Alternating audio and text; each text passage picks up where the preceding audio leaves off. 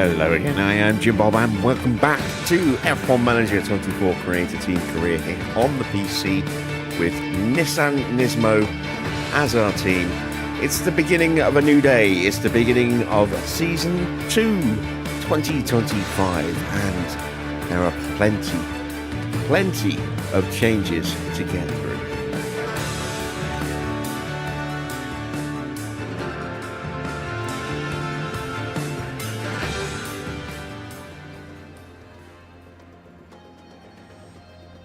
And as you can see, we are already on day one of Season 2. Now, there's a reason for that. It's a long and convoluted way for us to get to where we are. But it basically means that we've had to make a few compromises along the way, as well as some changes to get to where we are. Most notable is, if I can find what I'm looking for, is that it's wiped out our history. Unfortunately, there is no way to apply the 2025 mod to a save file once it's gone past the first race of 2024, which I wasn't aware of until it was too late.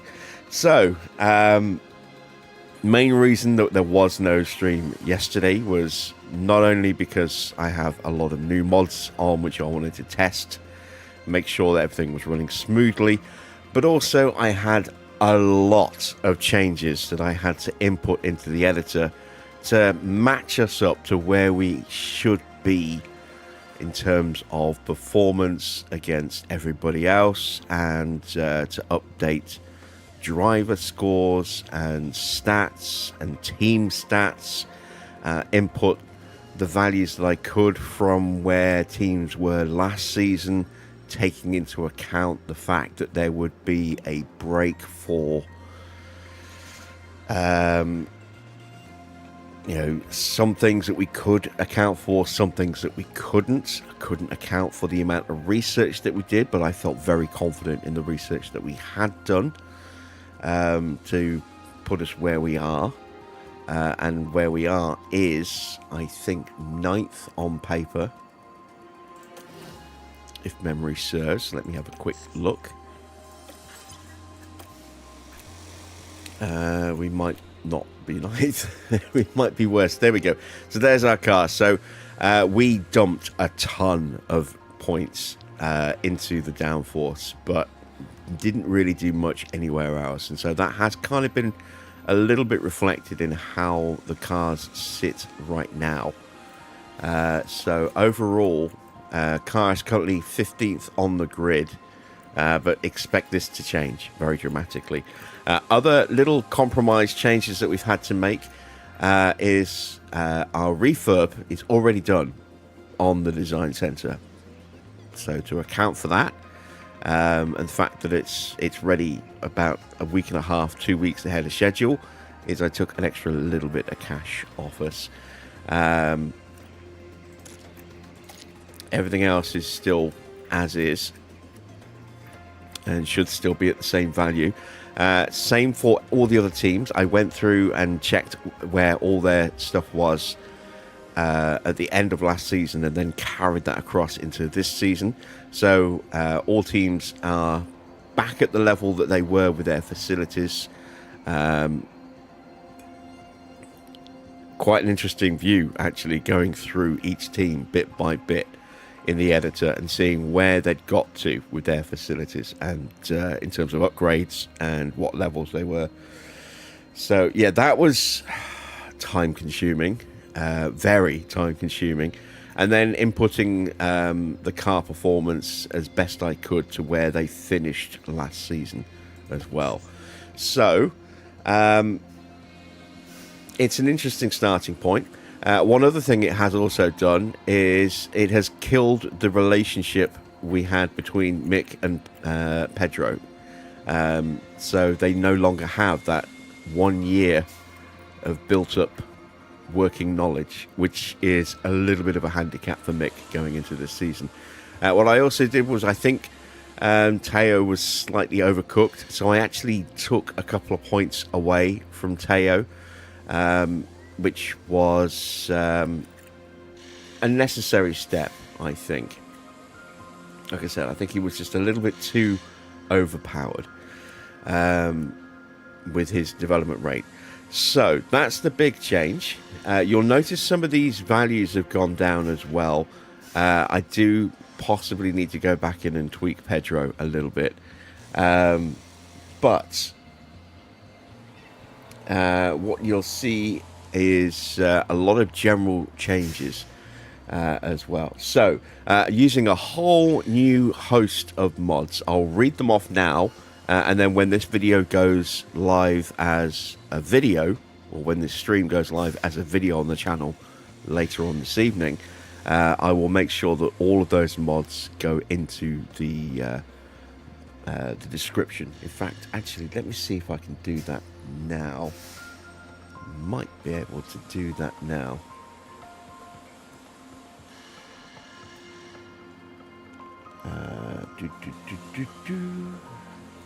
Go to edit description. There we go. Yes. So let me copy and paste all of the mods that I had written down somewhere. And if I save that, if someone can check the video description for me, you should now be able to see all of those mods in the video description.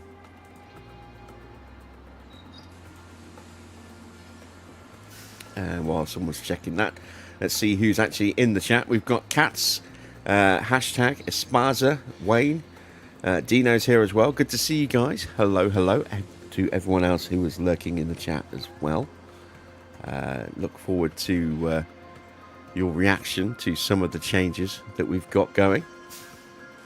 So, going through the mods, we have the Maximal Graphics mod again, but what I have done is actually downgraded it to a non-ray tracing version, and I ran some tests on that, and it seems to work really well. And if anything, the picture looks a little crisper, and we don't have, or at least so as far as I can tell, we don't have any of those little flashing spackly little bits on cars anymore. So we should be able to ride on board with the McLarens and the Salvas this season, which would be nice. Realistic Racing has been updated to version 3.1, so I'm very curious to see how much of an impact that's going to have. We've got a brand new race leaderboard to replace the extended UI. I've had a little bit of a play with that, and I like it so far.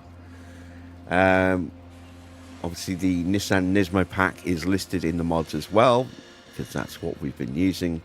The 2025 DLC has been put on.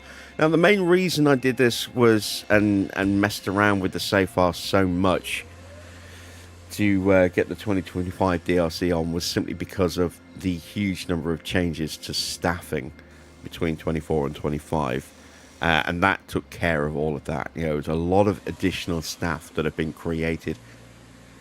Now that they're in, we shouldn't have to mess around with that too much more going forward. So there's a link to the 2025 DLC, the database editor. Like I said, I spent a lot of time, many hours in the editor, going through everything as best I could to get all that fixed. I've also included links to a specific mod for Liam Lawson's helmet and for Yuki Tsunoda's helmet, because the 2025 DLC has Tsunoda at RB and Lawson at Red Bull, and even if you swap the drivers around, it doesn't swap the helmets around. You actually have to delete the helmets completely and then put in separate ones. It's the only way to fix it.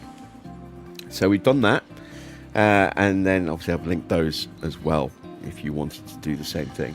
And then on top of that, I have taken the plunge, and I have forked out a little bit of cash for Mr. Only's Patreon, and we have a face pack mod, which has added a face model for Isaac Hadjar, for Kimi Antonelli, for Franco Colapinto, and I'm trying to remember who the fourth one was.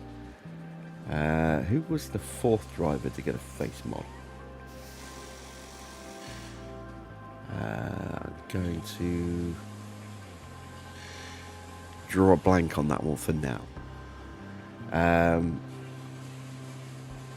What it's also done is it's put helmets on. Now, Doohan is included in the 2025 mod. So it's effectively given us 5 new faces going into this season. Trying to remember who the other one is. It's not Bortoletto. Let me have a look at the drivers. So let's see. So Hajar, Behrman, Antonelli. Yeah, Hajar, Behrman, Antonelli, and Colapinto. They are the 4 that have got a new face model.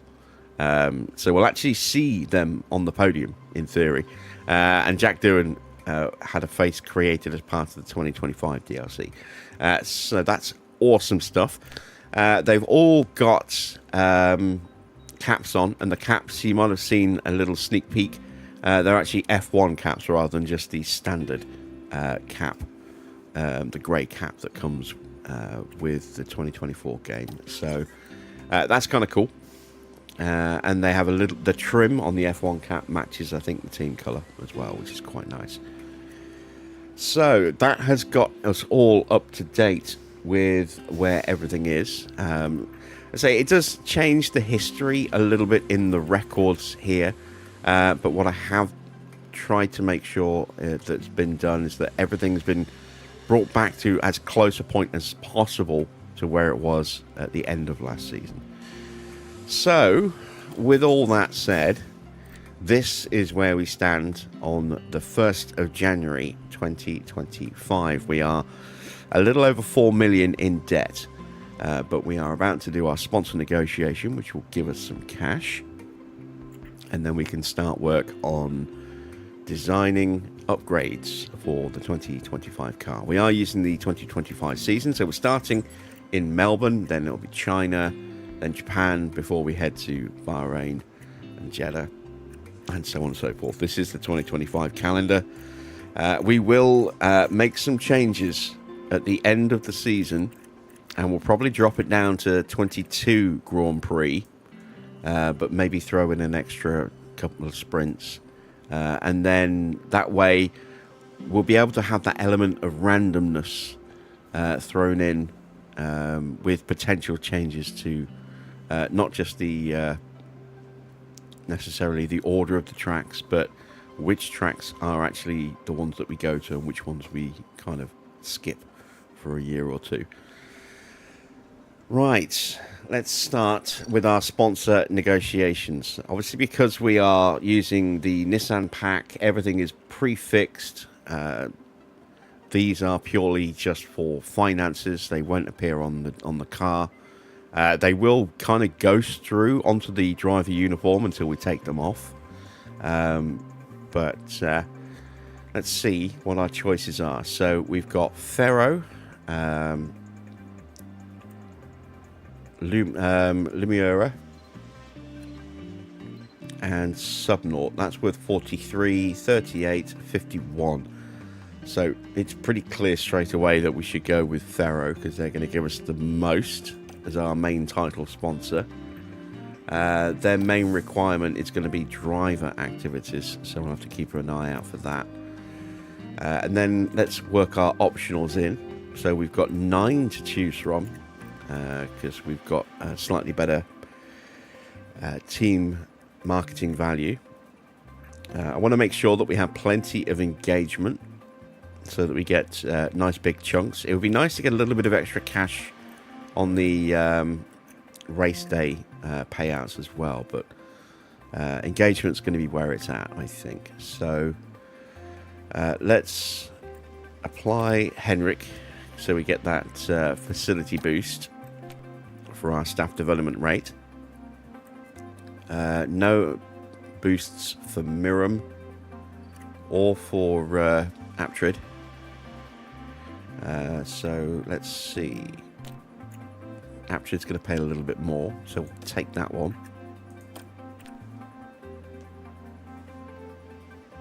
And then we want... I'm going to go with Raka. Or Raka. The energy drink. Let's go with Farum for the facility boost. Are there any boosts left? No. So we can go with Vulture, or we can go with Serpent. They're both going to give us the same amount of money. It's just going to be a slightly less on the upfront and slightly more split across race day and engagement. And we'll go with Vulture, I think. Doesn't mean we've got two separate energy drinks sponsoring us, but as I say, this is purely just for finances. So we've got a total funding of 87,200,000. We might be able to squeeze more out of them if we do well. But that's our base level funding set up. So let's confirm those choices. Performance reliance is going to be high, so we're going to need to do well to get the good payouts. And the preference from the main title sponsor is going to be driver activities. So there we go. You can see that the new sponsors are bleeding through. So we need to go in and clear those out.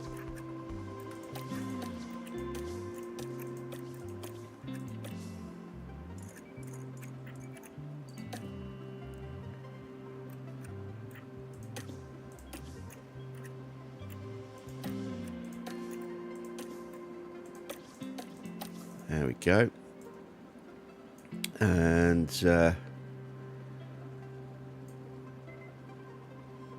we apply changes that way, and then just double check the car. Yeah, nothing showing through on the car, which I didn't expect. So there we go. Logo is still the same, set up and ready. And we now have $14.7 million, which is very, very nice indeed. So let's take a look at what we need to get done over here. So we'd love to get an upgrade on one of these, but we just don't have enough. I don't think. How much is that? Is that 7.5? Might drop an upgrade on that. We are just going to go ahead and refurbish the CFD sim. I think we'll wait until this breaks and we'll upgrade that one, because that one I think is even cheaper. Yeah, that one's even cheaper. So suspension sim will leave as is for now.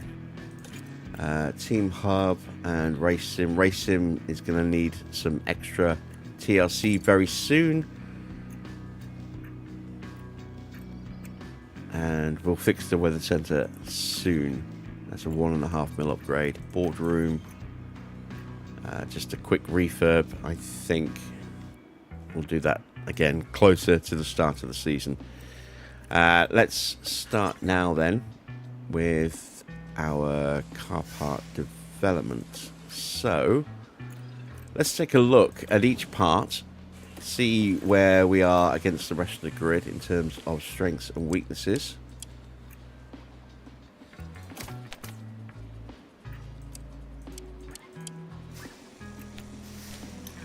That's what I'm looking for. There we go.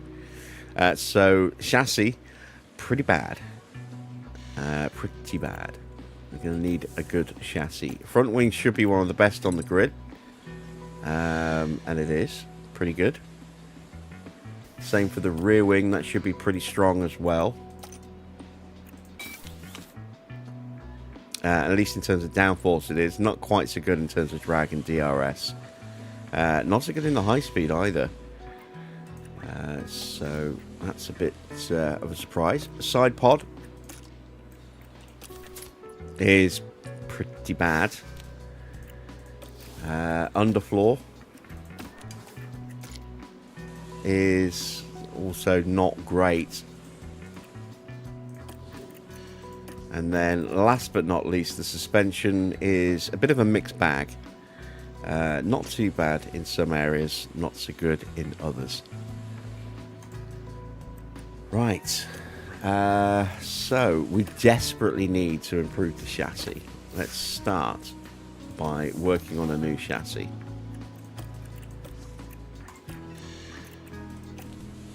So we have an ATR. We are getting 6.9 hours on this.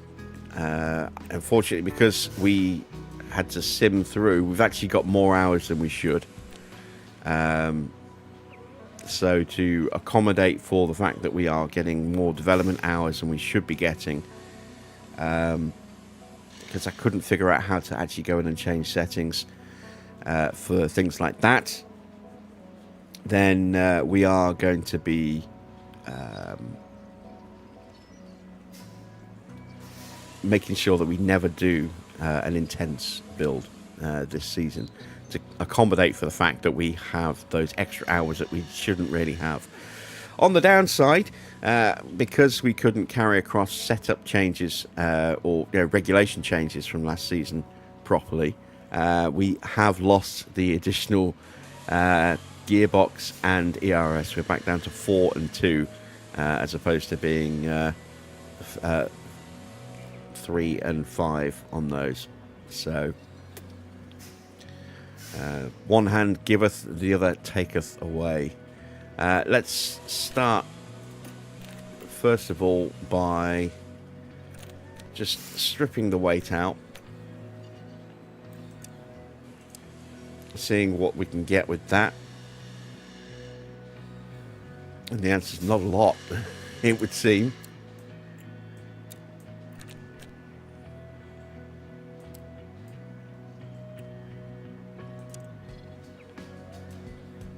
I mean, yeah, it's not great, is it?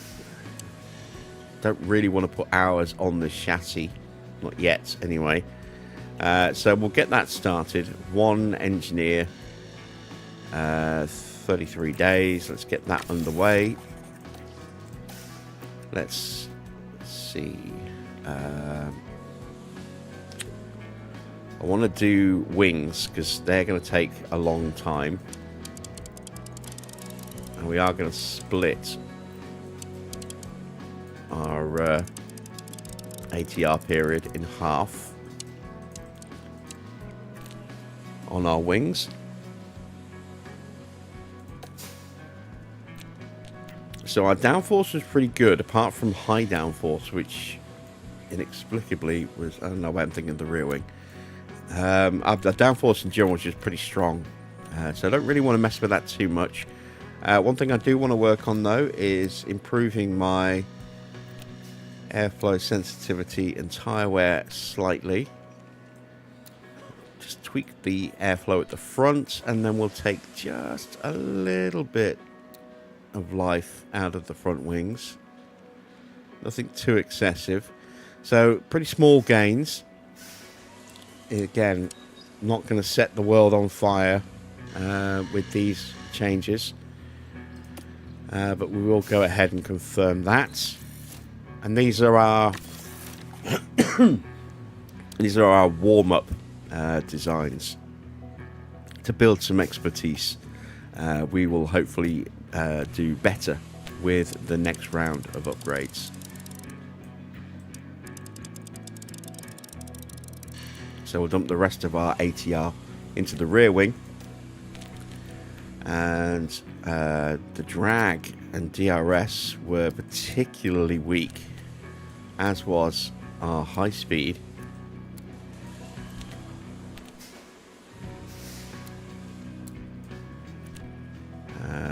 Airflow sensitivity will give a little tweak, and then we'll take a little bit of life out of the rear wing as well. I'm actually going to go down to there, I think. 2 to 5. That'll give us a little bit of extra speed, acceleration, a couple of percent in DRS, a little bit of extra downforce, a little bit of everything, basically. And the main change in ranking will be to our DRS there. One engineer, and confirm that. There we go. Evening, Clark. And then let's get us a suspension underway for the final project. So again, we want to try and just dial in the strength of the suspension, which is going to be our tyre wear. Take a little bit, and only a little bit, off the suspension, and then just tweak the sliders where I can. Just take a little bit off that way.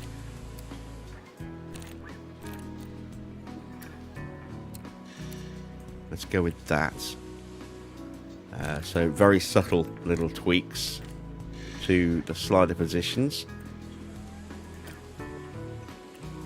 And again, one engineer. There we go. And that is our 4 parts done to start our development.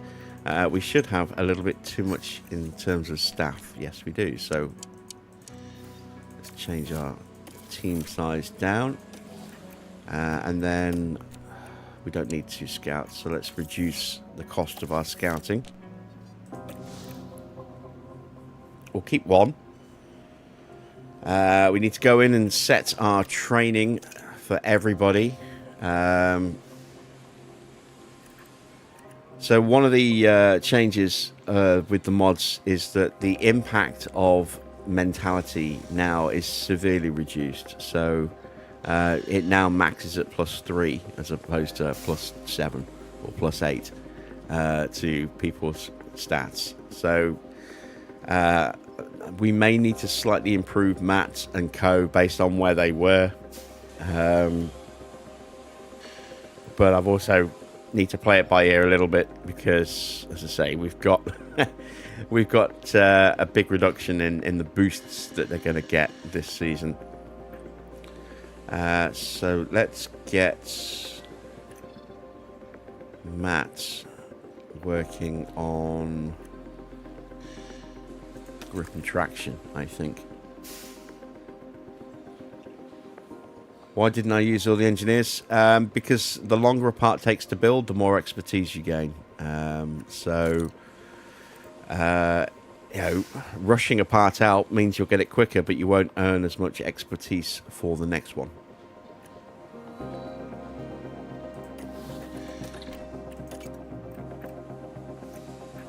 So it's a long-term strategy rather than, you know, it's all about long-term gains rather than short-term gains. Aurelian, put him on innovation. There we go. Next change is in the affiliates. So, unfortunately, we could not recreate Nut. So I had to find and unretire Luc Dupont in the editor. And because his stats were kind of similar, and then sign him to replace Nut, who still had a year to go. Carlo has gone to, well, would have gone to Mercedes. He's now not at Mercedes because he's not in the game anymore. But yeah, there we go. We've got our new signing, Ritomo Miyata, who we signed last year, has now joined us. He's going to be our main development driver. So let's get him on car development. We've got our young rookie who is one for the future. So he's on driver development. And let's see, where do we want to boost him this season?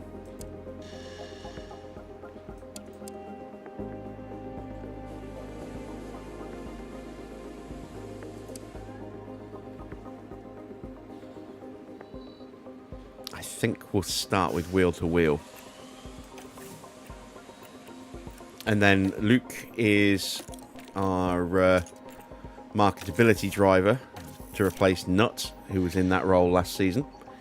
And we'll just leave him like that. There we go. I think he's just on a 1-year deal, isn't he? Oh, he's on a 2-year deal. But we might well get rid of him at the end of the year. Are we racing in today's stream? Yes, we will be. This will be a long stream. So I need to program in my driver training as well, don't I? So let's see. Mixed stats looking a lot less tidy.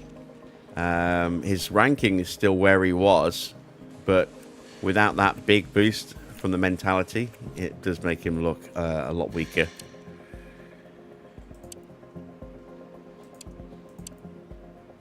And we'll start with race strategy for Mick, I think, and then Teo.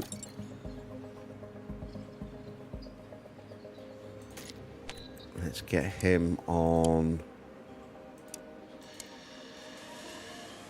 race strategy as well, perhaps. No, wet track. Let's get him on wet track. Engineers responsiveness for both. There we go. And that is all of that done. Let's get our pit crew training plotted in as well.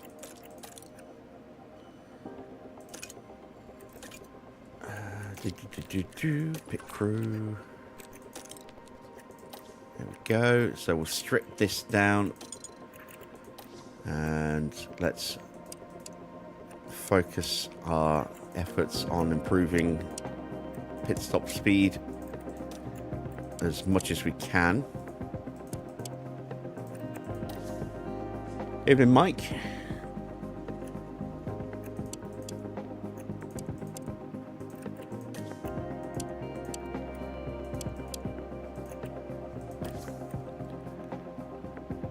Did I use any mod to make the drivers grow faster? No, I didn't. But at the beginning of Season 1, I did tweak Mick slightly. I don't think I did anything to Teo. But because of the way the mentality system works, it was giving Teo a boost that put him into maximum development, and he pretty much stayed there the entire season. So he was gaining way too much in terms of development, which is why I actually gave him a slight nerf in the editor at the end of the season. I also amended the stats for a few other drivers. So Stroll has been nerfed a little bit. Piastri has been boosted slightly. Antonelli's been boosted a little bit. Hajar's been boosted a little bit. Doohan and Behrman, and they've had slight tweaks, as have, I think, Bortoletto had a very slight tweak. Just so they don't get left behind too much this season. And we may well readdress that going forward. But we'll see how they work in the first half of the season.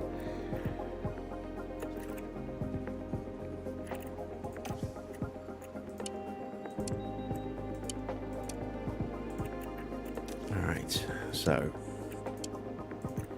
give them 2 days off because we've worked them really hard in the opening section of the month, and now we'll start to do our split training focus. In fact, I'm actually going to do 2 days of car building. I want to focus in on getting that up a bit more this season.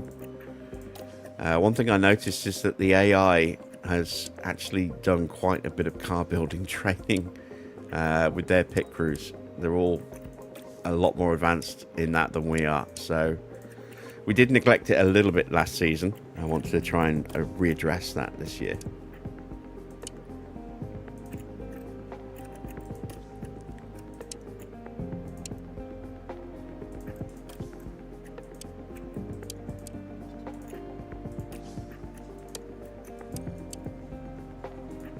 And that leaves me at 20% on the final day of the season, which, or the final day of the month, which will leave blank so that we carry across 0 fatigue into the next month.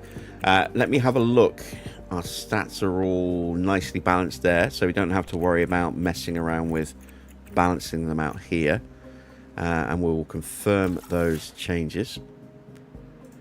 And that'll gain us about 0.07 of a second on our pit stop times, according to that. Is there anything else to get done? We've got 6.5 mil. It's not enough to upgrade our car part test center or our suspension simulator.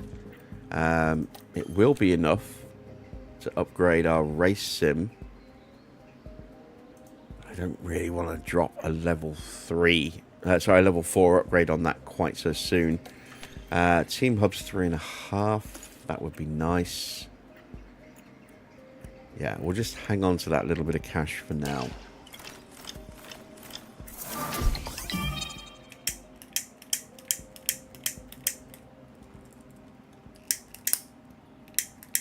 Oh god, these cheap lighters.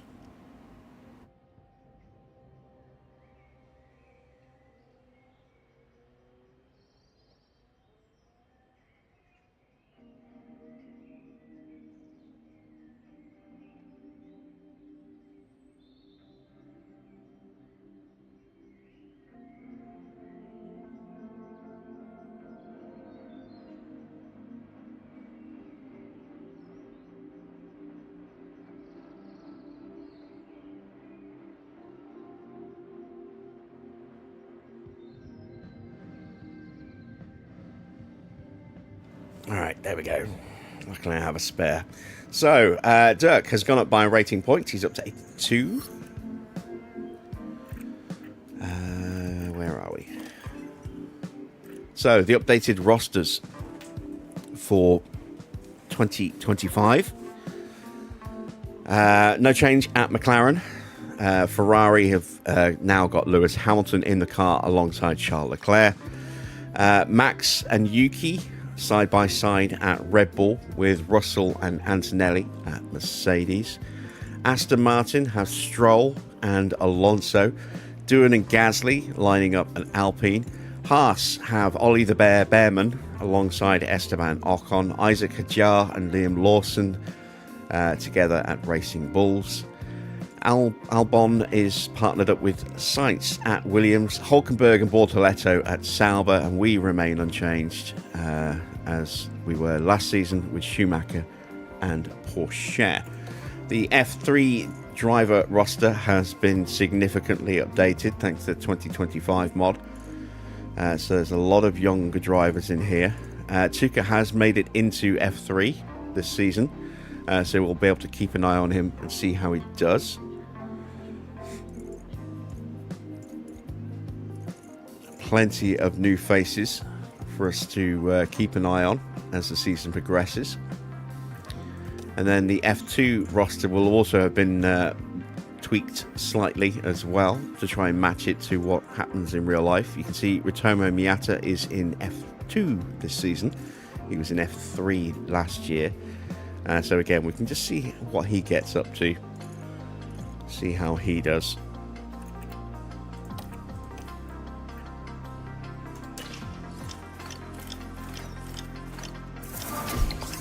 Matt Harmon goes up by a point, and so does Chuka. Very nice.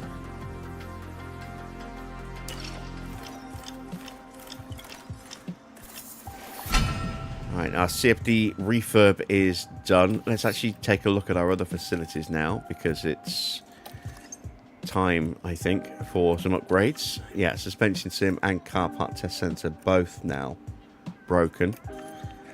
That's a 6.75 mil upgrade.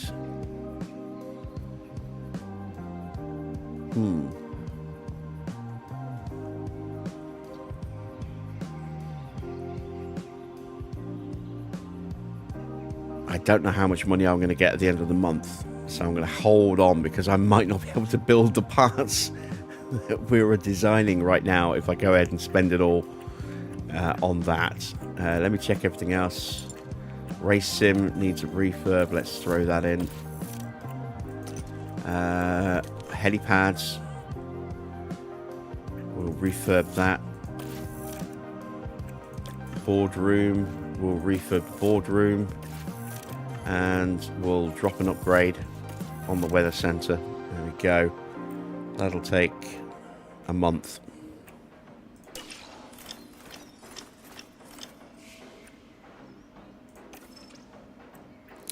Chassis extended deadline. So it'll take 200 grand to get it back on time, or it'll delay it by 8 days. We'll just delay it by 8 days.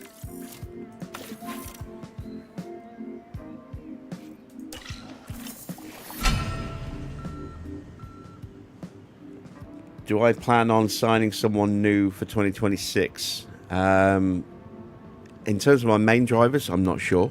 We'll see how they get on this year. But I will be looking to have a look at bolstering our affiliates a little bit. You can see how much you're going to get at the start of the month. Yeah, you can see what your initial board payment will be, but once all the expenses are taken out for facility and everything else, it can be a bit different. So, facilities and wages and stuff. So, I'll just wait and see what we get at the end of the month,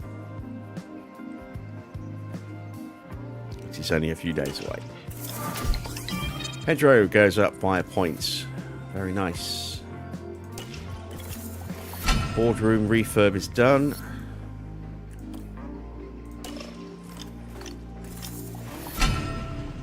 Okay, race sim refurb is done. We're at 4.4 mil. Let's see how our affiliates have got on. Well, the only one who's listed at the moment for some reason is Ratomo. Tuka is not shown in here, nor is Luke either. Let's look at our main drivers. And as usual, no gain in the first month of the season. So, yeah, not all that surprised to see that. Race sim refurb is done as well now. That'll help going forward. We're at 4.4 mil. Let's see how much we get by going forward one day. 100 grand. If that. So our monthly payment from the board is pretty much non-existent. I'm glad I didn't spend all that money now. Let's get our pit crew training in.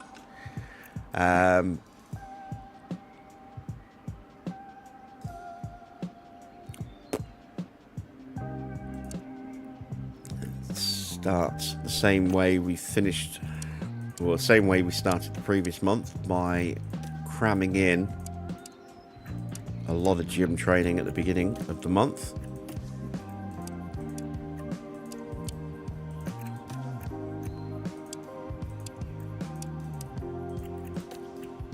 It's not all about speed though. You need to have that consistency in your skills as well. So we will start doing a bit more focused split training earlier this time round. Car building, and then we'll go into our split training so that we can just keep nibbling away at improving our speed while our skills get freshened up a little bit.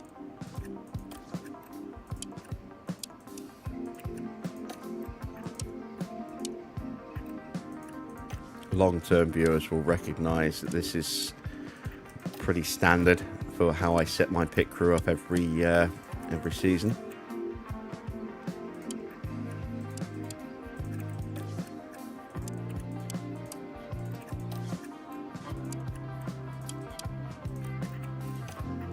And it serves me pretty well, so I don't see any reason to change it.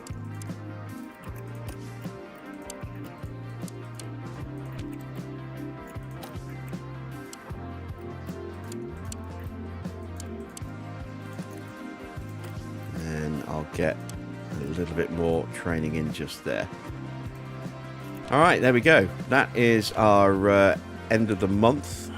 So we'll reduce our chances of mistakes down a little bit. We'll gain another 400s, apparently, on our pit stop. And our car building will go up a little bit more as well. Very nice. We'll confirm those changes. And let's see what is next. All right, our suspension design is done. So let's go ahead and just build 2 of those.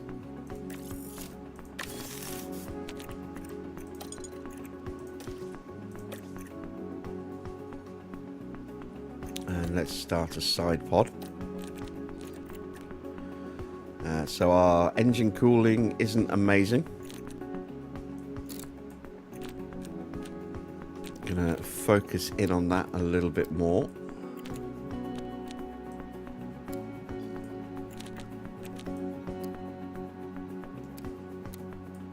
With an extra 3%, there we go. And once again, 1 engineer.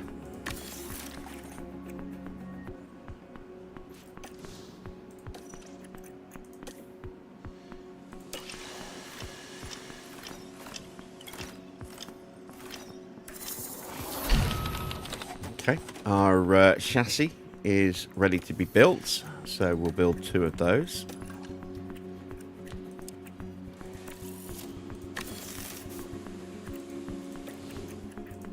And we'll start work on a new underfloor.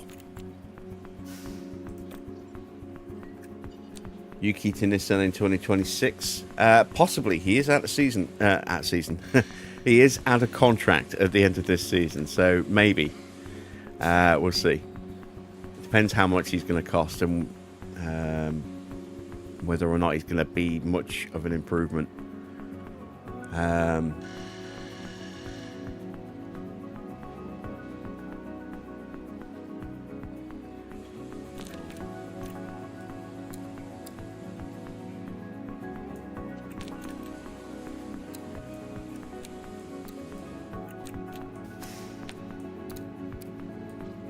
Let's go with that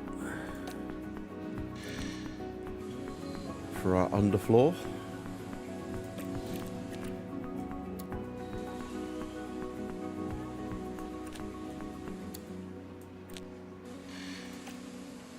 One engineer, confirm. There we go. How much cash do I have left? $1 mil.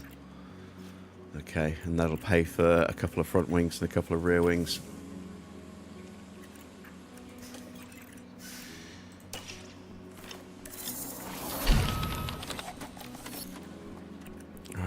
Front wing, 2 of those. Confirm. I can't do anything else until the rear wings. With the rear wings until the front wings are done, or something else. There we go. We've got $570,000 left. It's not a lot. Weather center upgrade is done.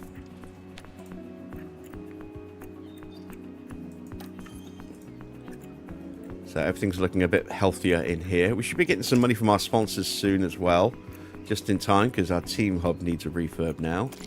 And then hopefully we can look at maybe getting an upgrade in somewhere around here. Actually, we might not get any money from the sponsors. I don't know.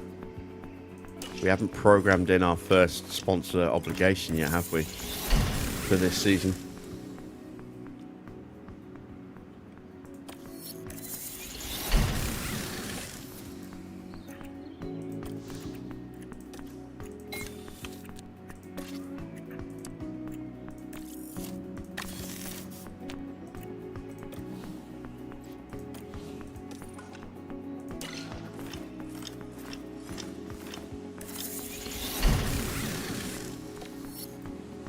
Okay, I only got 200 grand. It's not a lot. I would like a couple more front wings. It's going to be a reduced deadline on the side pods. Nothing we can do about that. It's just automatic. It's going to bring it forward by a week. Fair enough. There we go. Side pods are done. I don't have the money to build them yet. Let's take a look at monthly updates. So again, it's only showing me Ritomo for some reason. But he's getting a point in braking. Why is it not showing me Tuka? I don't care about it not showing me Luke, but it would be nice to keep an eye on Tuka. So we'll have to manually keep an eye on him, I think, this way. Let's check in with the main drivers. It's a point in smoothness for Teo, nothing for Mick.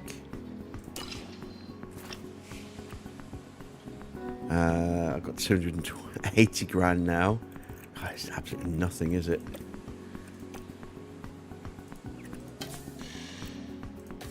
Let's get another front wing built. So I've got a spare front wing.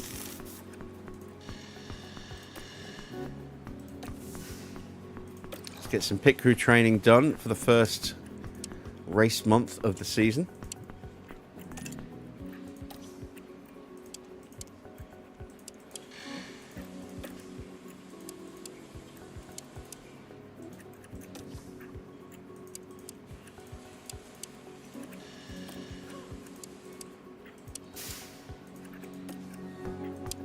Again, we'll spend the first week and a bit focusing in on getting that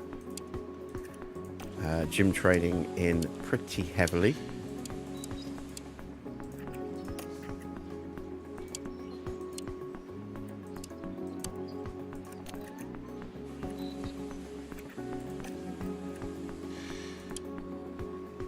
And we'll skip the car building this month, or at least before the season anyway. Let's get rid of that.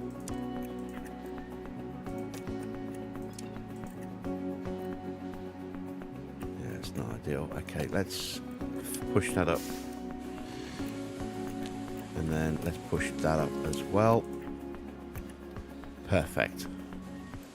You save 9% a day in rest. So that works out beautifully to get us back down to 0 for the start of Australia. And then we have to be careful, make sure we don't overdo it going into China, because it is a sprint weekend.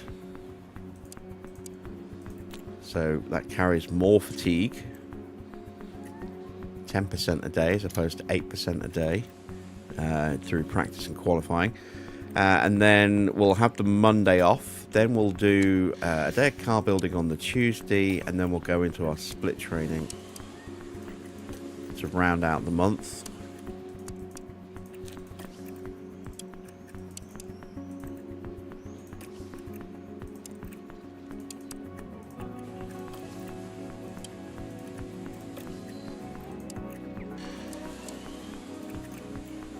And that's a bit too much. So let's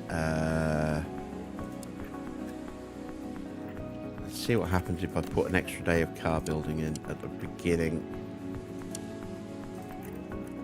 That's still a little bit too much. Alright, so in that case, I'm going to take half a day of car building off. And that gets me down to 23 on the Monday, so that we have less than 25% going into the start of the next month, which will reset us back down to 0. There we go. That's our training plotted in then for March.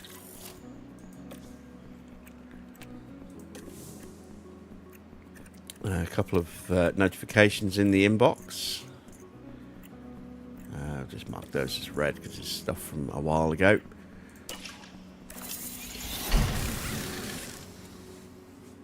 And there we go. We have our chassis. It's a new ATR period. We can't afford to do anything, unfortunately. So that's just going to sit there unused for a little while.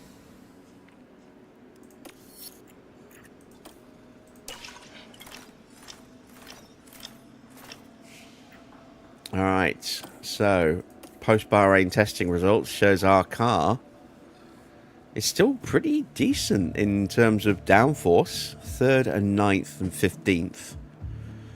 Tyre 15th, 21st. This is an unupgraded car. I don't know if the AI will have upgrades on their car applied yet or not. We are going to apply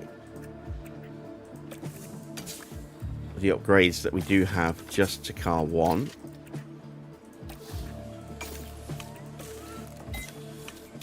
For now. It's the new side pod. We haven't built those yet. Haven't done the underfloor. We have got suspensions. There we go. So we've got 4 upgrades on the car. And then on race day, or the Friday, first day of practice, we will have a look at that in a bit more detail and see just where the car sits. So this is where we pick our engagement for the next 6 weeks. We have no mandatory. It's 4.1 mil per period, so not as much as last season. We get Luke doing his thing. Might have to do something with our other drivers, perhaps. Let's get Miata in there as well. Not going to be doing much in the garage for a little while, so let's go ahead, or the factory, sorry. Let's go ahead and plot those in. And I will take that out.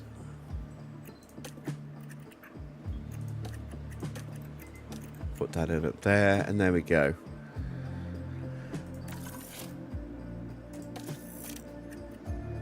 Five days to go until the opening Grand Prix of the season.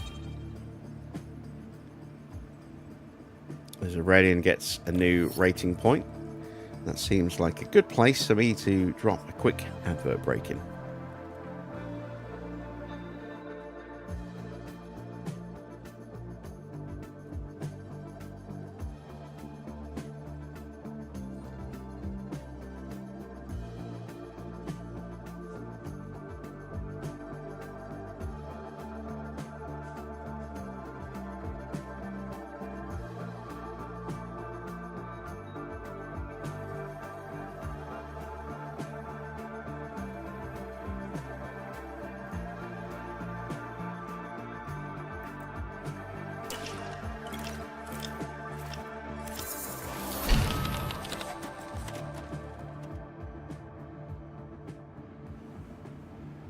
So we have a new underfloor design complete and no money to build it. No surprise there. Right. Time for us to get prepared. We're going to be just sort of limping through financially now, I think, until we get our first bit of money from our sponsors. But the big expenses are out of the way. Let's take a look then at our cars. See just how much of an improvement we've made from old to new and where the car sits on the grid. So first off, looking at speed, we've gained about 0.3 kilometers an hour. We gained a couple of small percentage points on acceleration. Gained a little under 3% in DRS. A little bit in low downforce, a little bit in medium, a decent little bit in the high speed, just 1% and a bit on dirty air, about 3%, 2.5%, 3% on tyre wear. Oh, excuse me. A very small amount on engine cooling, and we stripped a bit of weight out of the car. Let's see where it sits on the grid. So slow. Very slow, but with very good downforce. And dirty air is not too bad either. That should certainly help with the new improved version of the realistic racing mod. I haven't had much of a chance to test how much of a change that's going to make, but I am looking forward to seeing how much of a change that will make. In theory, it should make quite a few changes. One of the things it does increase is the likelihood of something happening on going into turn one, first corner crashing, or instance of some kind. And I have noticed that on the couple of test races that I've done in race replays and stuff like that. So, yeah, that'll be interesting to see. Let's put those parts onto Teo then. Now that we have had a look at the difference.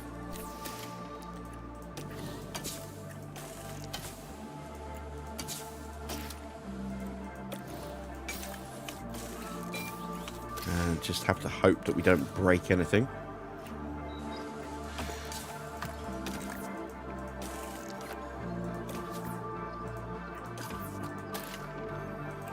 There we go. So both cars should now be the same. And they are.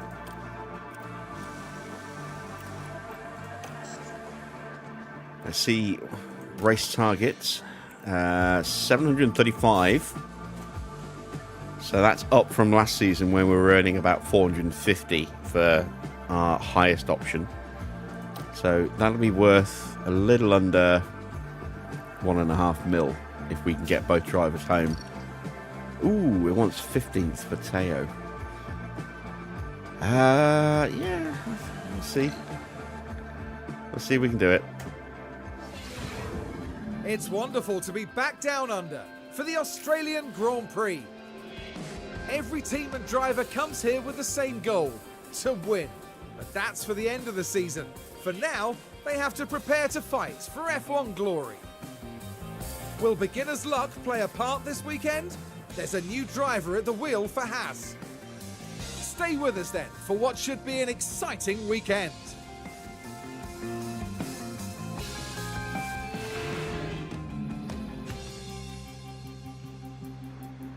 So changing the graphics mod version has improved performance in races. It has made the cutscenes a little jerkier, and stuff in the pit lane can be a little jerky as well. But it's a worthwhile trade-off, I think. So it's going to be a wet weekend, as you can see. We've got moderate rain all day on Friday, heavy rain all day on Saturday, and then light rain forecast for Sunday. Let's see how things actually turn out, shall we? You've got to be careful we don't burn out too many inters, because we're going to need some for the race weekend itself. I'm going to go quite heavy on fuel.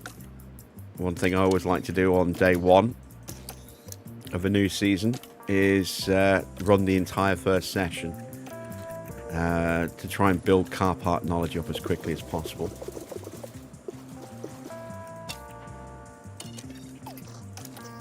There we go. Let's do our setups now. So we want a little bit more front wing, a little bit more rear wing.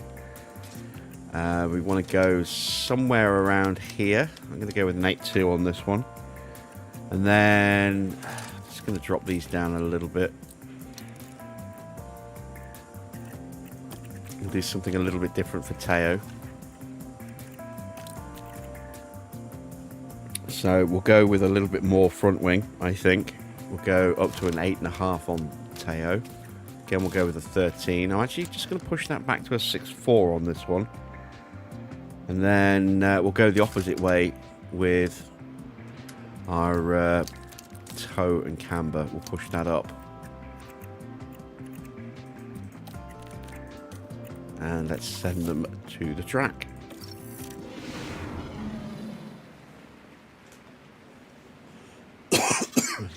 So here is our updated leaderboard, complete with a wide mode and a condensed mode.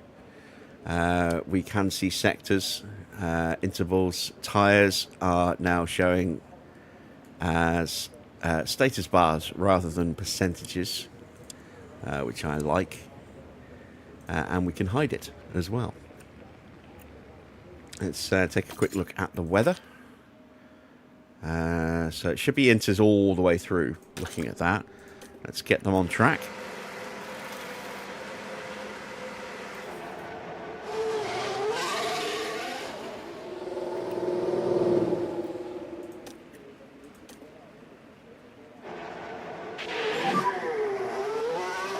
Radio check. Copy, radio check. Yes, loud and clear. Radio check, radio check.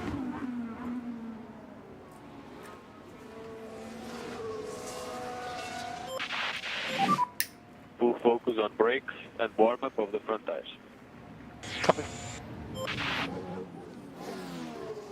So the track water effects don't look quite so nice this time around, but everything else looks much nicer. It runs smoother as well. It runs at pretty much a constant 60 frames per second during racing conditions, with the very, very occasional dip, depending on what's going on.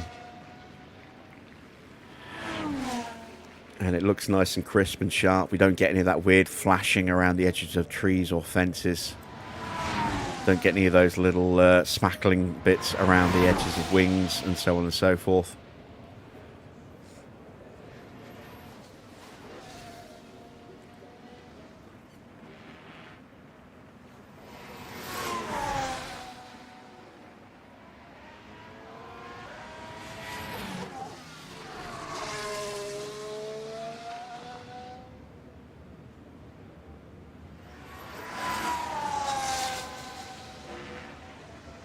And there's pretty much no ghosting as well, which is really nice.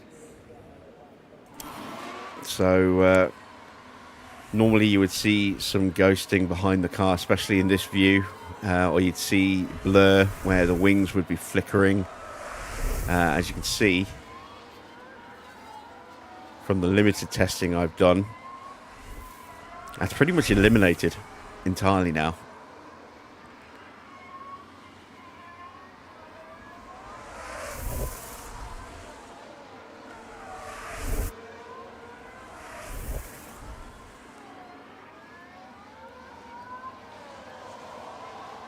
We just don't get the same amount of effects with spray and stuff like that in the wet races.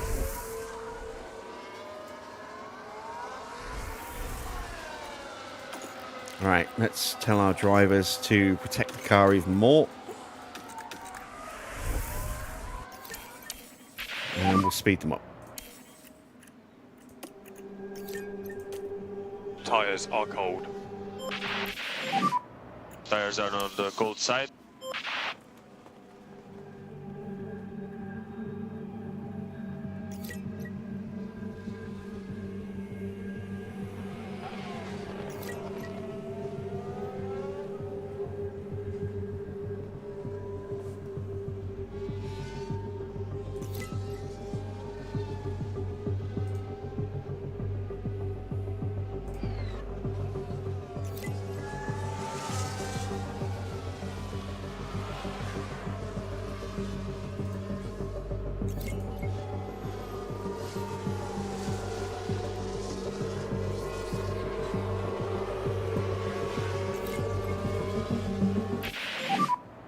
Tyre temps have dropped a little bit below optimum.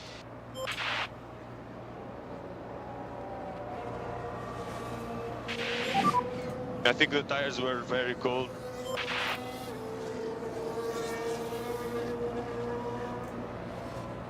Alright, looks like we have finally got some other cars on track.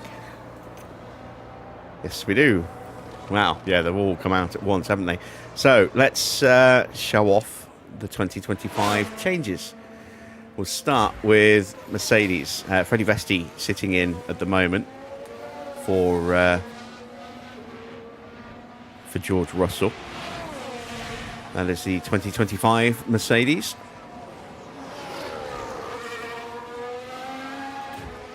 Then we have Max, and let me do this so I can show you the helmets as well. These are the 2025 helmets as well.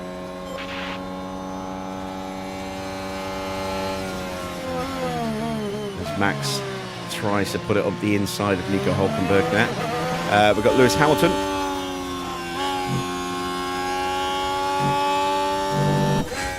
Lando Norris. We no longer get the horrible glare and flashiness on the front of the McLaren or the Sauber as well, which is nice. Yuki Tsunoda with the separate Yuki Tsunoda RB mod or helmet mod that we had to put in. Otherwise, he would have been racing with Lawson's helmet. Charles Leclerc.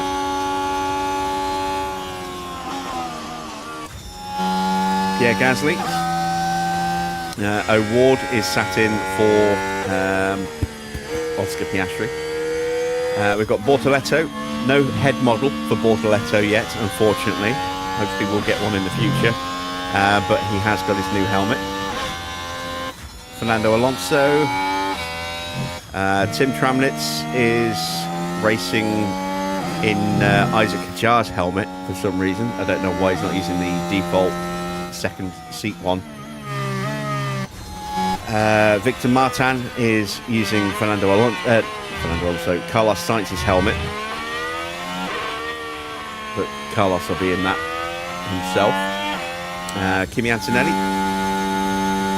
Nico Hulkenberg.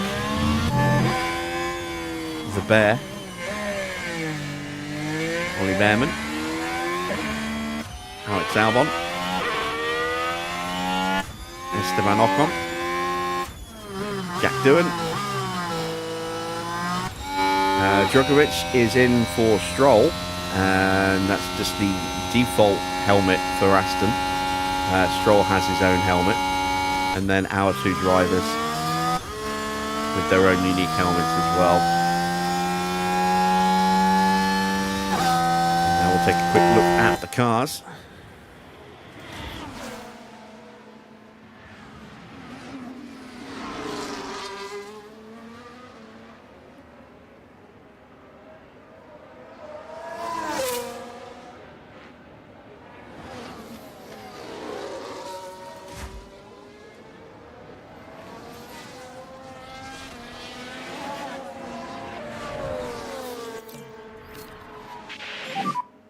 Any feel for balance? Oh, no. Hulkenberg's into the pits. Yep, copy. Bortoletto's still on track though, so we'll show off Bortoletto's salver.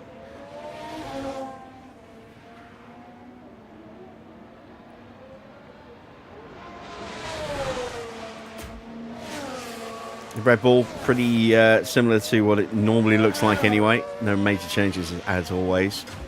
McLaren with a very similar livery to last season.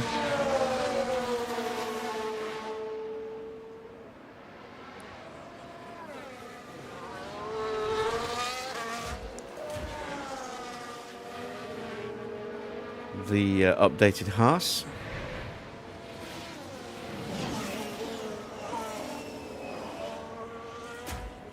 The Atlassian Williams.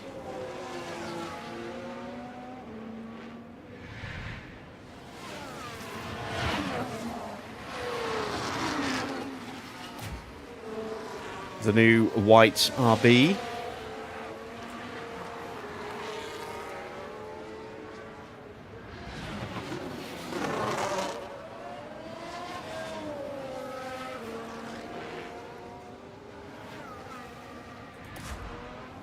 The HP Ferrari with the white engine cover.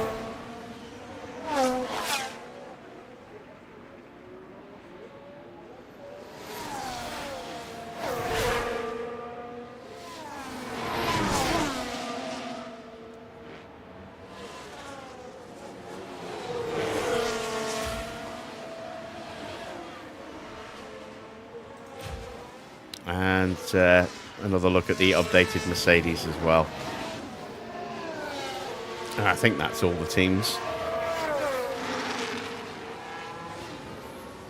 So let's take a look at the feedback we've got from our drivers. We're at 92% for Mick, that's good. Only 78% for Teo. That's a little bit disappointing, but we've got plenty of time to fix all that. So no huge rush.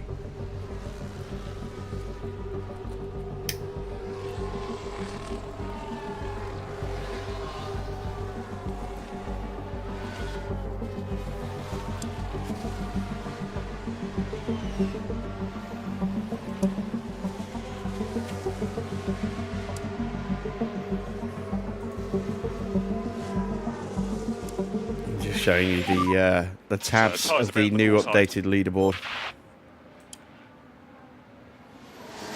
And of course we can minimize it and hide it if we want to as well. Rear zone, cool side.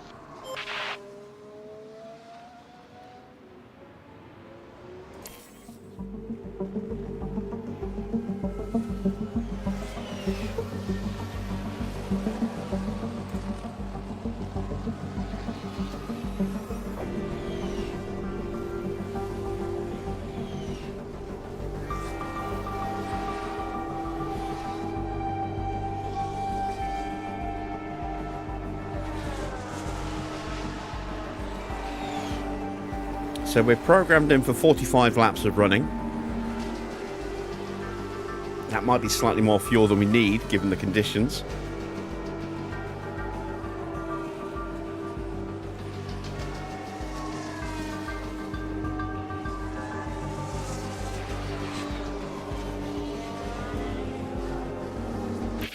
One other thing I also did between, once I'd applied the 2025 DLC, was I also went through each team's academy and added in drivers that hadn't been allocated to the academies, because a lot of teams didn't actually announce their academies until the season was underway.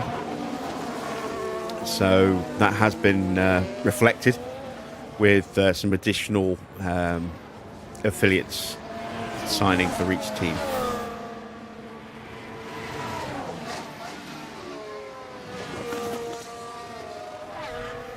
Evening, Will.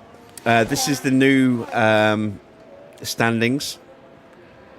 They are in the mod list in the video description. It is the new race leaderboard mod, which is, I think, a Mr. Only mod, if memory serves.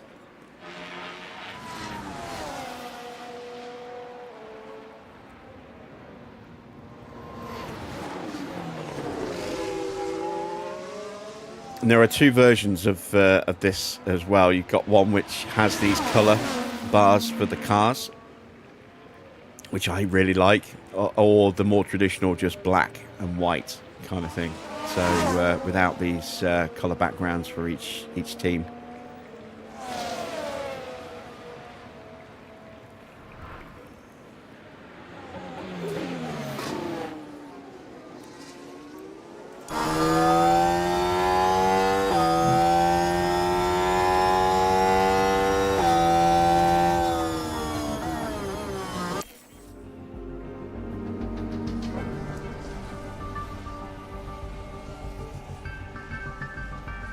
Yeah, I mean, I really enjoyed the extended UI mod that we were using for last season, but this is nicer, I have to say.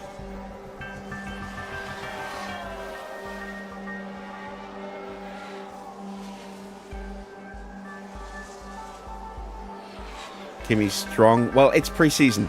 It doesn't necessarily mean anything. Different fuel loads, different setups. And as I say, it's it's practice testing. Practice lead times rarely. So you know the drills, you know what to do to build that tension, no air tires. Rarely actually translate into race performance in the weekends.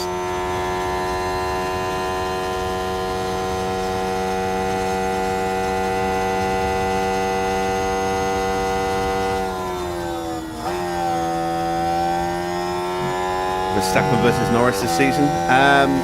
I don't know, maybe. Don't forget, we're carrying across where we can the performance from last season. Red Bull kind of really fell off last season. That might not change that much this season, we'll see. Check a flag. So I'm expecting the fight to be between Ferrari and McLaren this season. If they were the top two teams last season, Norris is actually, that's the point. Is Norris on track? No, he's not. Nor's Max. I'd never checked actually to see if Norris has got the number 1 on his car. He should do, because he is the world champion. Ferrari are the constructors champions. And that is the end of first practice.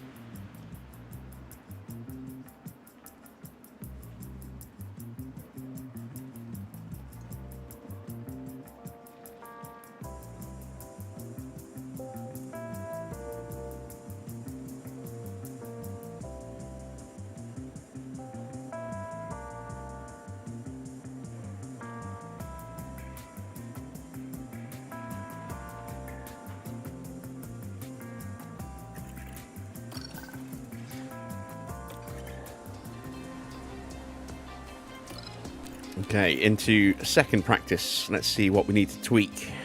I'm going to bring that back to a 7.3, I think. Push that up to an 8.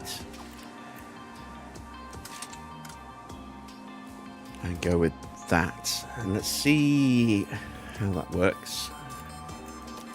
Let's go with same tyres.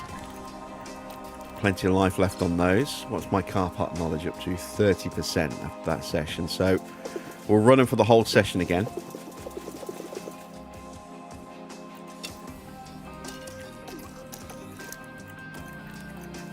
We need to make some more substantial changes to Porsche, so let's do that. And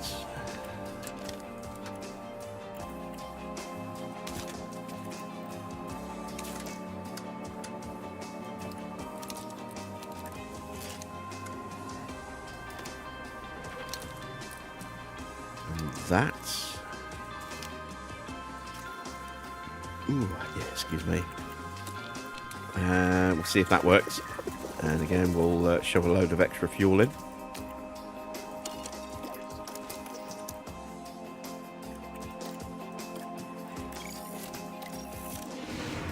And all the drivers who sat out first practice should be in the car now. So we've got Isaac Hadjar back in, Carlos Sainz, George Russell, Oscar Piastri. Speaking of Hadjar, actually no, we didn't see Lawson either, did we? So Lawson is there with the Liam Lawson helmet, and the mod that I installed to get the actual right helmet on Lawson actually comes with 2 options as well. So you can't really see from this angle, but if we can pause it just right.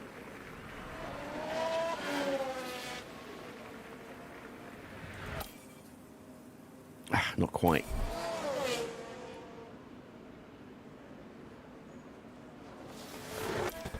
You can see he has actually got the RB logo just here on the front of his helmet, as opposed to the Red Bull logo on the other helmet. So this is the RB version of his helmet, which is a really nice little touch, that we had the option of an RB or a Red Bull version of that helmet. So that's pretty cool. Let me check the weather forecast. Oh, it's only going to be dry for a little, wet for a little bit. So, in that case, because I haven't sent my drivers out yet. Damn it. Well, we'll send them out, and then we'll bring them in and we'll put them onto some dries. Probably the hard tyres, because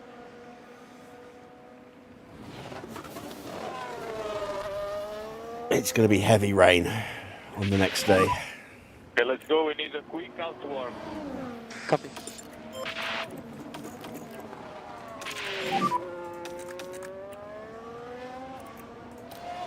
Copy. Just recommend giving a bit of margin. So to we've got George Russell making his way out for the first time this weekend. Copy. Gasly we've already seen, and Albon. Max we've already seen.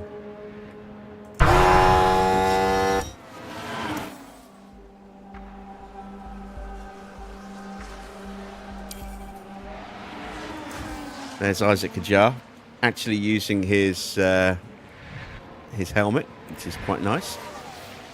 And as I say, we do have a head model, so if Hadjar makes it onto the podium, we should see him.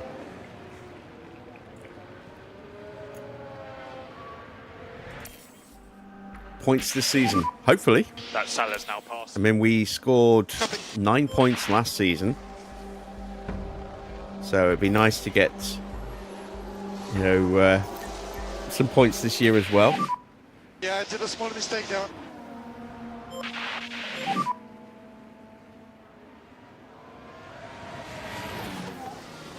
Little wobble for Teo there. Oh, great. He's damaged something. The underfloor. Well, we don't have a new underfloor, so that's fine. It means we'll have to replace that one at the end of this session, unfortunately. But at least it's not one of our brand new, where we've only got 2 part upgrades.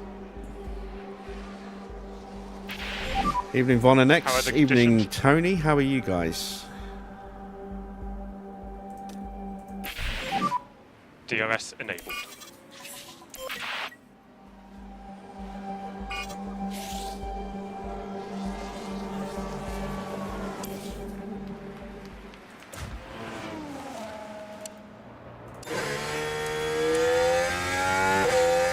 There we go with Oscar.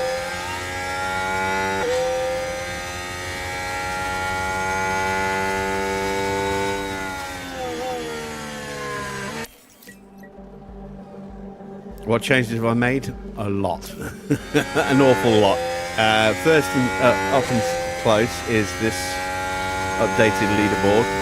All the cars have changed for 2025 with the helmets as well and the overalls. Driver lineups have changed to match the 2025 season. Same for the reserves. Yeah, made a lot of changes. Tweaked the graphics option as well by rolling back to a non-ray tracing version of the maximal graphics mod.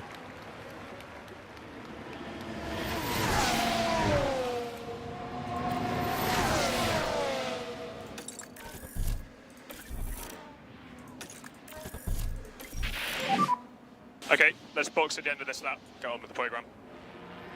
Copy, copy.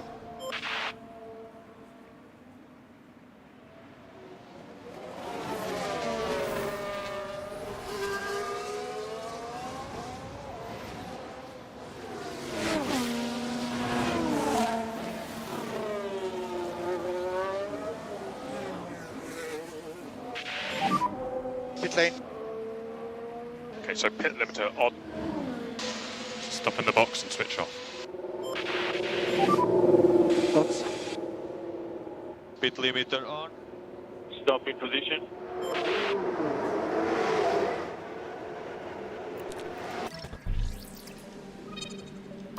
Okay, so we're getting some feedback. It's not as favourable as I would like, but we've made some improvements.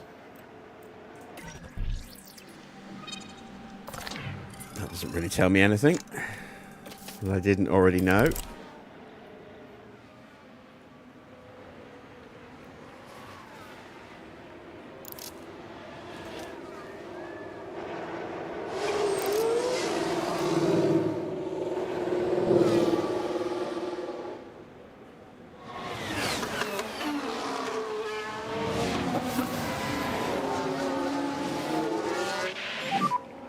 So positive on the brakes. Copy that.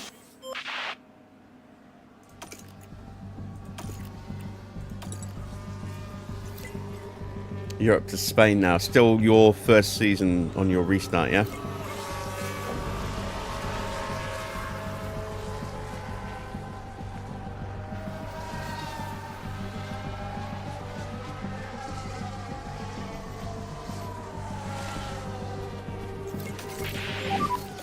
How's the balance? All right, so 86. That's a small improvement. Not as big as an improvement as I was hoping I would see. What about Mick?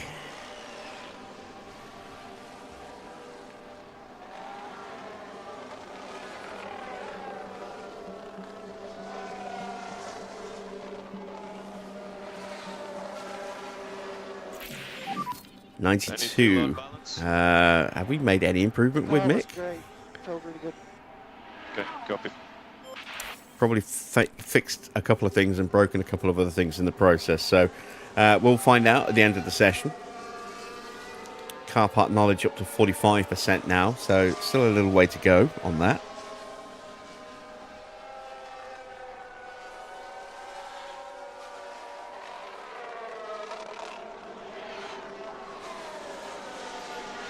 Why were the Red Bulls so slow last season? I did reduce their car ever so slightly at the start of the season because in reality 2024 was not a dominant season for Red Bull. So I wanted to just drop their performance down ever so slightly, and I only made very minor tweaks, and then it just kind of took off with Ferrari starting very strongly and then McLaren coming through and becoming very, very strong themselves, and Red Bull just kind of went backwards. They never really built on their car that much in comparison to everyone else. They were pretty strong for the first few races, and then they just fell away quite dramatically compared to everybody else. I watched the... I took a look at what their performance was like over the season, and say they were up there for the first few races, and then they just fell away from like round 4 or 5 onwards. So yeah, very strange. Art imitating life to a degree. I mean, I gave them, as I say, a very, very small nerf at the beginning of the season when I was setting season 1 up, but it was not a particularly big nerf. It was just enough so that they weren't dominant. They were fractionally ahead of Ferrari and McLaren, as opposed to being, you know, a few percentage points ahead. And it just played out beautifully in the end.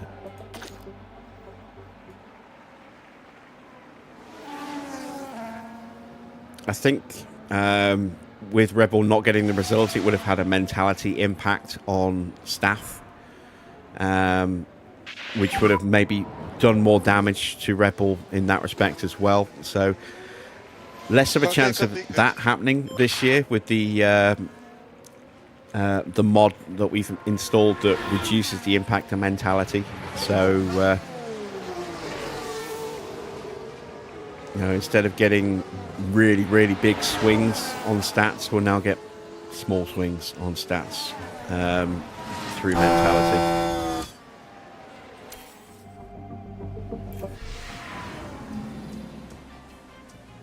There we go. Practice 2 is done.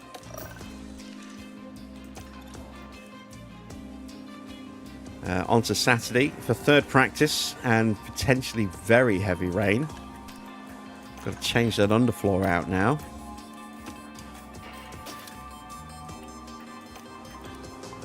And let's take a look at the setup. So braking stability needs to change. Let's go with something along those lines.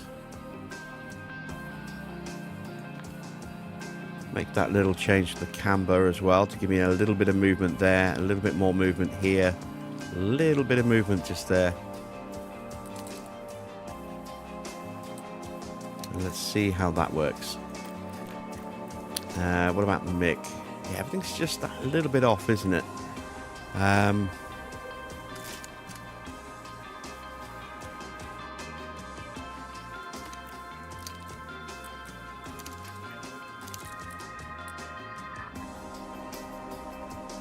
Let's try that. See what impact that has. Let's fuel them up for a double run. So 22 laps come in, fresh changes to the setup, and send them back out again.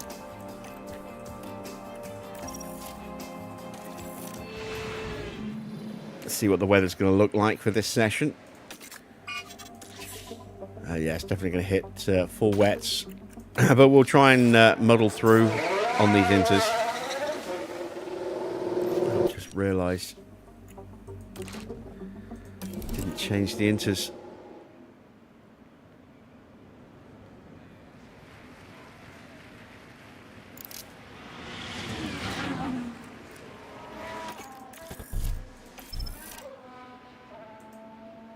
Don't want to burn through inters because we might need them. Well, we are going to need them on race day.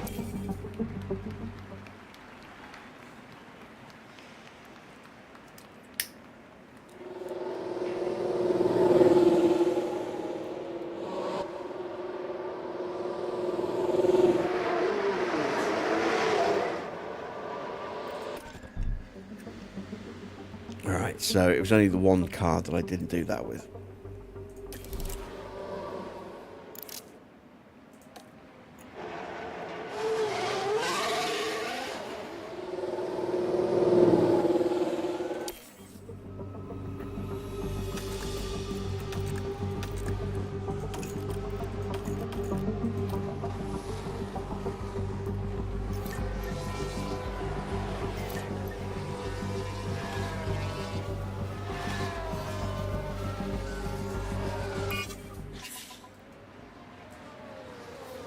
Alright, that's the track up to full wet conditions.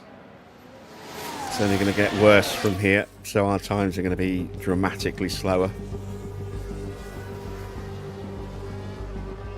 And I say that and it immediately goes back to into conditions. But we have got this spike forecast. And you can see water level rocketing back up again.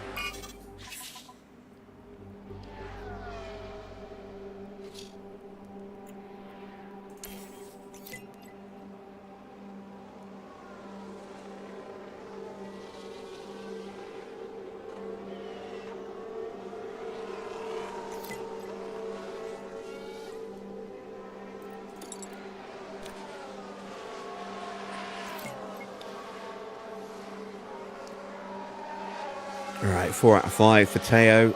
Mick's taking a little bit longer.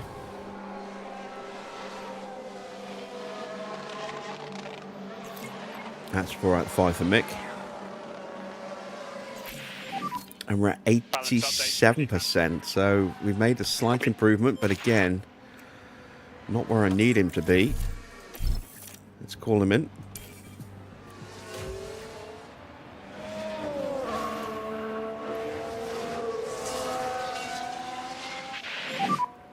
Copy, copy.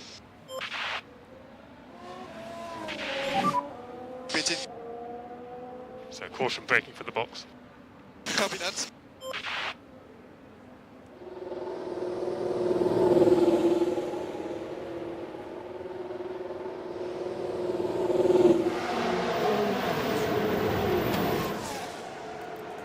Right. Let's have a look. Oh, everything's just a little off. I don't know which way I need to go.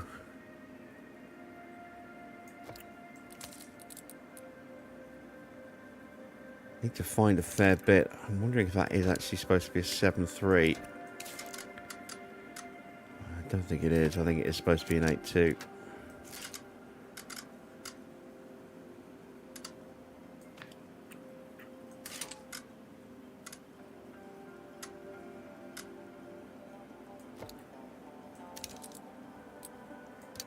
Let's give that a go.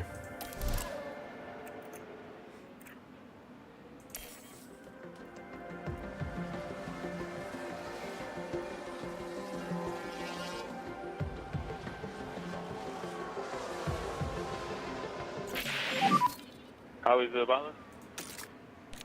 90%. I've gone backwards slightly with Mick. Copy, mate.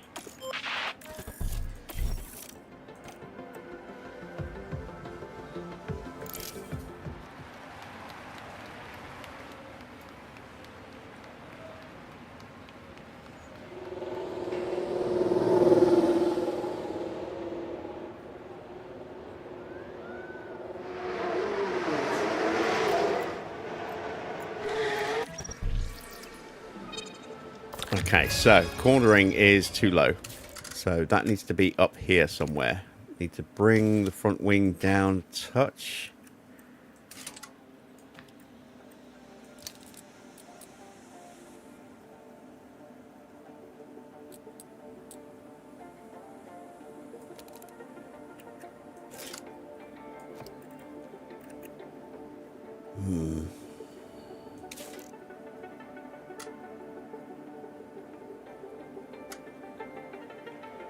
That's borderline.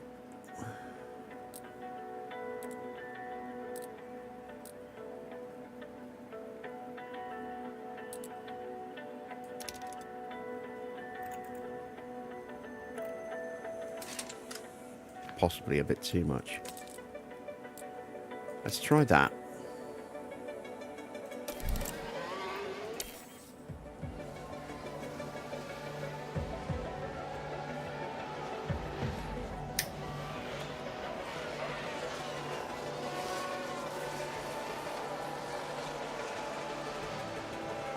Car park knowledge up to 75% now. That's good. Hopefully I'll have enough time to get another full run in with Mick so we get this full feedback.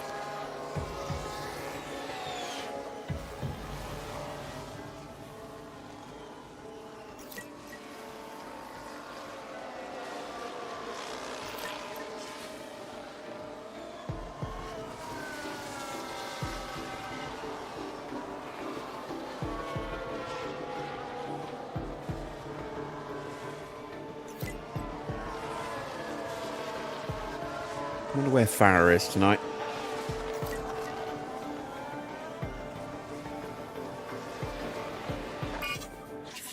Would have thought he'd been here for the start of the new season.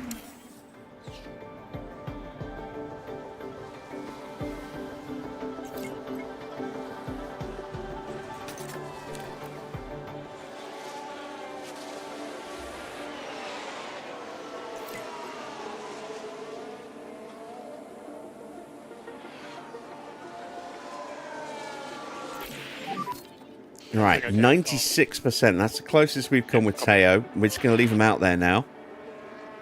There's no point bringing him in. Ah, welcome, Farah.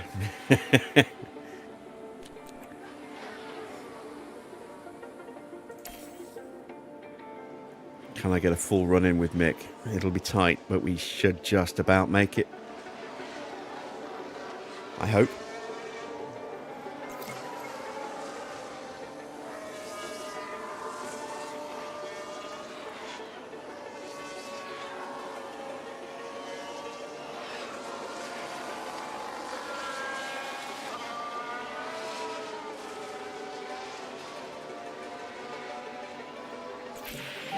.96, that's the highest we've been with Mick as well. Much better, much better.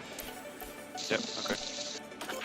And that is the end of practice.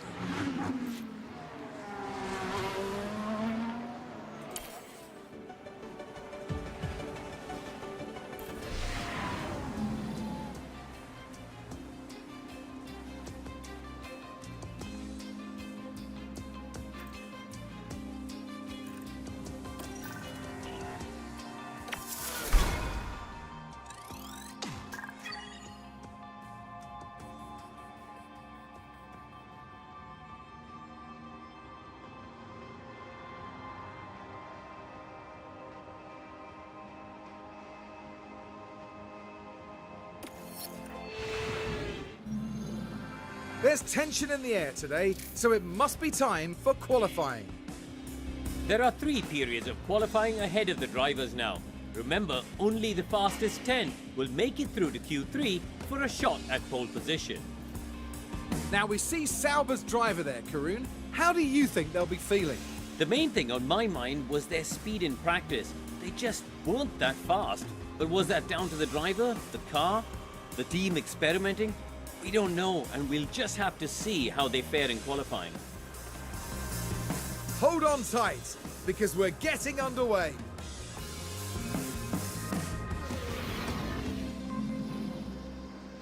How's the car? It's a slight improvement from last season, but who knows? Until we actually turn a wheel in anger, we'll not really know for sure. Okay, so if I correct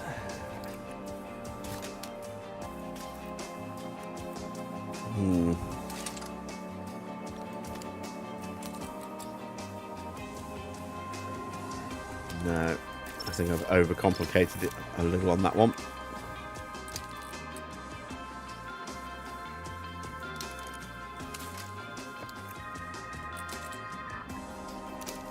We'll do that.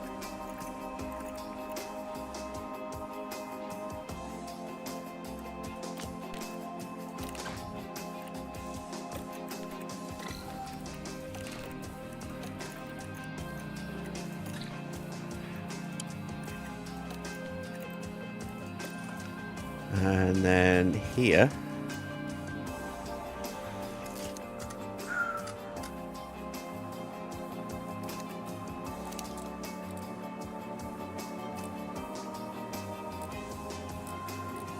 Go with that.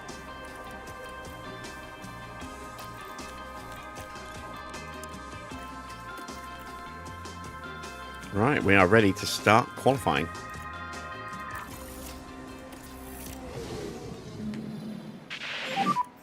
Should it be green now?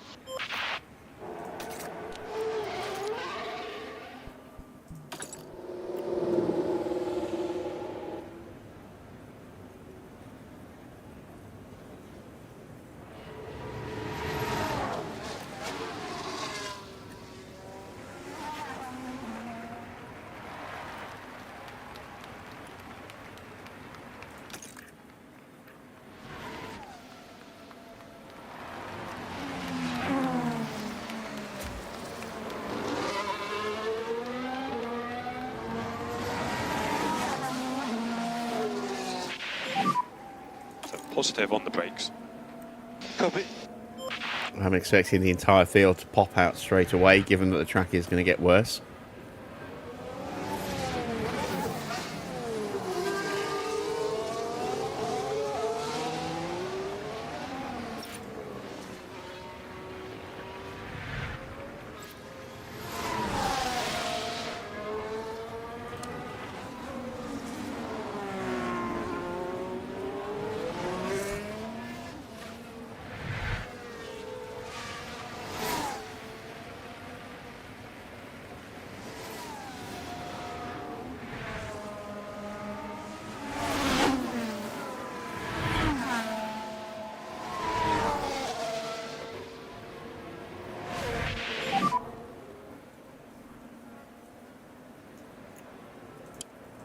Push lap now.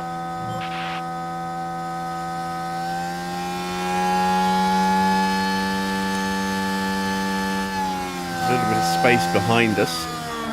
That's good. Potential for a little bit of a slipstream in front of us. It's clear. Not sure how that'll work, but we'll see. Pretty good gap here. And we are off and running. Our first competitive lap in our new car.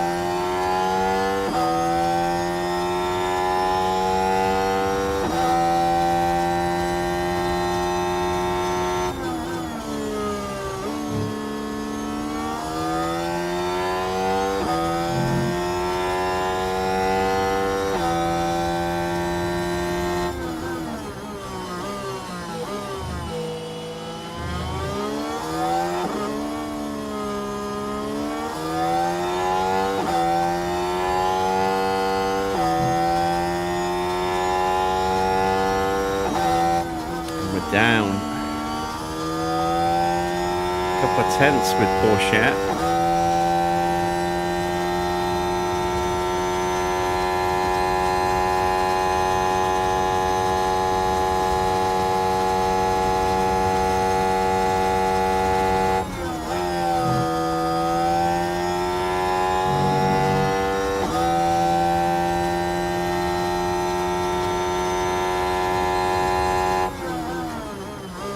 Nip and tuck between Hamilton and Norris at the moment.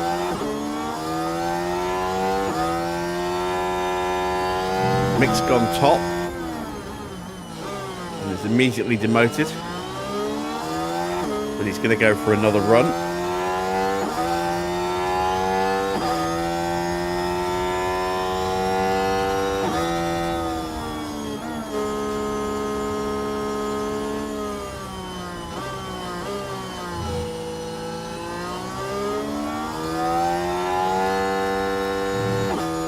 No change to water level yet. Hamilton currently is the quickest, but only just.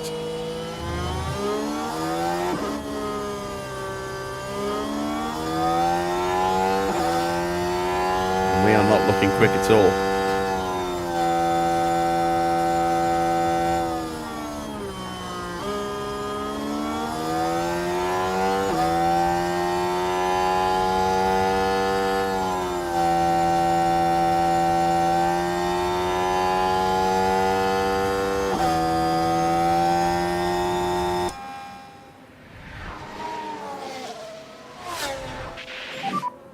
Tires are good, mate. Let's go, come on. Eyes forward.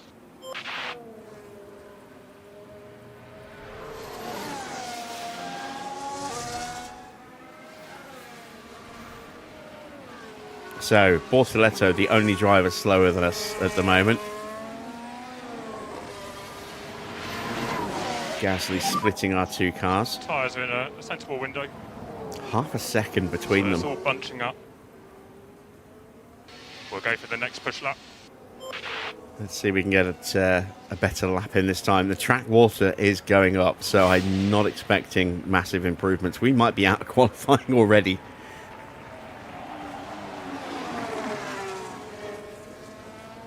If I'd realised just how precarious our situation was, I probably would have put brand new inters on rather than used inters. Mick's found a little bit of time.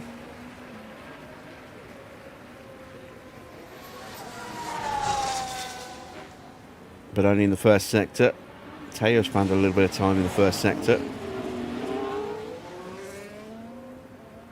It's about 0.3 mil more on the track in terms of water level than there was when we did our laps, our first lap. So yeah, not expecting much. No improvement for either driver in the middle. Here comes Mick around the final corner, driving towards the line. And he does not improve. Goes purple, but does not improve. See what Teo can do. Can he find something in the final sector? So now 0.4 mil I more. just went into quick. Ah, so annoying. Right, we're taking the second corner. And that's where they slightly run off the track. Well, hopefully not a Slightly sign of things to creative come. line there from Schumacher. Porsche across the line does not improve in the final sector either. Yeah, it's looking like we might well go out at this stage. I'm just going to go grab a drink from the fridge while we make our way back to the pit lane.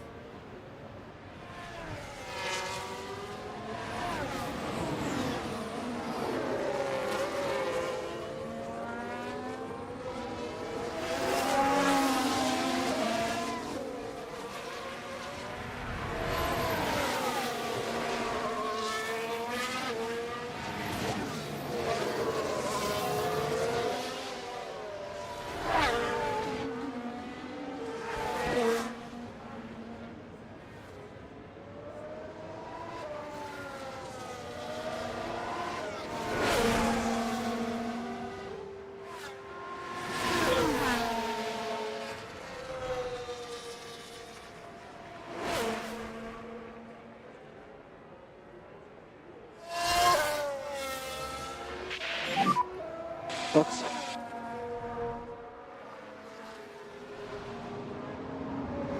Copy.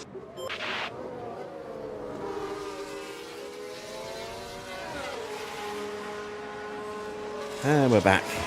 Yeah, I picked it up earlier today, Farah. I've already got my copy. I picked it up about 3-4 hours ago.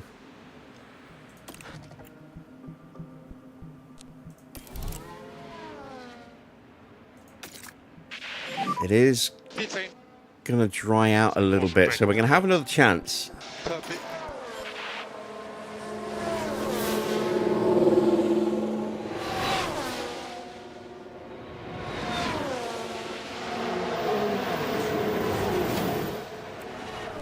Just have to hope that we don't get caught out in the traffic.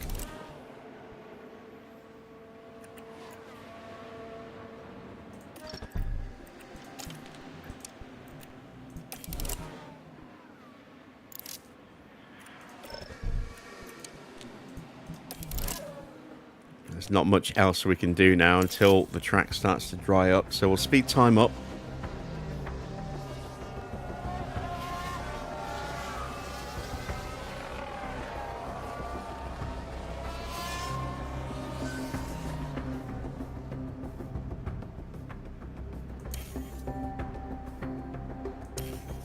You can see the water level now starting to fall. There's going to be a big flurry of activity any moment. Let's have a look at that. Right, let's have a look now. Around turn 3. And the car just locks. Just unable to control the car by that point.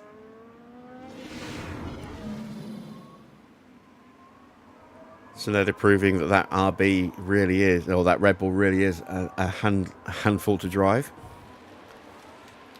And here comes everybody out of the pit lane.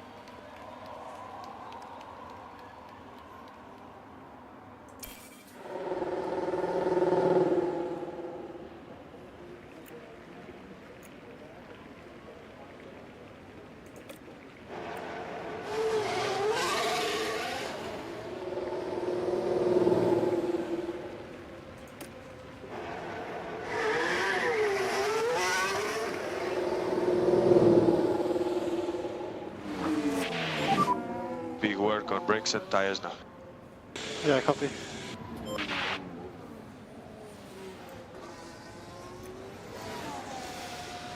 So my hope is by being the last car out, it will give us the best opportunity if the track continues to improve all the way through to the end of the session.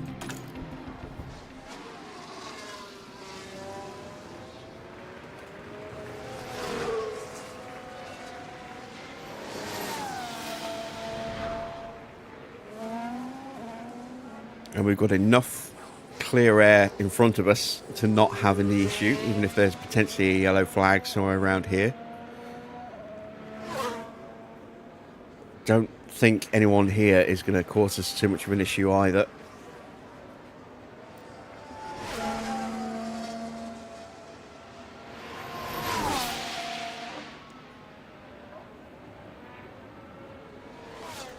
Track still improving, but only just.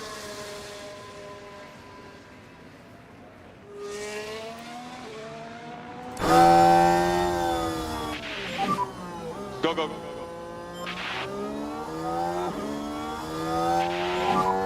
So straight out. Let's go. And we are going to get the track in the best possible condition.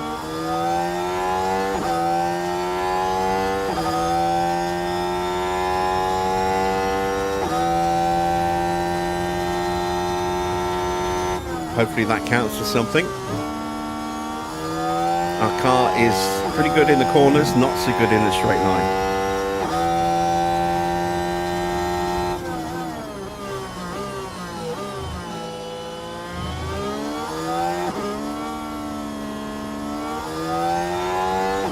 And we're back to where the water level was at the very start of the session. And immediately we're a couple of tenths up with both cars in the first sector.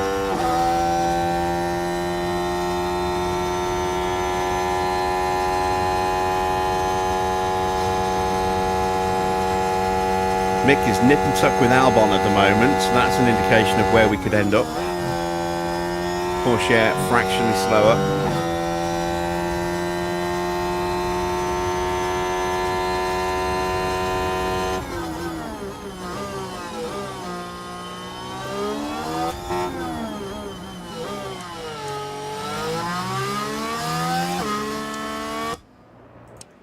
Here comes Schumacher around the final corner, up to the line. Can he improve enough? Yes, he can. Up to 11th place. What about Teo? He gets 13th, and we are through. It's going to be Ocon, Doohan, Behrman, Stroll, Gasly, and Bortoletto eliminated in Q1. Hulkenberg will squeeze on through.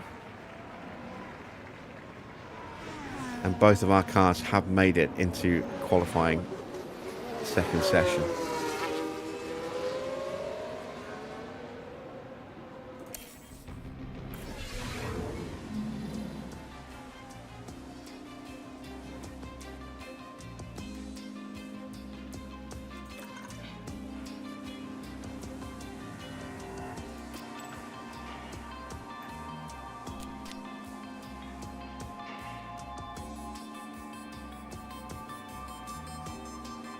Okay, so looking at the setups, we got very, very close. Just slightly overcooked it with Mick, 99%.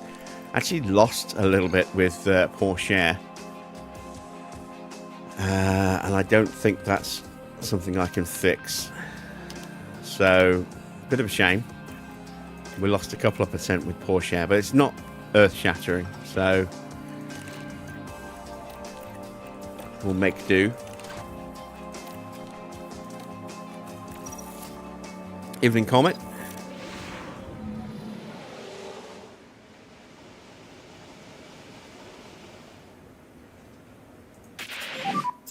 Should be green now. And track conditions going to stay pretty consistent all the way across. So let's go with a 2-lap run.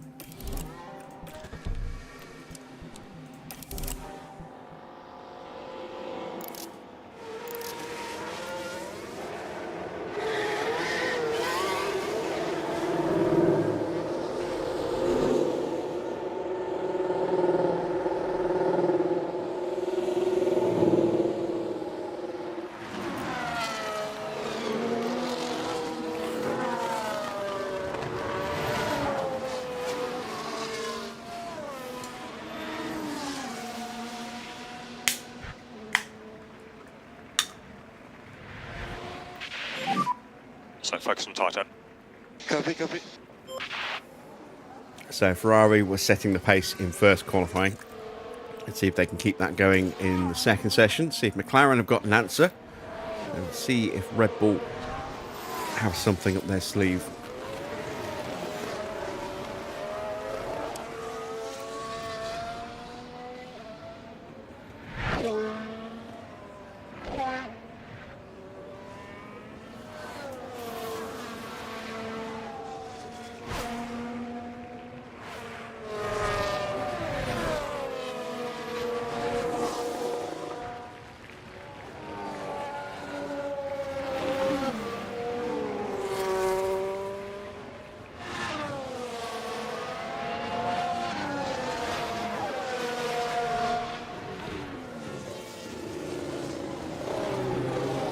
So Norris will be the first driver to set a time, followed by Verstappen and Sainz.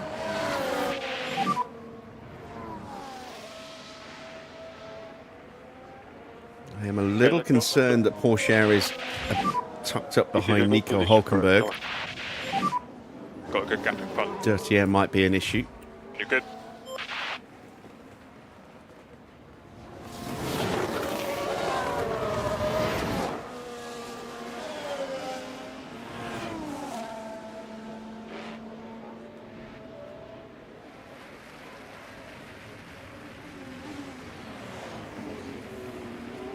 .28.4 for Norris in the first sector.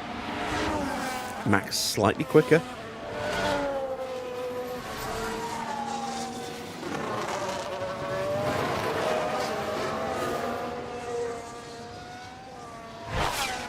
Not a great first sector for Isaac Ajara, and I'm wondering if that's down to dirty air.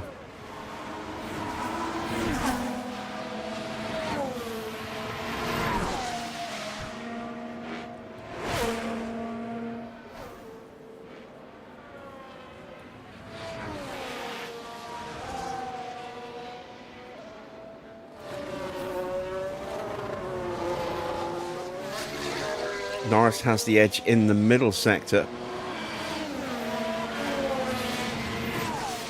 Leclerc going quickly now. So Norris goes top with a 123.3. Max is quicker by 2/10. He had a mighty final sector there. Sainz gets in front of Norris.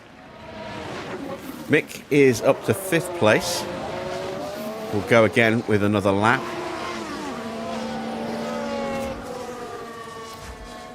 Teo is home in 7th place, slower than Hulkenberg, but again, we'll go for another lap. We'll see how we do on that. Hamilton's gone top with a 123.0. Here comes Charles Leclerc.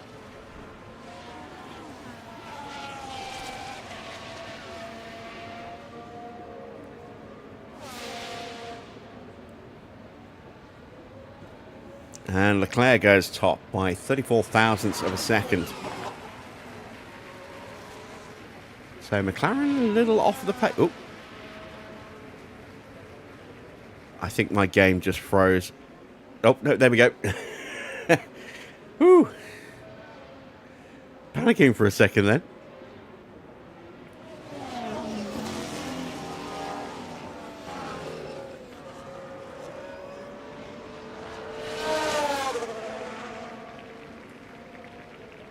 Yeah, McLaren seem a little off at the moment compared to the pace they had last year, but we'll see how they improve. We're so far off the pace he froze the game so we can catch up. Evening Shuffy, am I using mods? Yes, I am. They are listed in the video description down below. Got quite a few mods running. Details and links, as I say, in the video description. It's obviously a lot of traffic. Just have recharge off to open that up.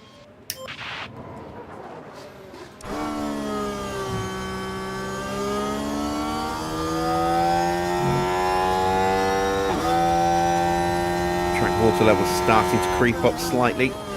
It's only very, very slightly.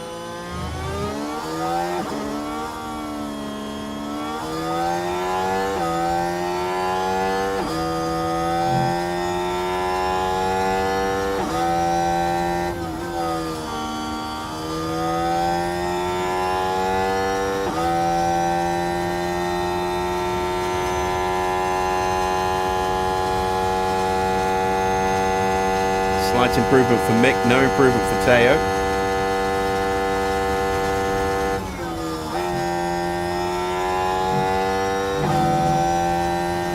No improvement in the middle sector for either driver. Might not get an improvement on this run.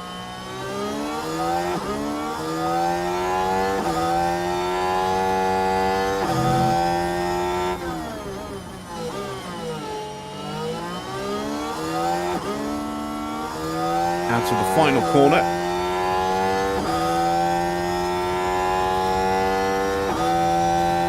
And Mick does not improve, but he is in 10th place. This is a bit of a surprise. What about Porsche? Good lap. No improvement at all for Teo. He stays P14. P14.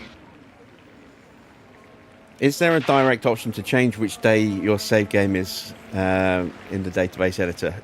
Not as such. The only way you can do it is if you've got a brand new save. As long as it's before the opening Grand Prix of 2024, you can skip the 2024 season to the last day of the year to take you to 2025 if you've got the 2025 DLC mod installed. But that's it. That's the only way you can skip time.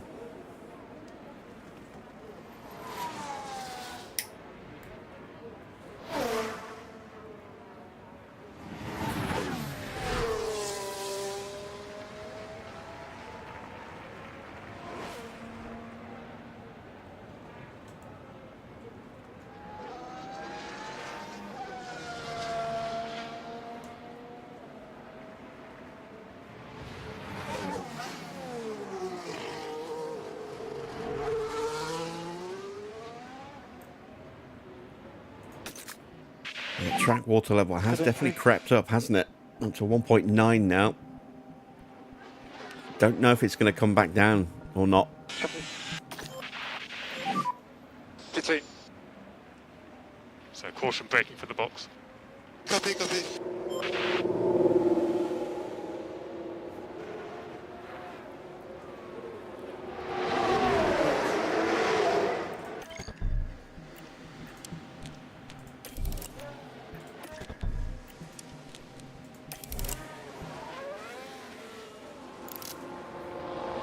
Oh, we've got a yellow flag out on track.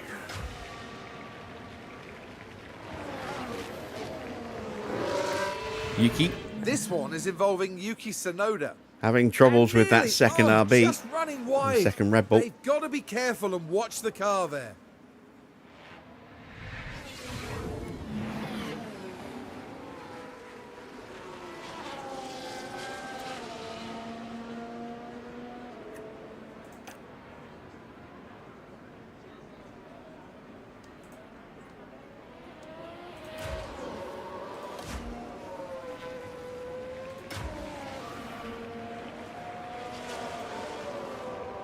Right, let's ride with Verstappen. Oh, he's completed a lap. Let's not ride with Verstappen. Hamilton's about to start flying lap. Let's ride the ham cam.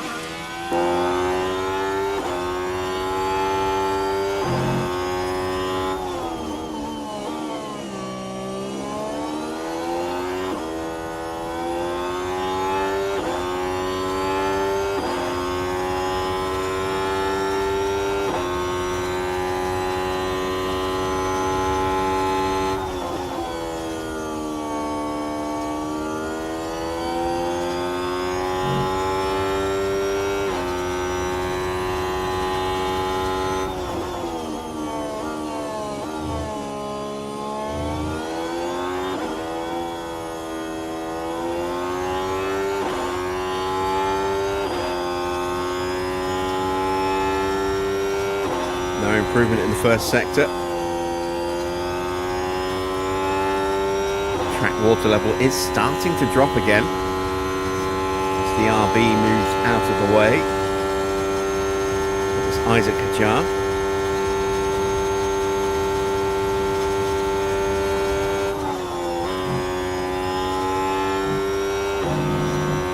past the Williams and the McLaren.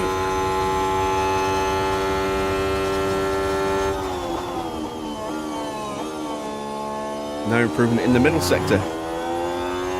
Is the water effect on the visor courtesy of a mod? No, I don't think so.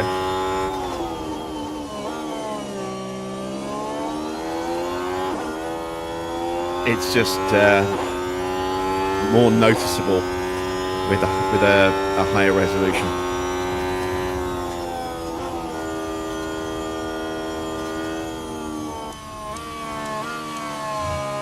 Did you get it on that camera as well, on the T-cam?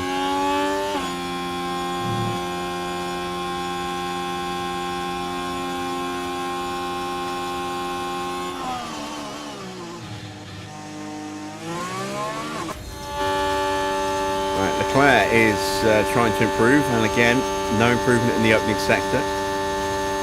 He's got a clear track though,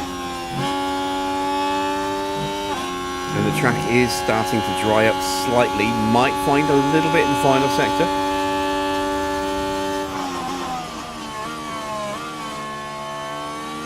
Albon's on a good lap. Let's cut to Alex Albon.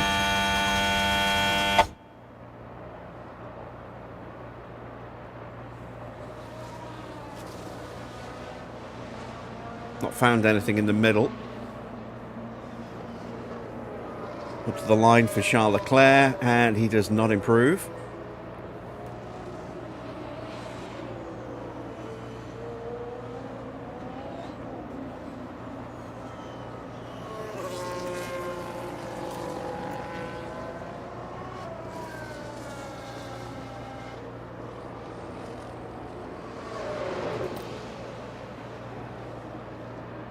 And neither does Alex Albon. Right, we are out on track for our final run.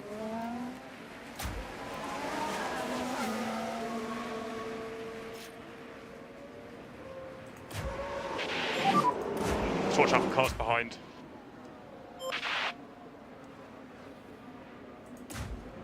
Antonelli manages to get himself into the top 10. Can he stay there?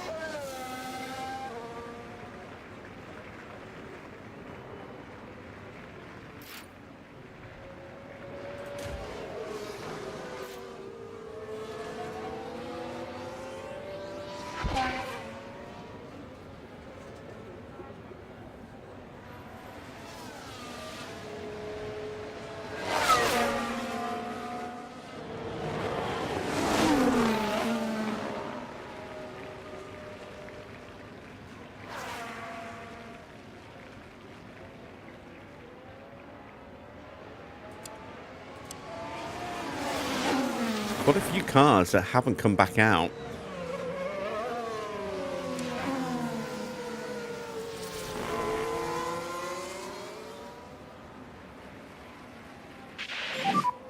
Push lap now. Okay, so here we go with Mick.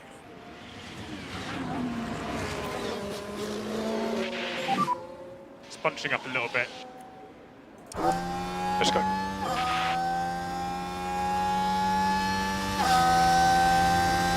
Hadjar's found some improvement in the first sector. So what's the track water level at? 1.88, so still not optimal.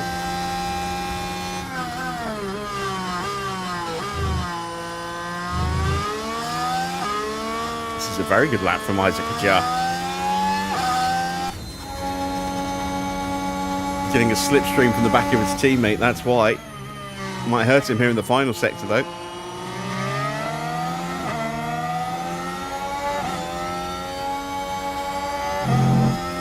Neither of our drivers have improved in the middle, in the first sector. Norris has found a little bit in the middle, but he's already safe.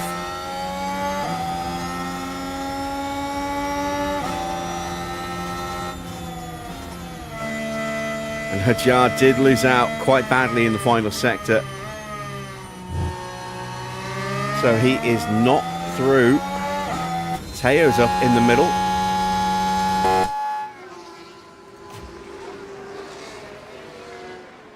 Through the last couple of corners for Schumacher.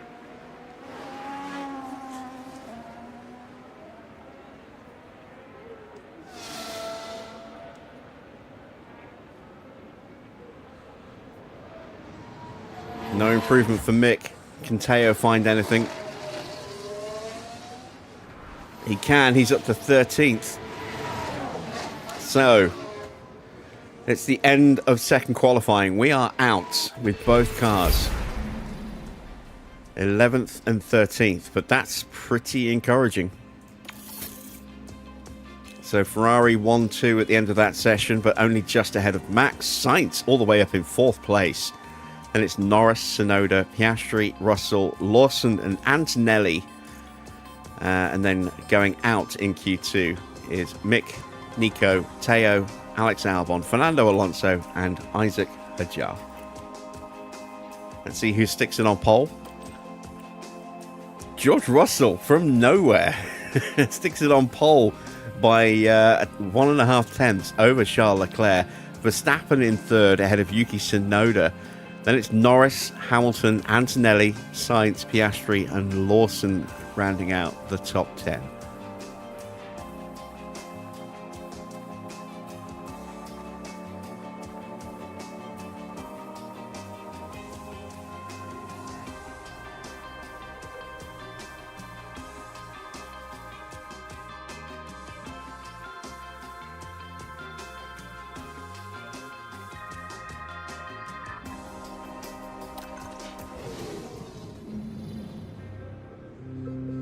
Well, the fans here are all set, every one of them eagerly awaiting the 58 laps of today's race.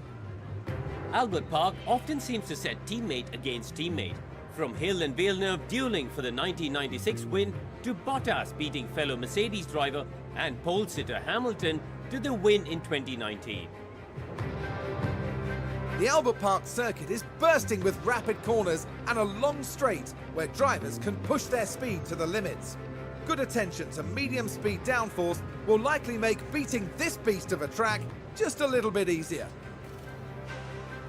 Well, there's nothing quite like it. Welcome along to race day.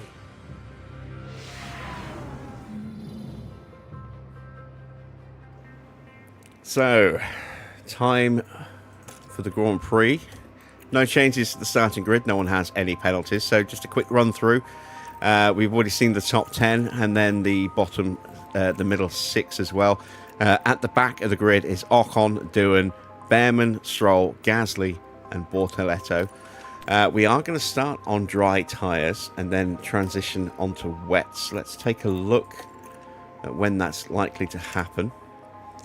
So our driver thinks it's going to happen around lap 30.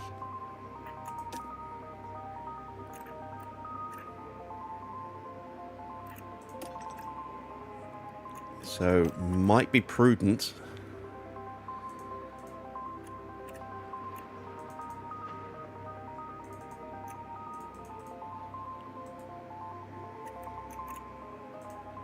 to perhaps go aggressive. Don't really want to go overly aggressive. If we do something like that and then go to inters from there.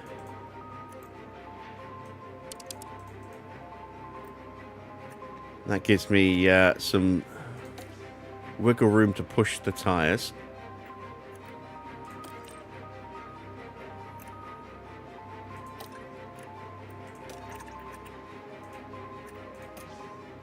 And that works out about the same in terms of lap time.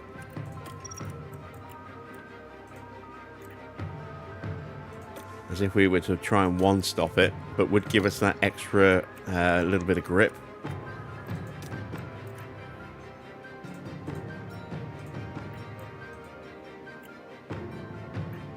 And Porsche thinks we're going to be boxing around about lap 35. Oops.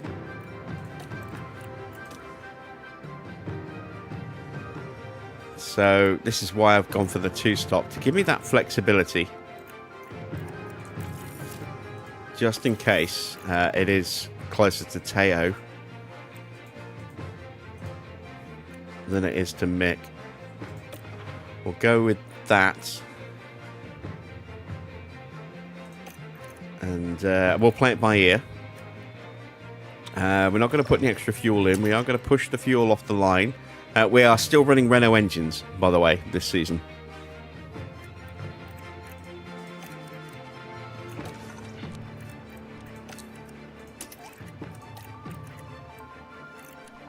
And let's send them to the grid for the start of the Australian Grand Prix. The anticipation is really building here. The fans in attendance are absolutely buzzing with excitement. I suspect that we'll all be closely following Charles Leclerc in this one. They're in second place on the grid, but that could so easily change in the first few seconds after lights out. And it'll be exciting to see just what will happen here today. Brace yourself. I was waiting for The that. Australian Grand Prix. Buzz, buzz, buzz. And it's lights out, and away we go. All right, so let's keep an eye on turn one. Russell's got a good launch off the line. Leclerc has not, and Verstappen might jump him here. And does. Max up to second, Leclerc down to third. Tsunoda gets through on Hamilton as well. We are 11th and 12th. Oh, big shunt. And we got clipped at the very back of that. There's a big crash. Still quite a few debris on track. Everybody okay?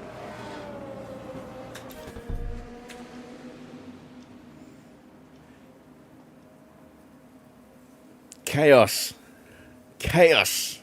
One of the things, the Realistic Racing version 3.1 that we're running is the increased chance of first lap incidents. And boy, it delivered, didn't it? 1, 2, 3, 4, 5, 6.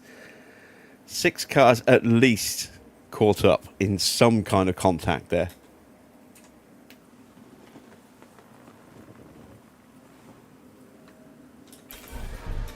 Now we should be able to take a look here.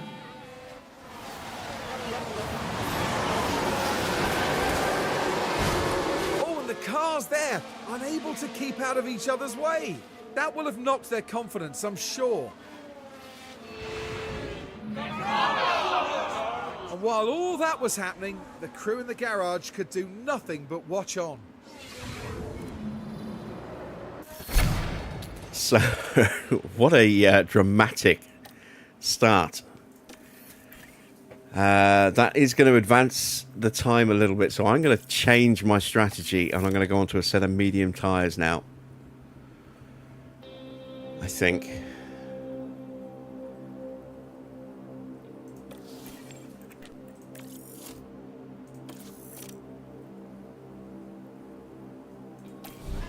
And let's just pause for a second and take a look. Porsche does have damage to his rear wing. He's got a hole in his rear wing. I saw him get clipped at the back. So his race is kind of ruined, unfortunately. Hulkenberg also has a hole in his rear wing just here. Mick is fine. And then we're losing Alonso, Hadjar, Sainz, Albon and Antonelli. 5 cars out. 2 more damaged from that opening lap there. That was crazy.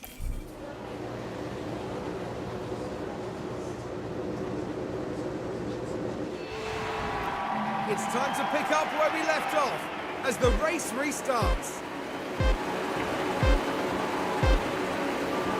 And it's lights out, and away we go. All right, round 2. George again clean off the line. Jar has picked up a 10-second penalty.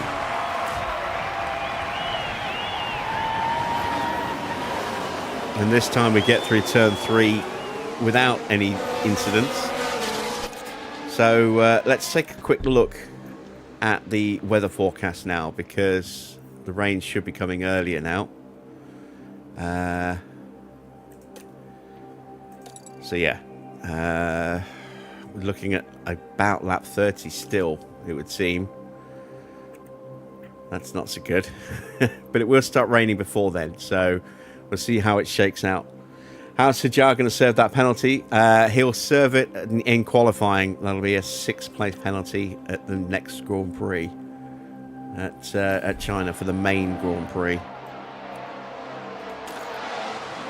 What are my objectives? 18th and 15th. Porsche might struggle to get 15th with the hole in the wing. What am I sponsor required? Yeah, I just checked that. So 18th for Mick, 15th for Teo. Mick currently in 8th place.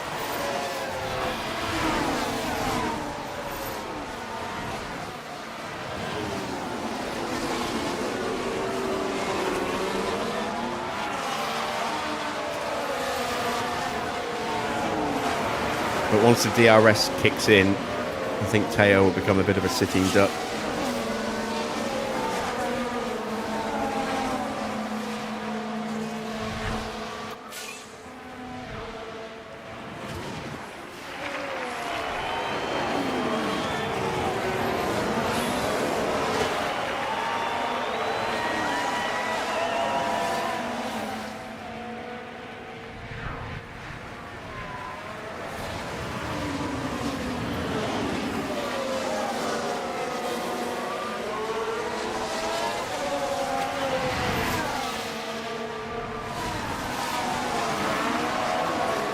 So let's see if this is updated now.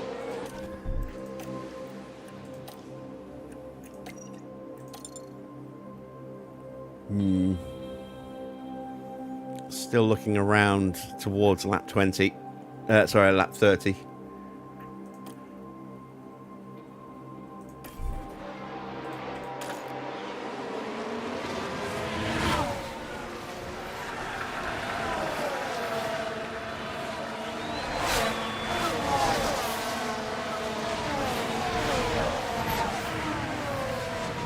Yeah, depending on how the dry session of this race goes, I may just retire Porsche and save the wear on the car.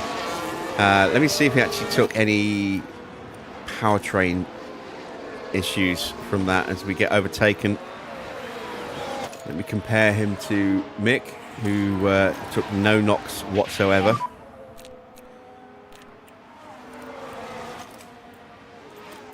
Just got to be patient here. So 93, 99, 94. Oh yeah, look at that gearbox. There's a big crash. Ouch. Just watch out.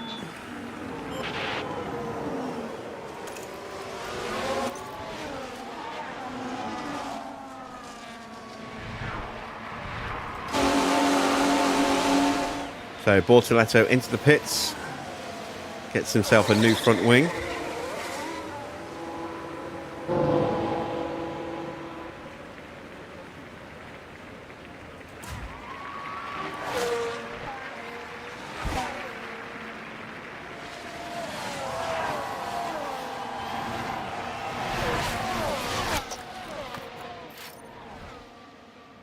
Piastri trying to find a way through.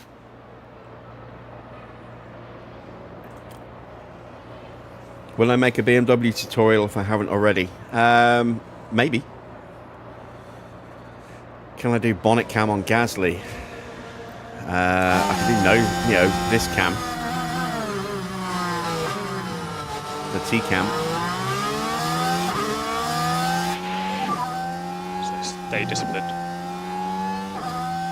Behrman now gets his way through.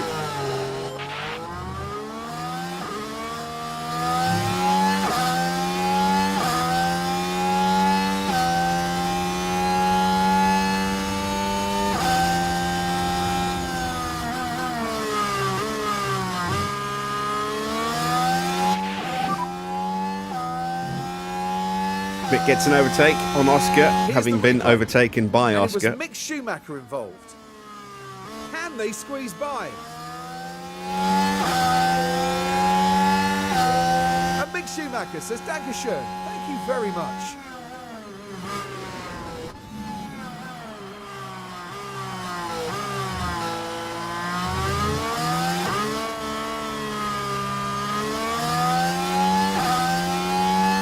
A little concerned about our tyre choice.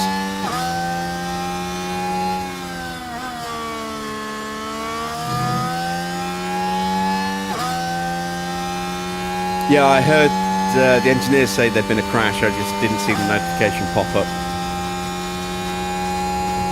He did change his front wing in the pit stop. We saw that. Eyes forward. Piastri gets back in front of Mick again.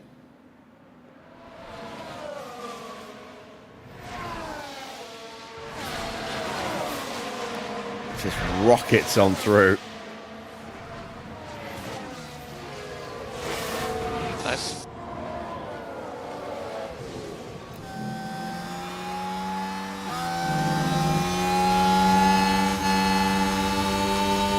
And there you can see Porsche with that hole in his wing.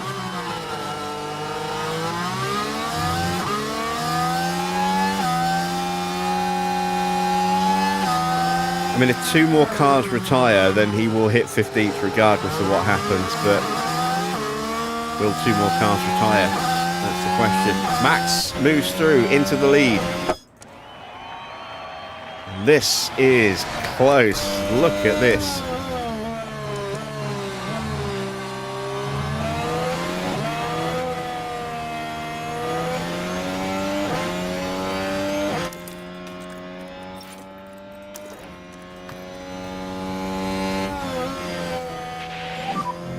Reuse away between. Copy, copy. Stroll gets through past Porsche now.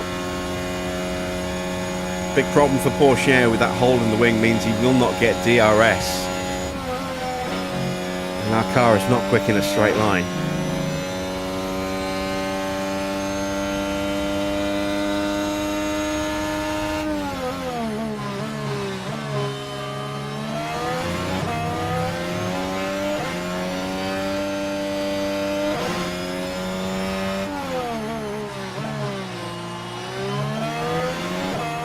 Just at the back of this train, you just saw us. There we are. Last car around the corner. That's us. Piastri sets a new fastest lap.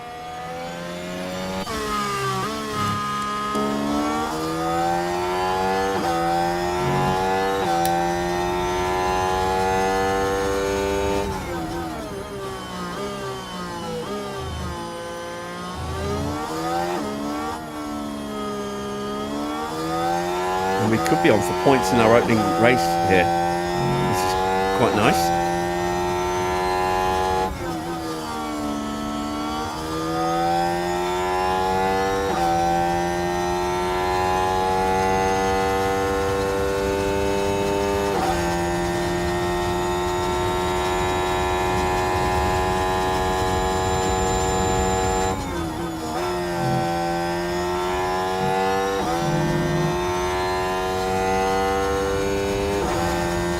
For those of you that hadn't noticed, we no longer have tyre percentages showing.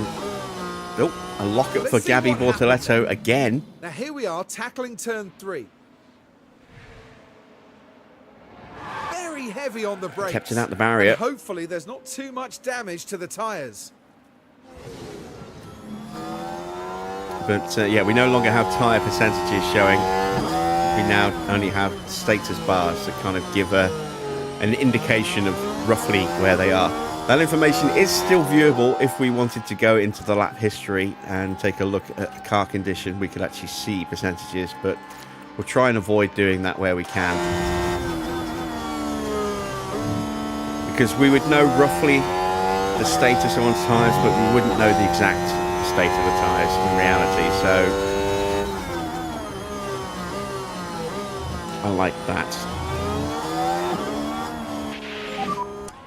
Your battery's ready.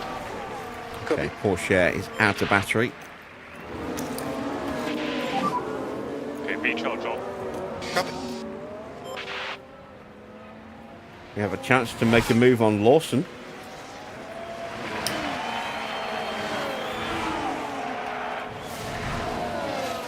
He was out of DRS range. Copy.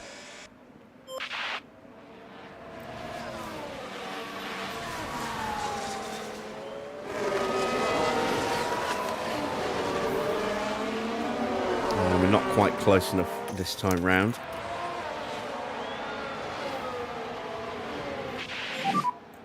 Copy. Just checking with Teo. holding off Du and Gasly. Bortoletto a long way behind. Hamilton sets a new fastest lap. 1:20.5. Fractionally quicker than the other front runners, but only fractionally.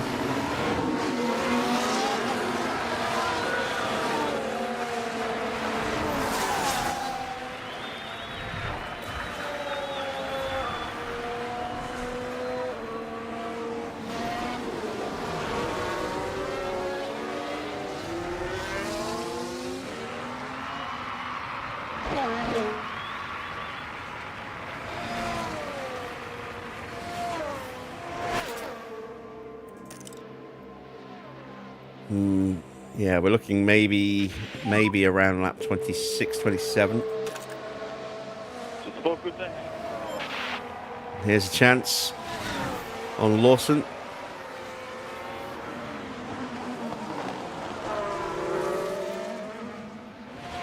And the overtake is completed. Mick in peak confidence. Really, really good job. You can see how little of an improvement that is worth now.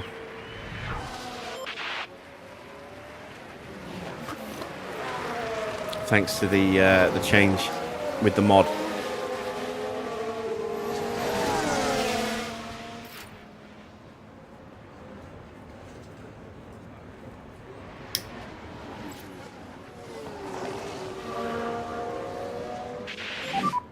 Currently P8.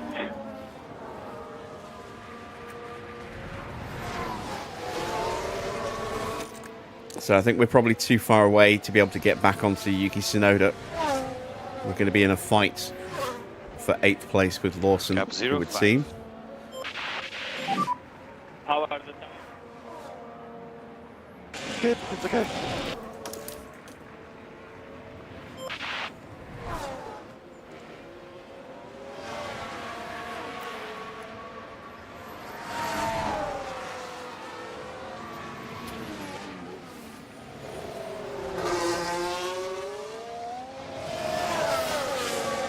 Porsche is still doing well to hold back the two Alpines.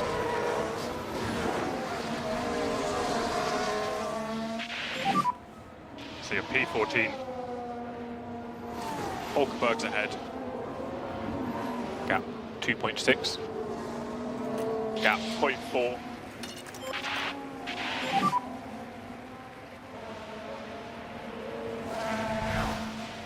Copy. Charles Leclerc moves into the lead. Max takes it back again. Now Leclerc takes it. It's going to be nip and tuck as to who's going to get the DRS. Max swoops around. That means Leclerc will get DRS. Hamilton is right there as well.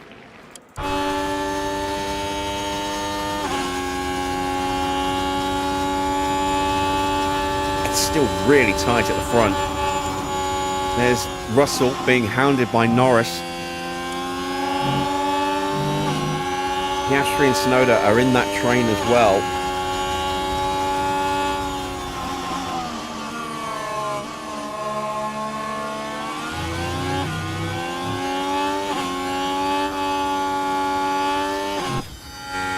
It's right on board with Oscar. No sparklies, thanks to rolling back to a non-ray tracing version of this maximal graphics mod. Oscar's tyres are in rough shape though. And Ocon's into the pits.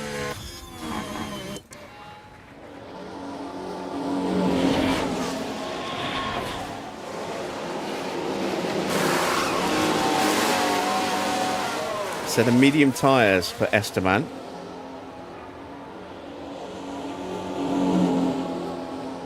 He started on softs. And I don't think he changed his tyres. Oh no, he did. He changed his tyres during the red flag as well.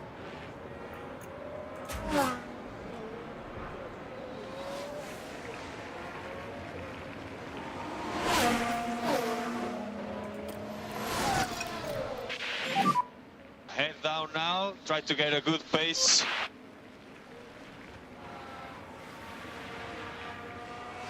There is a new tyre mod on Overtake that I am looking at, which dramatically reduces the lifespan of softs and to a lesser degree the mediums. But it's brand new, and I'm going to wait a little while to see how it gets updated. It's had a couple of updates already, but we may be adding that in later in the season.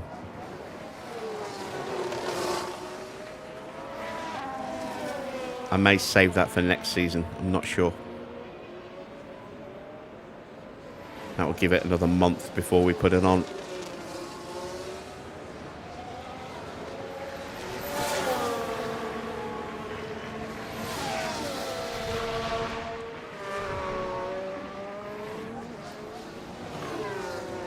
Bortoletto into the pits again.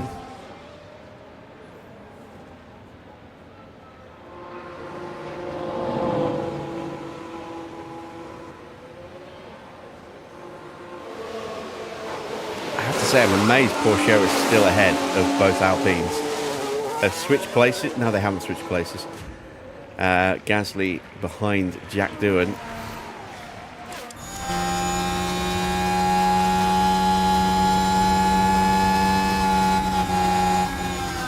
This might be what's keeping us actually ahead of the pair of them. The fact that Gasly is trying to get past his teammate. If it was Gasly right behind us, it might be a different story. Porsche is driving really well in defence as well.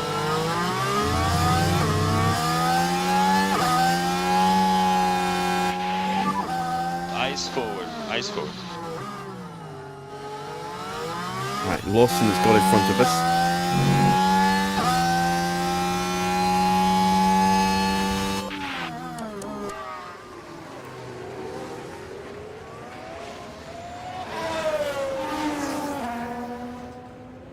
Still can't get over the chaos of that opening lap.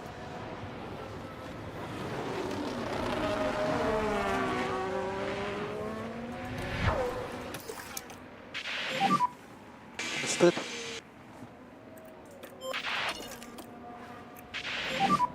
Copy.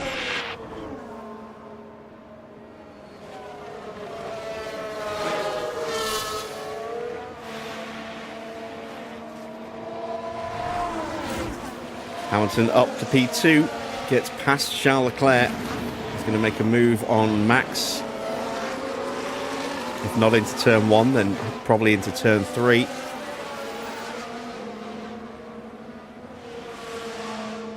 And Piastri is into the pits. So first of the front runners to box.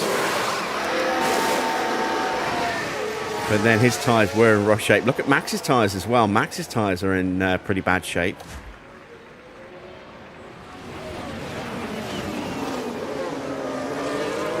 So tight at the front.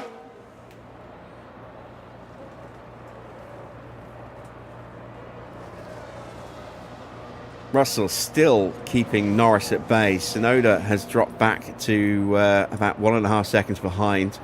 We're still tracking behind Liam Lawson.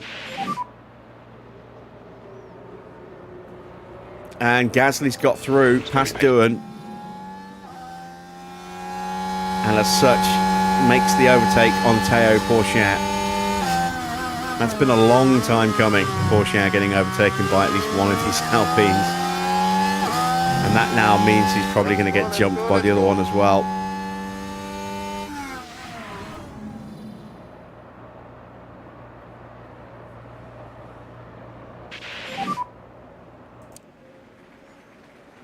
Here comes Lewis with another look towards Max.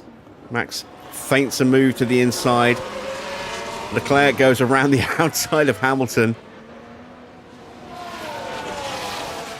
And that's almost a mirror image of what Hamilton did to Charles at the on the previous lap. And Max is in.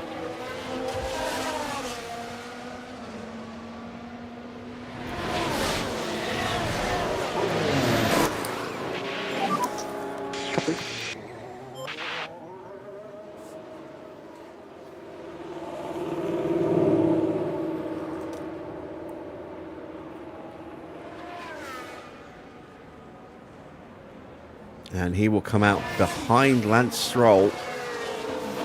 There is Piastri getting past Hulkenberg. Behrman's into the pits. New set of mediums for Ollie Behrman. Ocon, having made his stop, gets through. Porsche currently in 14th place.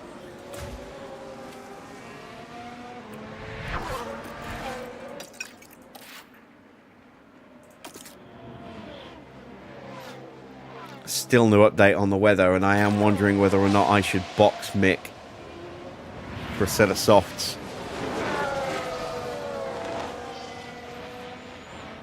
Ten laps is a long way to go on these tyres.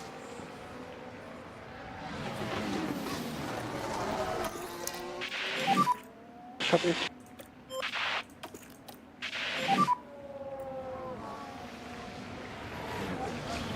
Copy. New fastest lap for Charles Leclerc. The Ferrari's breaking away at the front. Norris all over the back of George, who's now nearly 2 seconds behind the Ferraris. They are off and away now that Max has been moved aside thanks to his pit stop. They are released. And Oscar Piastri is pushing hard as well. New fastest lap for him. Hulkenberg is into the pits. Stay disciplined. Set of mediums to him. Doohan has got Let's take through. a closer look. Along the straight here. There's the opening.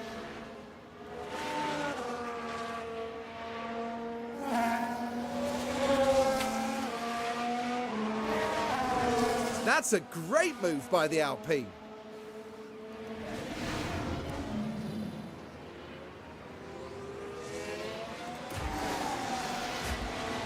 Hulkenberg comes out of the pits in P16.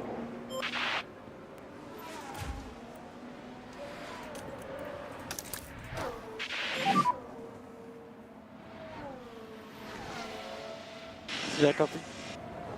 I am wondering if I can hang it out on these tyres.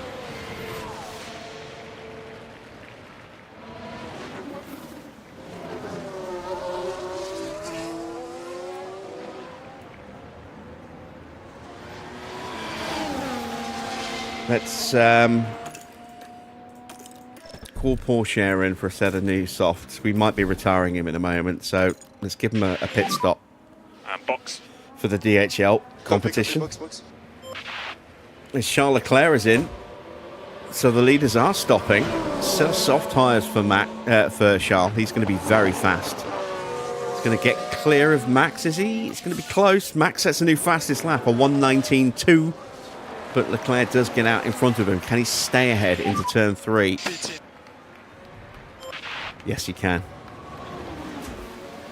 So, Porsche in to make a stop.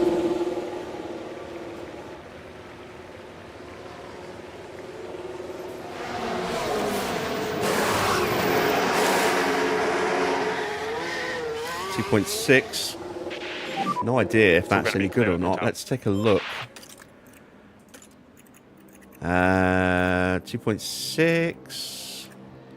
Going to put us somewhere around We here. are P16 at the moment. It's not great. So that's Hulkenberg in front.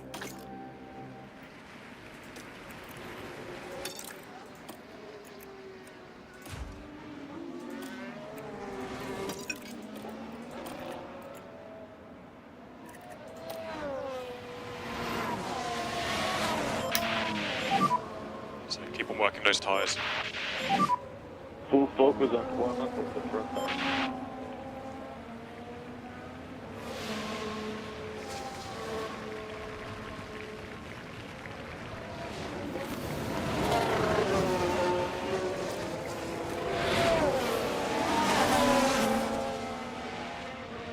Right.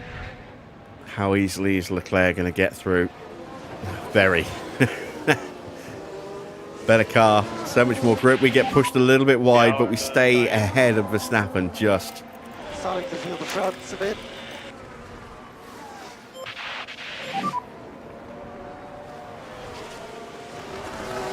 Copy.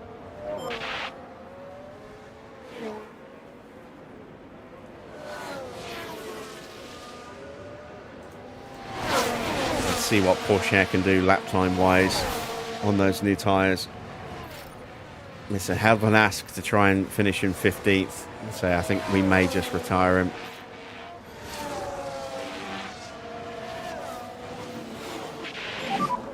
Tires are okay.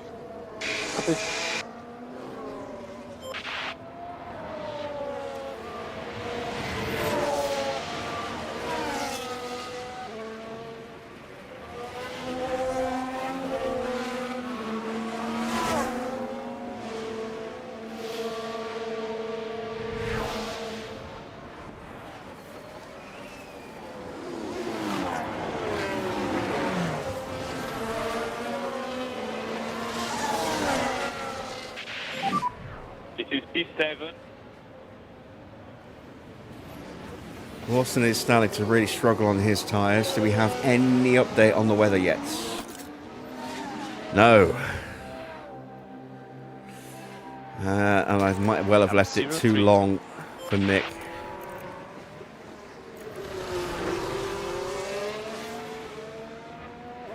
Evening, Victor. Yeah, we're going to drop behind Ocon and Gasly and co, but we're going to go for it. We're going to make a pit stop. We need to pass him. We are much faster than him. Come on.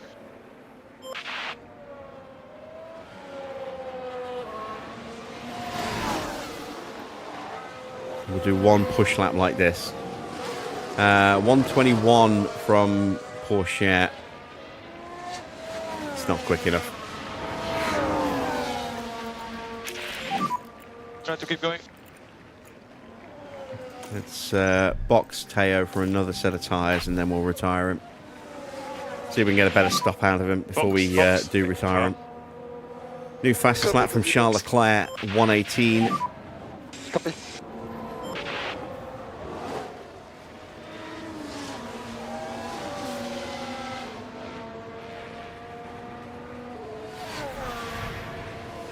There is no fastest lap point this year. So that's purely bragging rights. And we have a yellow flag. And that's a Red Bull. Pit lane. It's Yuki. Now here, we're taking turn 6. And the car fails to respond. They were just unable to do much about it.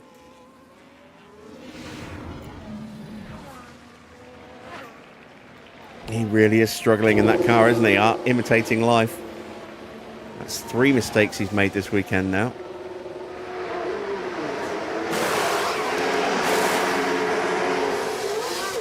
.5, it's a little bit better.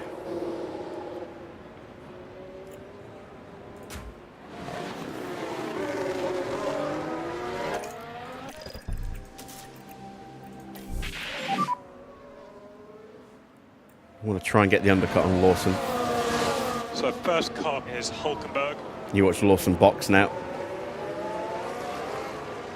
No, he stayed out. Yeah, 1.5. 37 laps to go.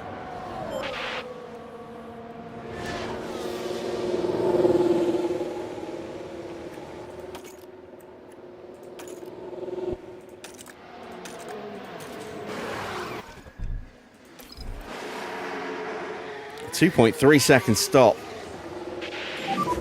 That Moving is right good. towards pit exit. That is very good. We're going to come out in 10th place Box, ahead of box. Gasly and Ocon. Need to retire. Sorry, mate. Currently P10.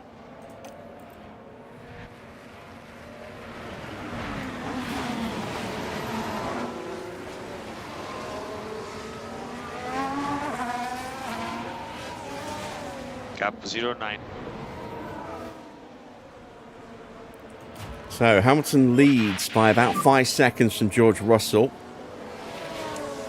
There's Norris right behind him still. Leclerc has caught right back up to the pair of them.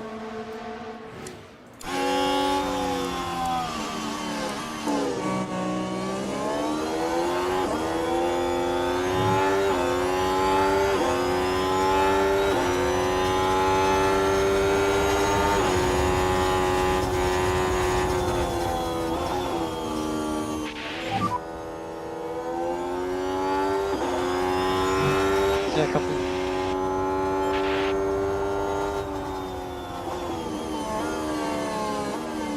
And Norris gets the move done on George Russell, and so does Leclerc. Russell down into third place, taking a little trip into the grass there. He lost a huge amount of momentum. Leclerc's already all over the back of Norris.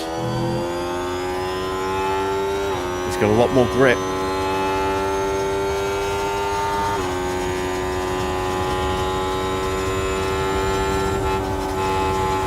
Rain's going to start falling in 3 minutes. Big push now. Yeah, okay.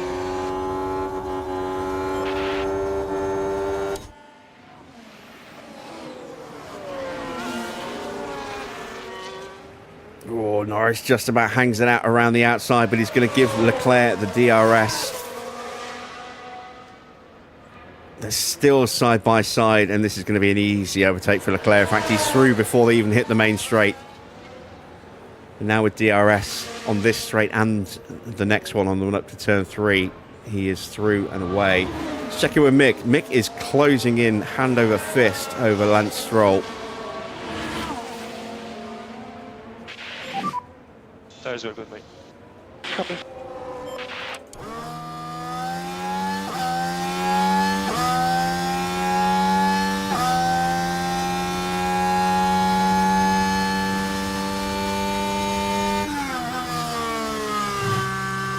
The wet weather is coming. See, it's starting to get a little darker, a little cloudier.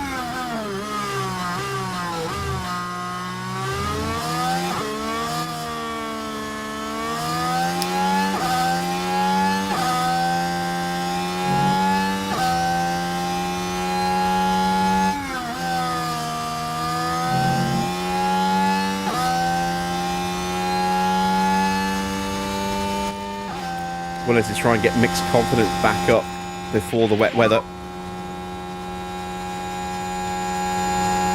Copy.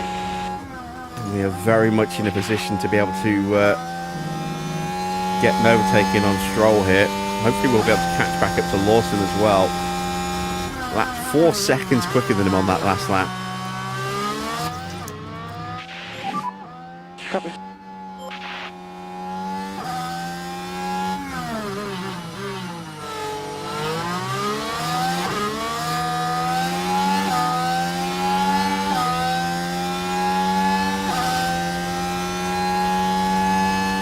DRS wide open and we shoot on through.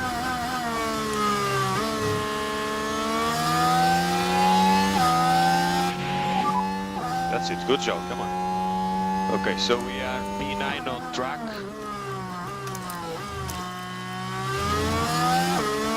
Let's go after Lawson.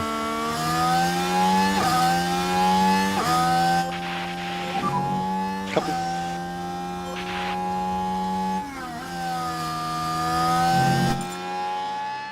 Eight minutes until Inters. It's about 5 laps. Copy.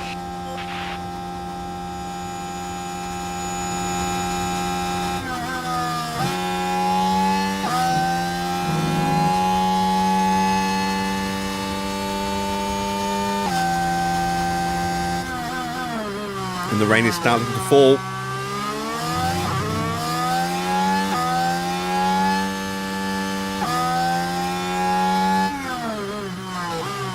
This potentially gives us a huge advantage grip-wise now. That is Lawson in front. He's just 4 seconds ahead of us. Copy.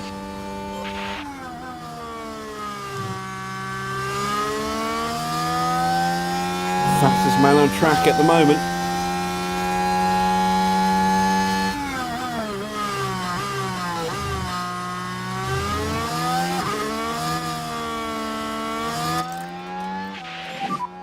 Cool down. Cool down. Copy.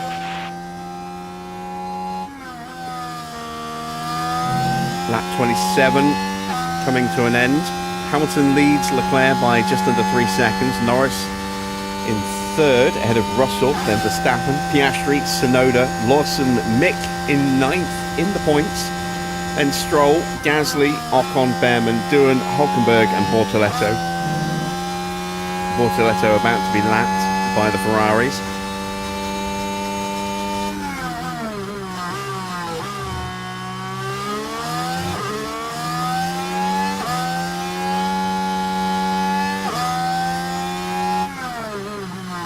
We have the gap to Lawson down to 2.5 seconds.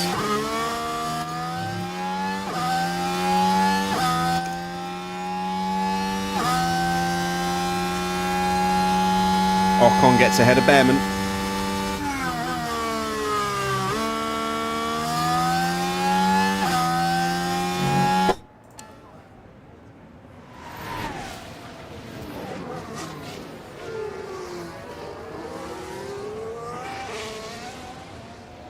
Evening, Nathan.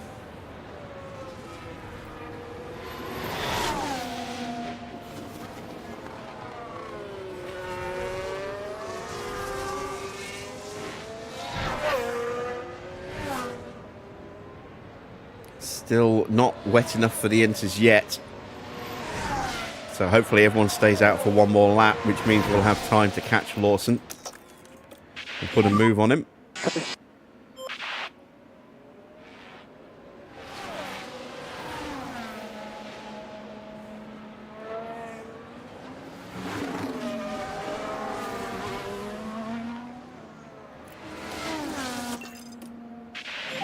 We have got We DRS. are much faster than him. Come on.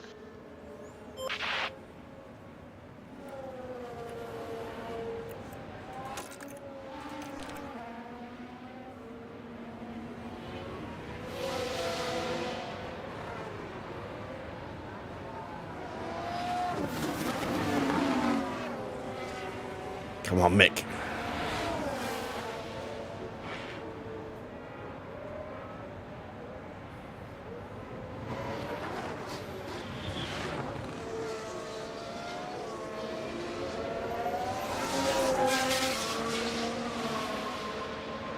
And through he goes, and that gets him just into peak confidence. Doing a really, really good job.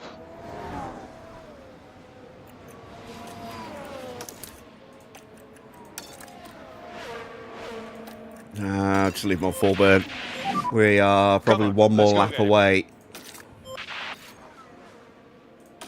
from stopping for inters. Ocon's tyres are really, really struggling now.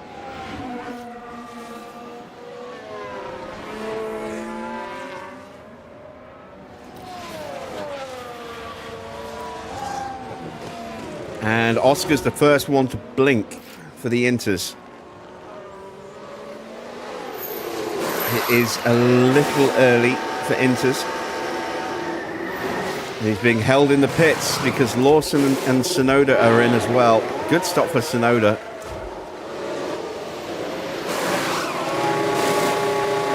There goes Lawson. Stroll is also stopped, or stopping. Ocon in as well now. That's a decent stop. And Hulkenberg's coming in. And I'm going to box at the end of this lap.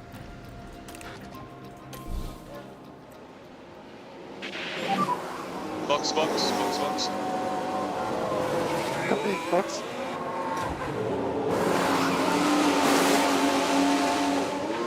Whole flurry of activity in the pit lane.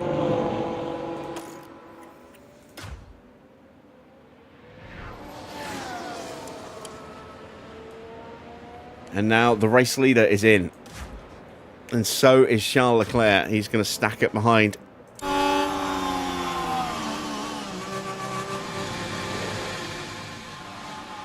Oh, Ferrari pretty much judged that perfectly. And killed half a dozen mechanics on the way in and out. Max and Russell also boxing. Box. So is Norris. Norris has jumped ahead, I think. Here comes Mick.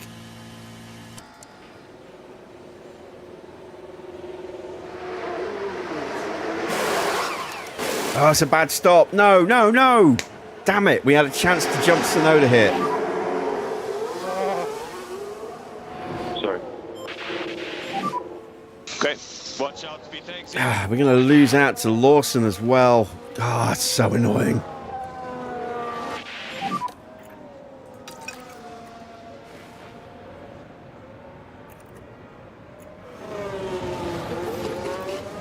Gap 07.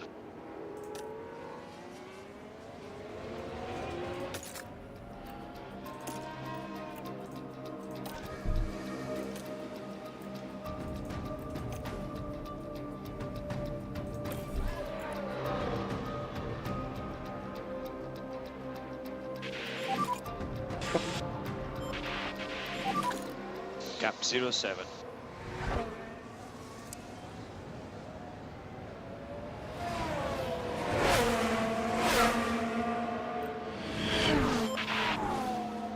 Ferrari should stay on old hards. Yeah. Only for Leclerc.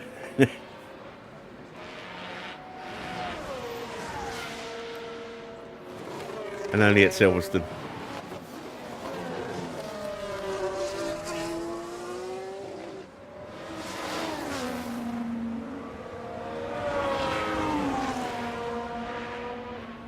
Alright, are we still in contention for some points in the pit stops? Oh, look at that. Third quickest time so far with that 2.3 when we switched onto the softs. That's nice.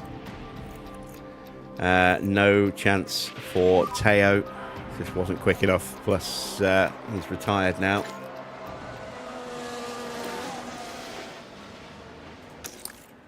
Head down, come on, head down. We have another lap or two, I think, before the DRS Copy. disappears.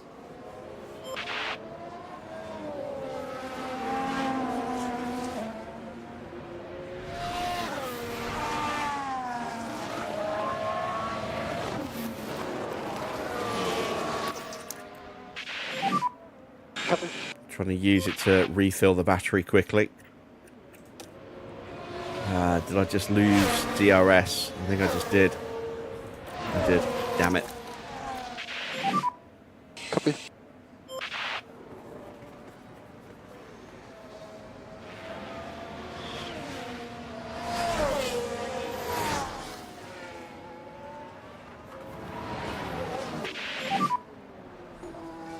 But we are on for points in the opening Grand Prix of the season. Remember the ice, come on. Thanks in part to the chaos at turn 1. Oh, sorry, turn 3 on the first lap.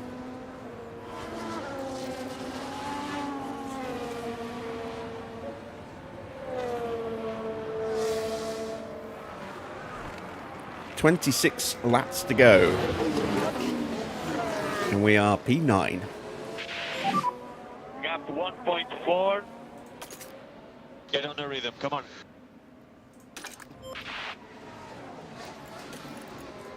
We've got maybe one more lap after this one. Okay.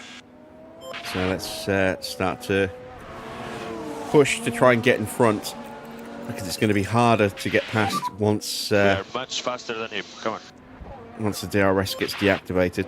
Much harder.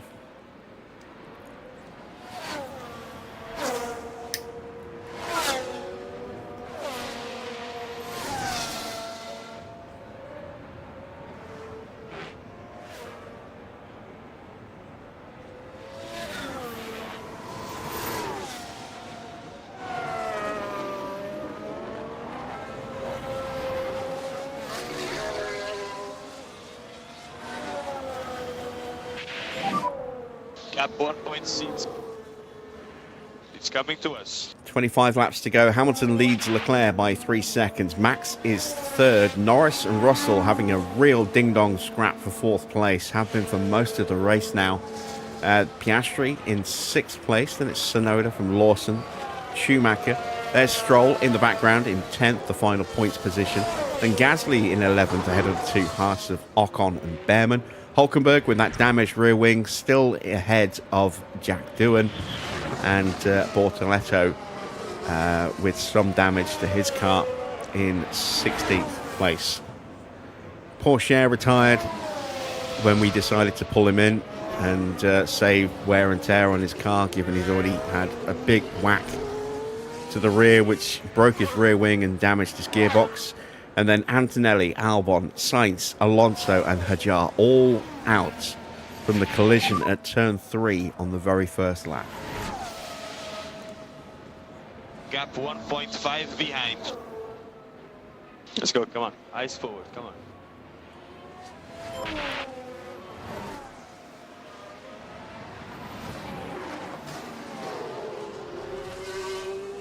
And we are close, but not quite close enough. Russell gets ahead of Norris. Norris takes the position back. Russell's going to have another look. And can't quite get it done. Mick now almost in DRS range. The track water level is starting to climb. Lock up for Ollie Behrman. Here we are, we're looking at turn 11. And there goes the steering. Now they did leave it very late. Lucky not to clip the barrier there. He got very, very close to the wall.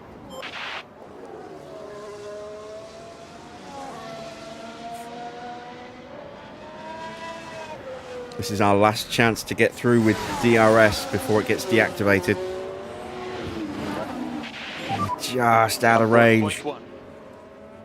No looking in the mirror, only ahead, come on.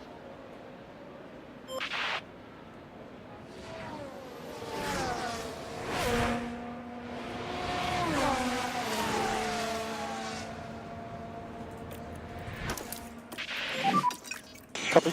Need to start cooling the tyres down.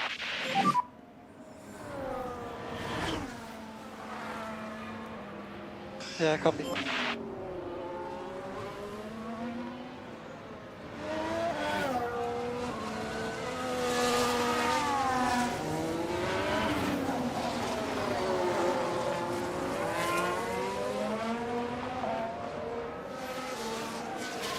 Let's rejoin this battle.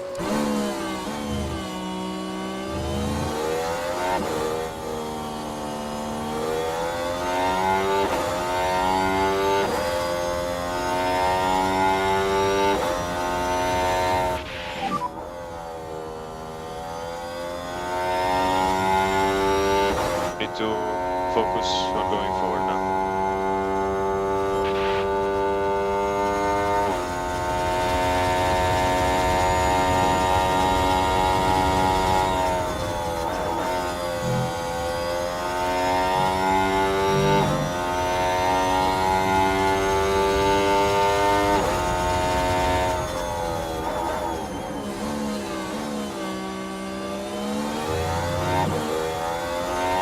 DRS almost deactivated. Once the track hits 1 mil, we will lose DRS for the rest of the race.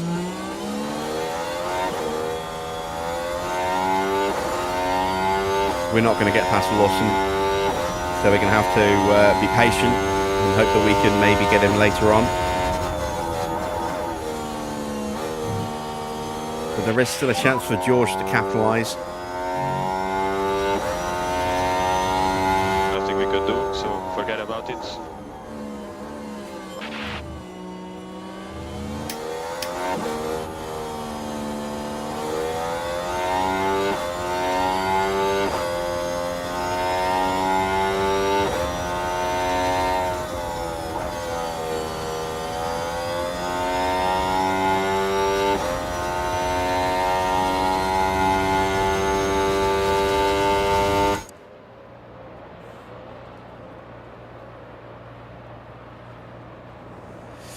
Getting very close. DRS is about to get switched off. Oh, he's lost a lot of time through the chicane, and there goes the DRS. And is that it for George? Was that his best opportunity gone?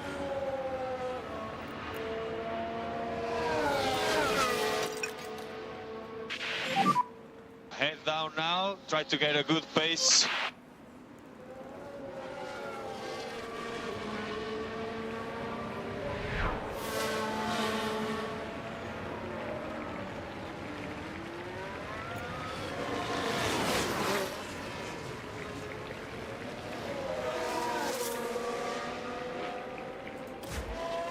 Mick dropping further and further away from Lawson.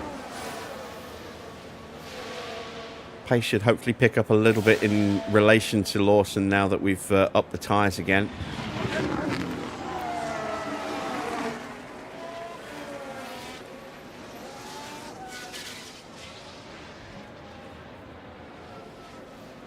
They are in slightly better condition than Lawson, so maybe it'll come to us later on, especially if we're a bit more careful with our tyres. But it's going to be a waiting game now. We've got to build the battery back up.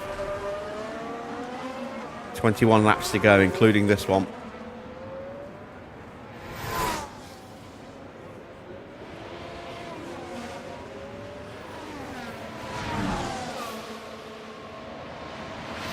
Wilson's still pulling out a little bit of a gap to us. He's actually closing in on Tsunoda slightly.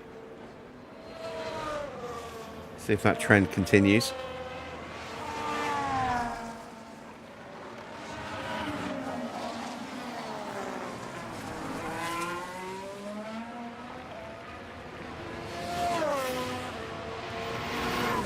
Our gap goes up to 3 seconds now.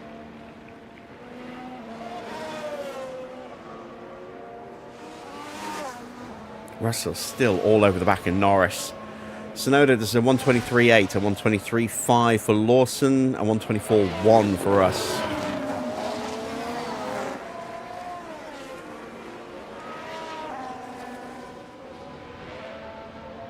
But we have opened the gap back up to Stroll, who's doing 125s now.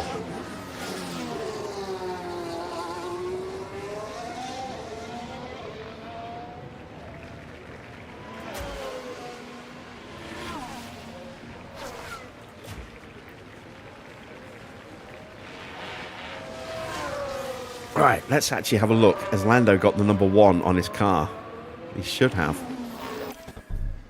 Yes, he does. That is the number 1 for the world champion, Lando Norris. Which means Max should have 33 on his car.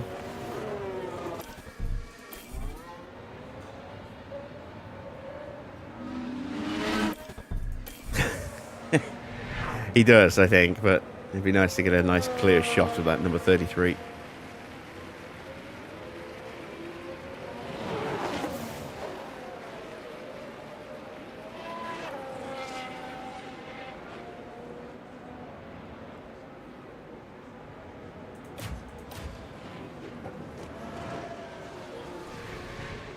Russell's tyres are definitely suffering as a result of being in that dirty air.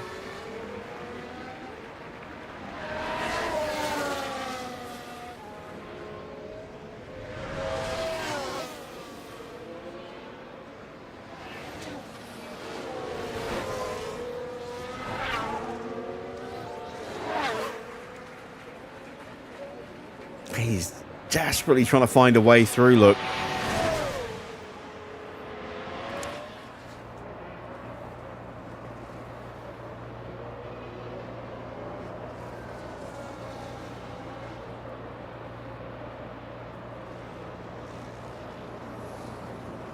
Is this going to be a late break?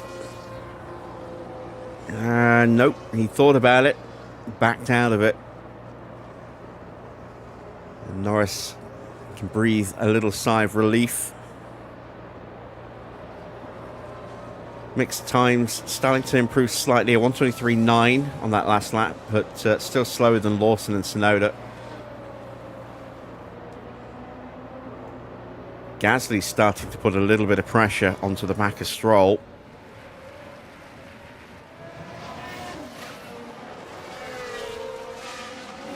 What happened with Teo? I decided to manually retire him. He wasn't going to hit 15th without a lot of help with a couple of retirements. And his gearbox has already taken quite a bit of damage from that collision on turn 1, so I decided to save wear and tear on the car.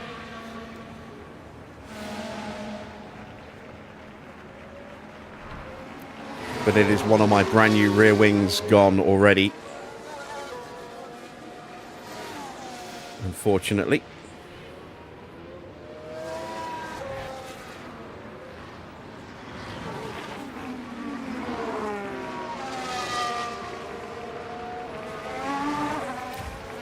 Doohan has still not been able to get past Nico Hülkenberg. If we'd been able to stay ahead of Hülkenberg, we could have made it, but we just didn't have the pace to stay with Hülkenberg, unfortunately.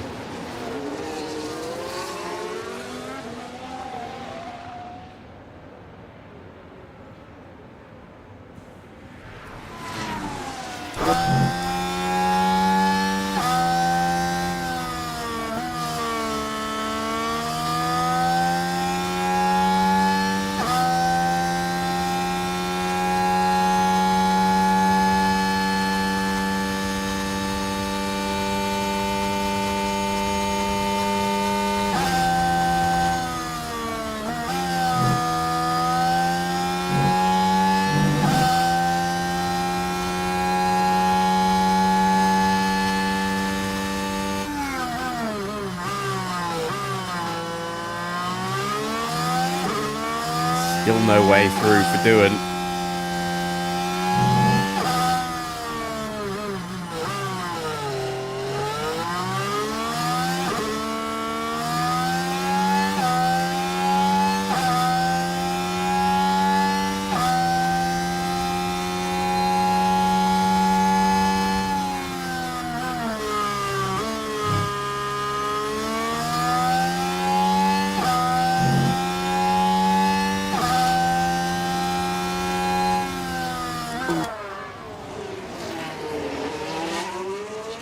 Russell is still just about within a second of Lando Norris.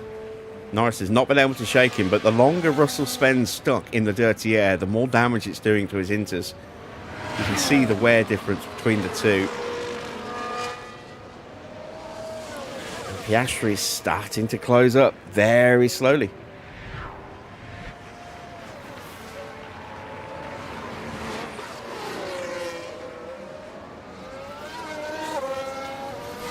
We actually took a bit of time out of Lawson on that lap as well. Lawson's tyres starting to degrade a little bit faster than ours.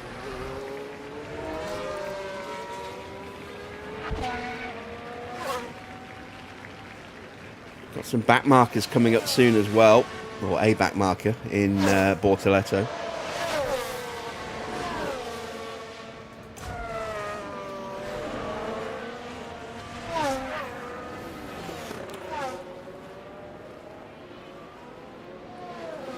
There's Lawson.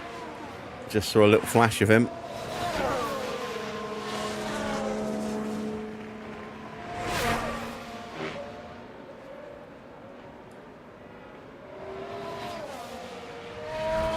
There he is.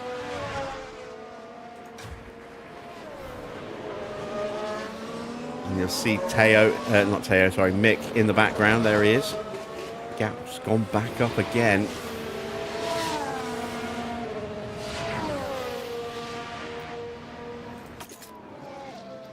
Water level is going to continue to increase gradually.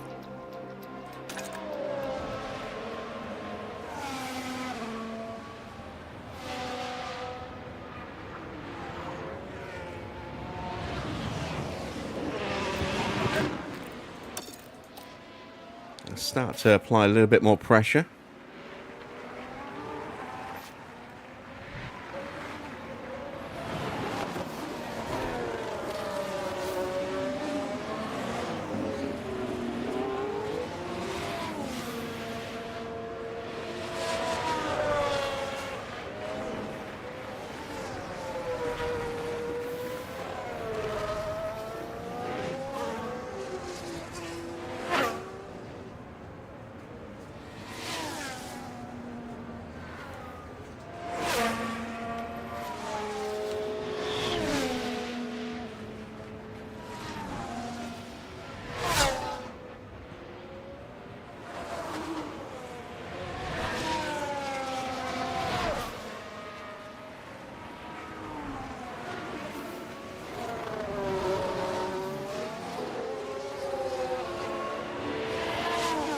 And we are starting. Oh, we've got a yellow flag. Who is that for? It's Now, Gavi. this was the Sauber. Oh, and they need to be watching those track limits. And they'll find themselves at a disadvantage if they keep on doing that. And that's right in front of Lawson and us. So that could make things a little interesting. But we are definitely closing in.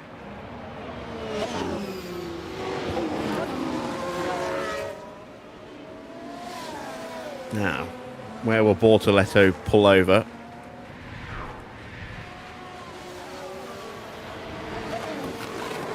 It won't be before turn 3. That's good. Means this might slow up Lawson all through this sector here.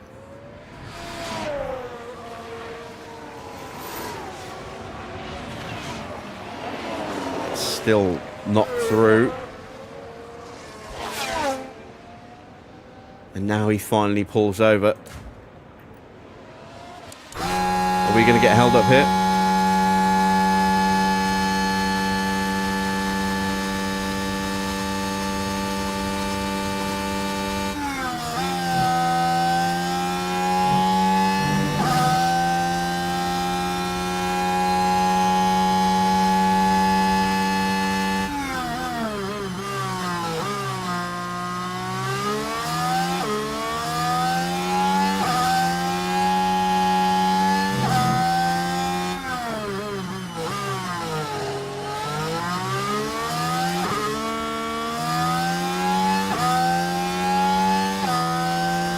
Bortoletto gets out of our way nice and quickly.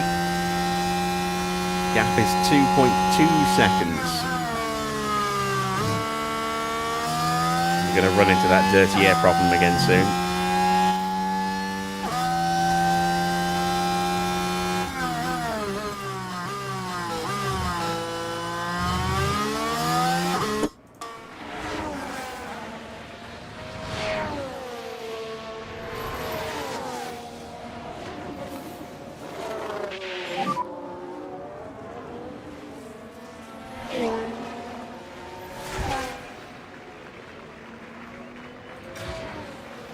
Eyes forward, come on. 12 laps to go. Hamilton still ahead, leading Leclerc by 5 seconds. Max is 6.5 seconds behind Leclerc in third. Then it's a big gap back to Norris, 7.5 seconds to Norris. He has now dropped George Russell. Russell 2.5 seconds behind him. Oscar in sixth is still slowly chipping away at the back of George Russell. A little bit here, a little bit there. That could be a little bit closer come the end of the Grand Prix. Yuki Tsunoda 7th, Lawson in 8th, Mick now just 1.5 seconds behind in 9th, closing in very nicely. And then a nice healthy 11-second gap back to Stroll in 10th, who has that final points position. Gasly in 11th is trying to close the gap to Stroll. The trading times, and Hülkenberg's out. It's a safety car. Gap 1.4. Okay, eyes forward now. Eyes forward.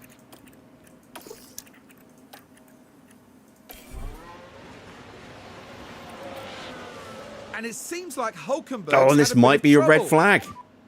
Safety car. This might go red. It's going to go red. Remember to follow down the time. Copy. Make sure the brakes are okay up to 10.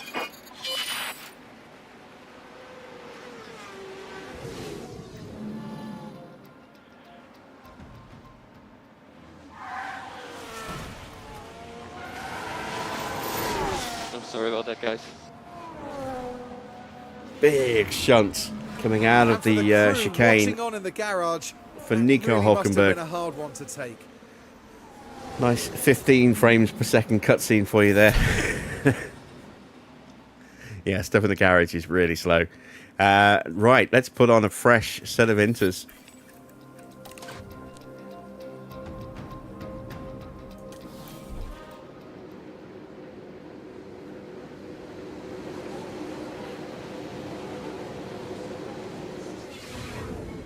Here we go once more. The track is ready, and so are the drivers. And it's lights out, and away we go.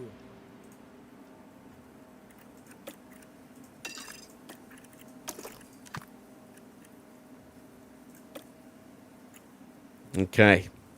Seconds out. Round 3. Eyes forward, come on. Close the gap.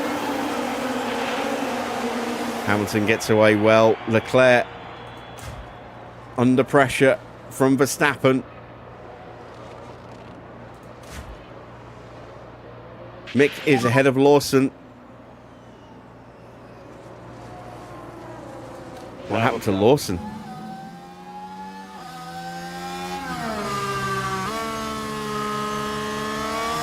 Just got squeezed a little bit trying to go around the inside of someone. Had to lift, and that allowed us to sneak on through.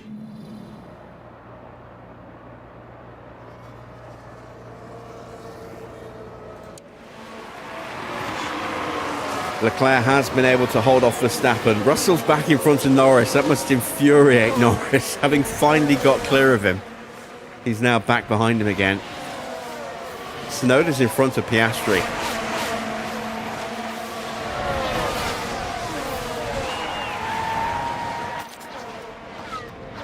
And it is going to stay wet.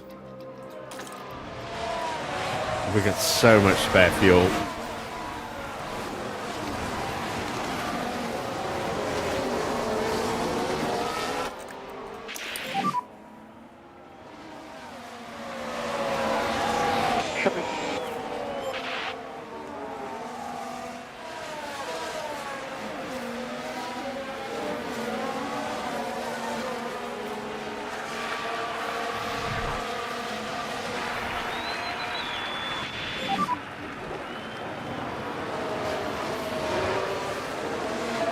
Gap 05.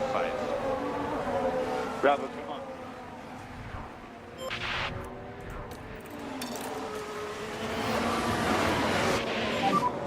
Pull down. Pull down. I want to stay close, but I don't want to absolutely shred the tyres.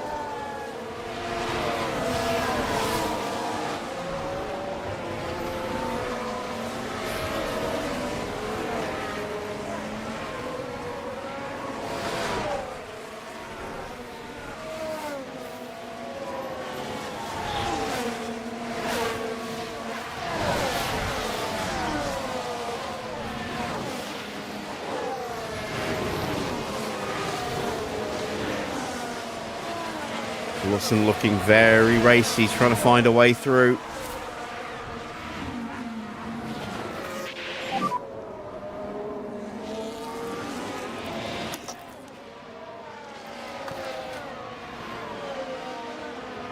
And Tsunoda gets past Norris. Yuki Tsunoda pushing briefly up into 5th place. Copy.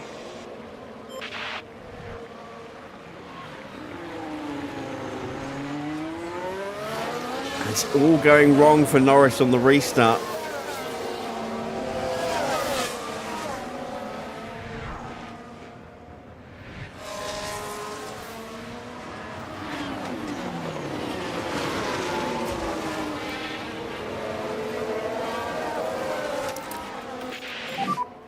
Copy.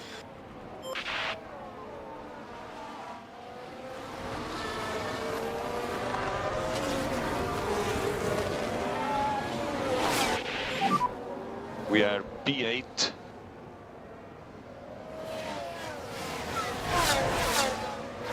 Gap 06. Gap 06. Gap 03. Eyes forward, really important. Lawson is lining us up again. Good defensive driving from Mick.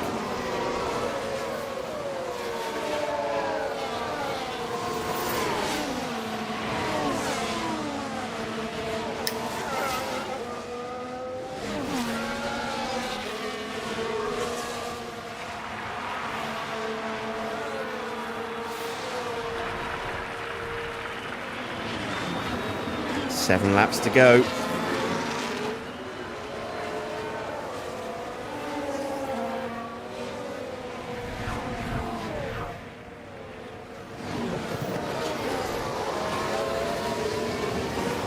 And I'm just waiting for the inevitable lockup that's going to take us out of the Grand Prix.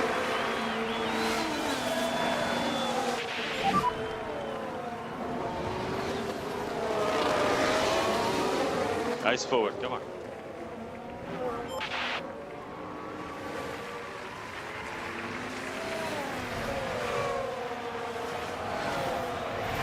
Behrman has got past Stroll for the final point.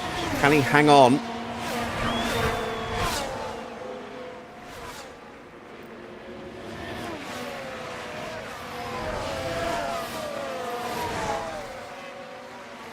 And here comes Lawson once again. And once again, Mick covers off that inside line.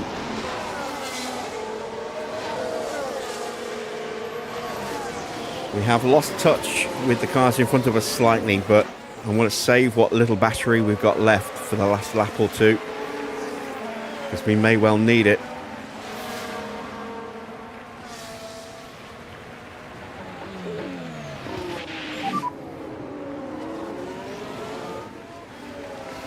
Copy. And still push our tyres one click harder as well.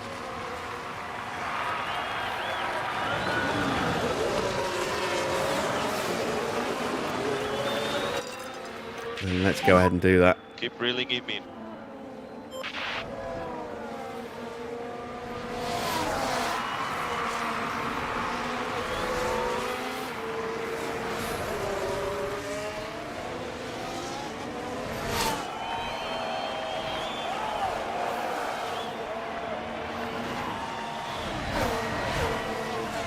What a first race of the season.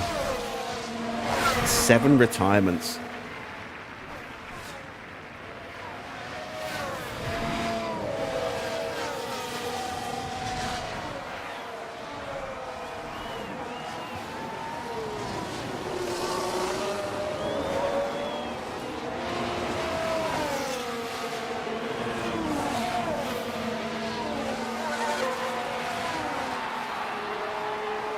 And it's still nip and tuck between the Ferraris. 07.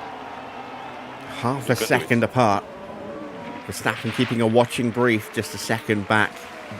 Little gap then to George, and then Tsunoda. 5 to go. Okay.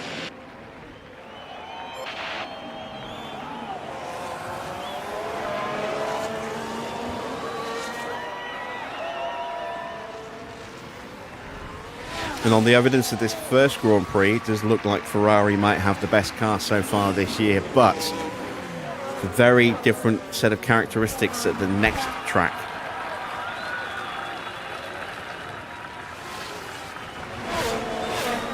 So it could be a very different picture there.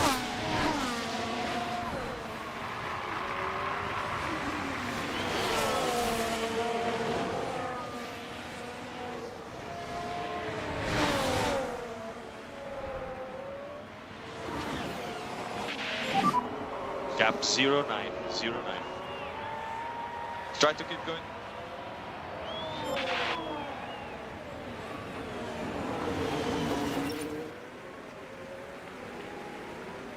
Mick is actually closing back in on the two McLarens here.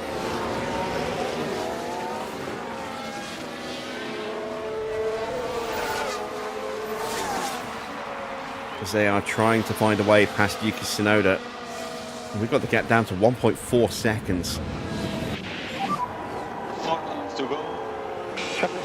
Only the Ferraris went quicker than we did on that last lap.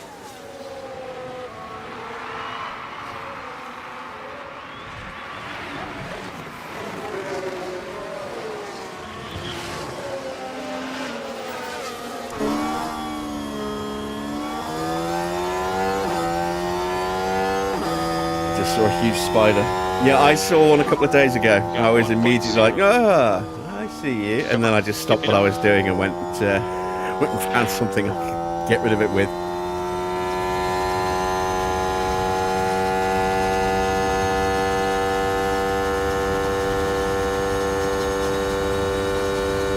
Piastri is all over Norris like a rash.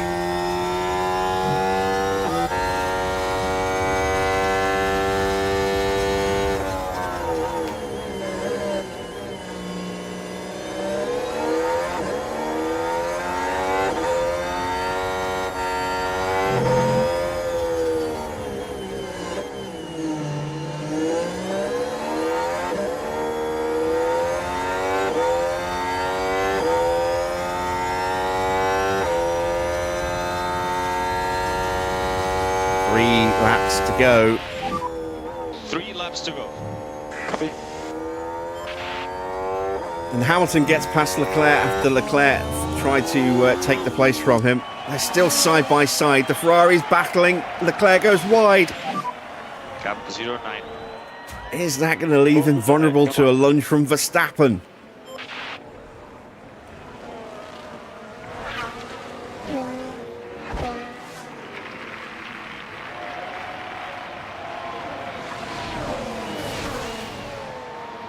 Problem is you're now stumped. Solution, just don't go to sleep.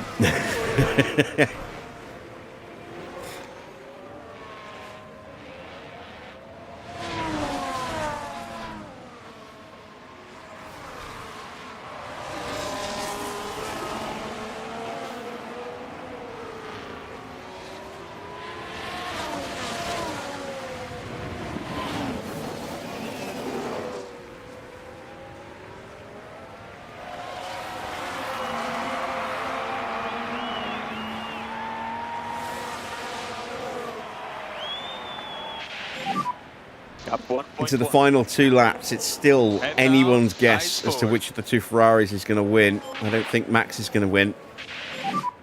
2 laps to go. We have just about got a gap to Liam Lawson. Don't quite have enough battery to go full on yet, but almost.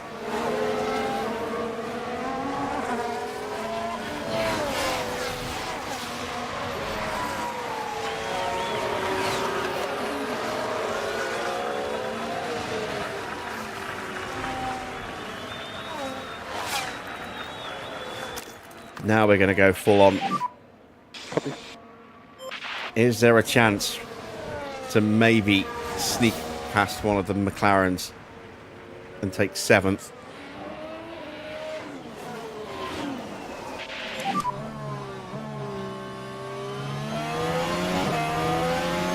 Gap 1.5 behind. Eyes forward. Eyes forward. Oh, Norris got so close to making the move on Yuki Tsunoda. Had to back out of it. Final lap is about to start. It's Hamilton from Leclerc, Verstappen right there as well. And we are now within a second of Oscar Piastri. This is the last lap. Copy.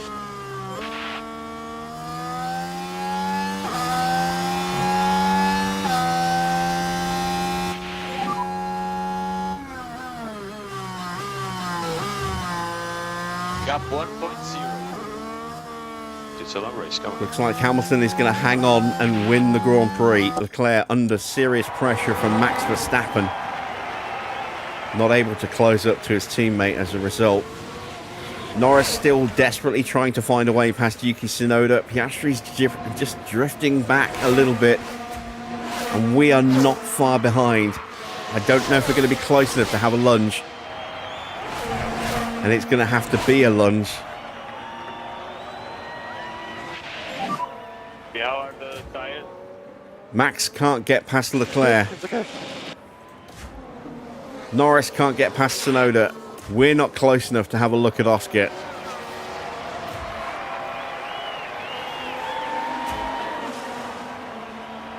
It is going to be Hamilton to win the opening Grand Prix of the season from teammate Charles Leclerc. Yeah, Max 0-7. Verstappen in 3rd. George Keep Russell going. will take 4th ahead of Yuki Tsunoda. Then the 2 Oh, McLarens. it's Hamilton! Lewis Hamilton with the win today. It's a win for Lewis Hamilton.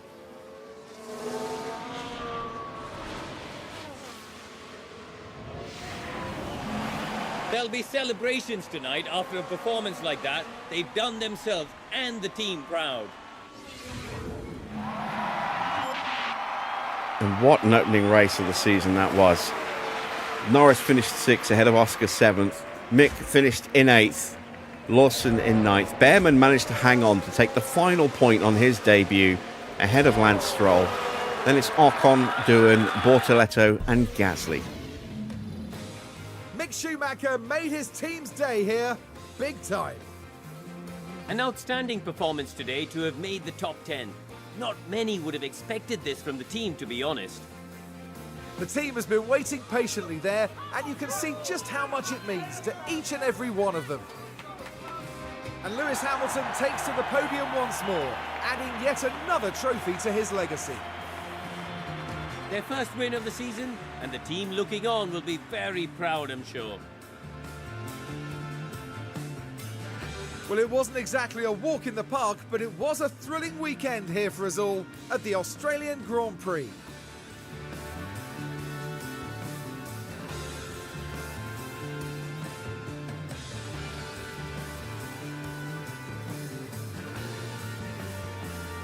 Well, Karun, how do you think they'll be feeling in the team garage at the end of that? It was a strangely mixed weekend for them. We saw one driver put in a strong performance, but it was a different story for the other. Definitely positives there, though. And that's about that for this weekend here in Melbourne. Join us for the next round as we head to Shanghai for all the excitement of the Chinese Grand Prix. So confirmation of the final result then. It is Hamilton taking the win, up 5 places from 6th to finish in 1st. Leclerc 2nd, got the fastest lap for bragging rights only. No bonus point for fastest lap this season. Max takes 3rd. Then it is Russell 4th, Yuki 5th, Lando 6th. Up 2 places is Oscar to take 7th. Mick up 3 places to take 8th. 9th for Lawson. Behrman up 9 places in the end to take 10th. And the final point ahead of Lance Stroll, or who also gained 9 places. Then Ocon finishes in 12th ahead of Doohan. Bortoletto somehow managing to finish ahead of Gasly, despite having an absolute shocker of a weekend. And then the retirements. Nico Hülkenberg losing control, slamming into the wall and bringing out a red flag. Théo Pourchaire retiring after damage sustained in the opening lap crash, which brought out another red flag, which saw Hajar, Alonso, Albon, Sainz and Antonelli all taken out from that opening lap collision. So in the drivers' standings, Hamilton takes the lead in the drivers' championship ahead of teammate Leclerc, so on and so forth. Same order as they finished. In the constructors' standings, Ferrari maximum points, 43, ahead of Red Bull, who pick up 25 points. McLaren on 14 points. Mercedes have 12. We are in 5th place with 4 points. Racing Bulls are 6th with 2 points. And it's 7th place for Haas with a point. Then it's Aston from Alpine, Sauber and Williams. In the DHL competition, quickest stop of the day goes to McLaren with Oscar's 2.24 second stop. Mercedes gets 2nd. We get 3rd with Mick's stop, a 2.3. That's a great start to the season for us there. Sauber taking 4th, Red Bull taking 5th, 6th for Alpine, 7th for RB. Ferrari getting 2 cars in the top 10 in 8th and 10th, and then 9th place for Haas with Ollie Behrman. So it's 25 points for McLaren, 18 for Mercedes. We have 15 in 3rd, 12 points for Sauber, 10 for Red Bull, 6 for Alpine. 8 for Alpine, 6 for Racing Bulls, 5 for Ferrari, and 2 points for Haas. Aston and Williams yet to get off the mark. And there you see a summary of our stops. We tried a couple of quick stops before we retired Teo, just to see if we could maybe get him on the leaderboard. We almost managed it, but not quite. And what a fantastic first stop that was for Mick. Ruined slightly by an atrocious second stop, but we made it work in the end. We get 735 grand for Mick finishing in his target position, but we lose some cash for not getting Teo home. So only half money, unfortunately, but not bad. 730k. We'll take that.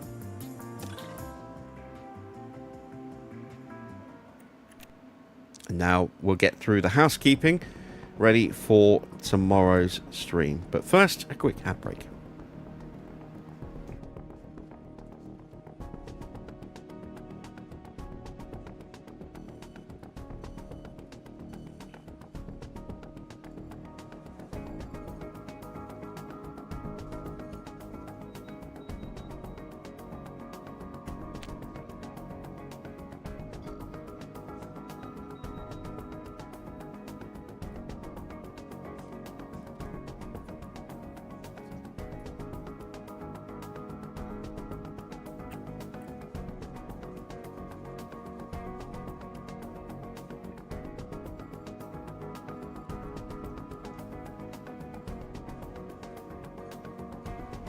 Okay, let's dive into our inbox then. So, we got our post-race data email from Matt. And yeah, there we go. Brand new chassis destroyed. Brand new rear wing destroyed.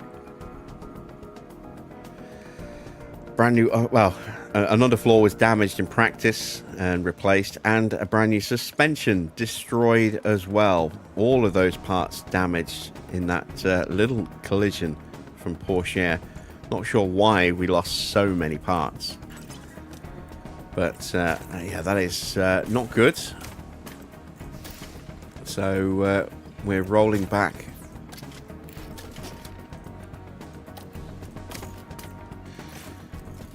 At least we're trying to.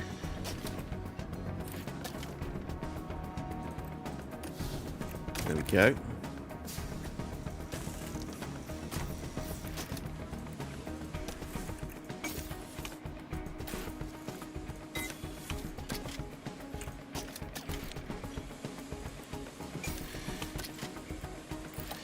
Being a bit finicky here, having to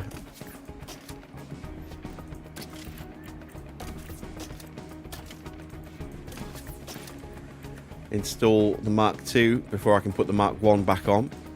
There we go.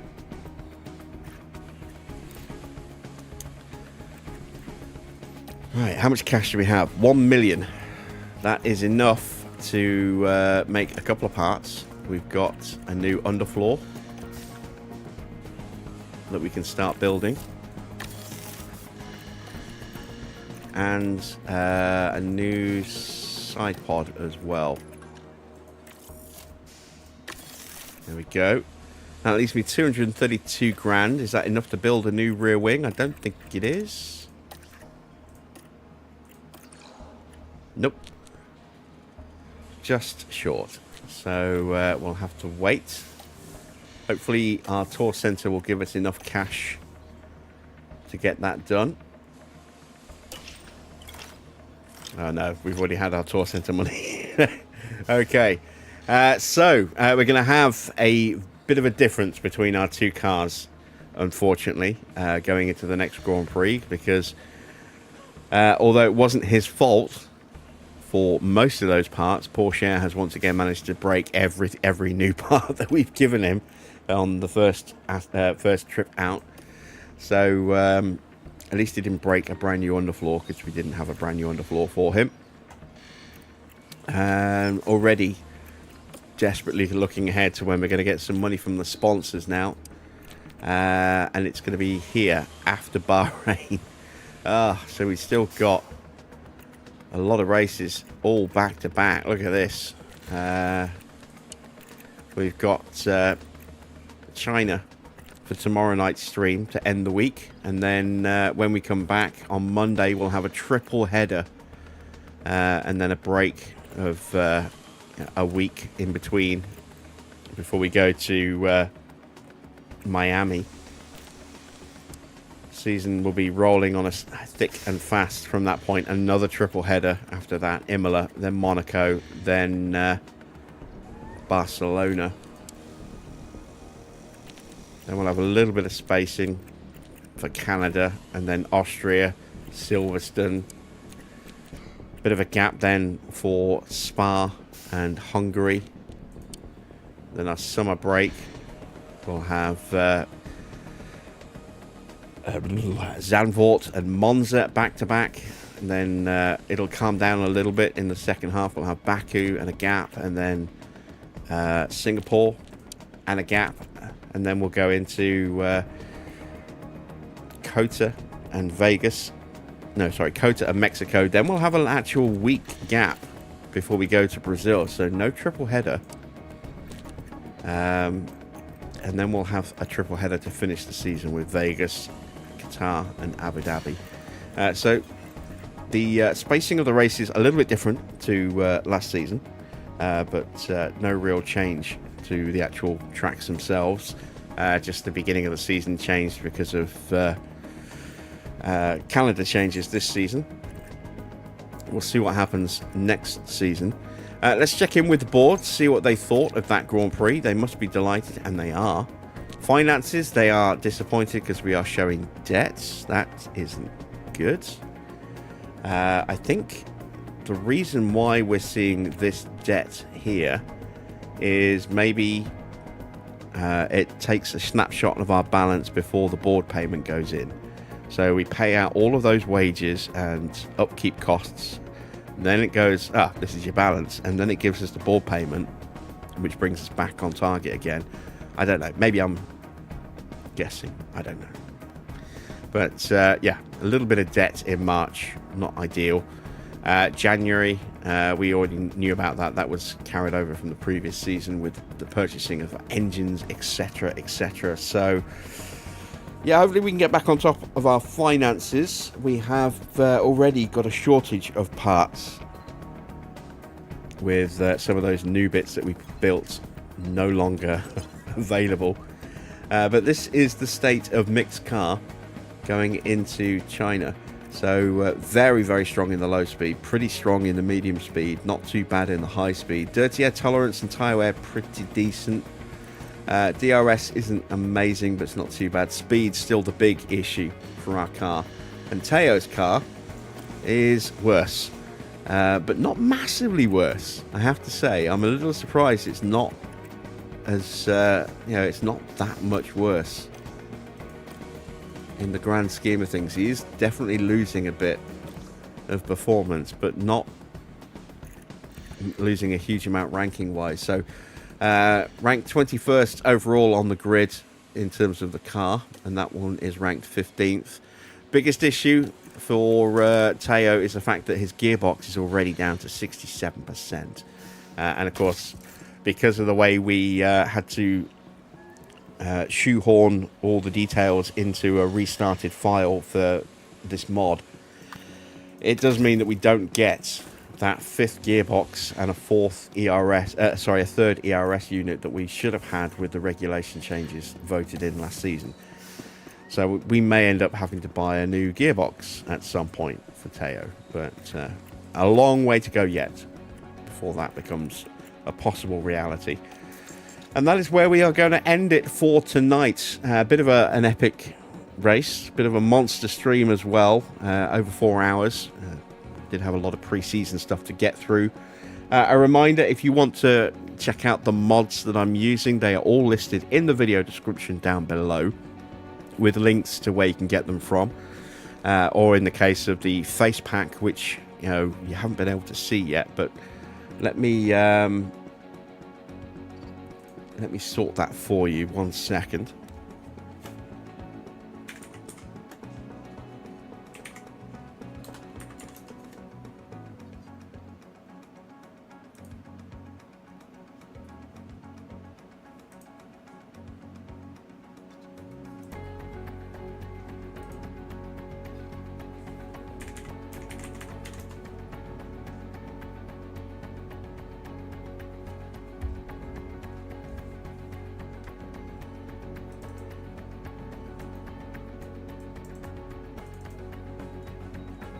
Okay, so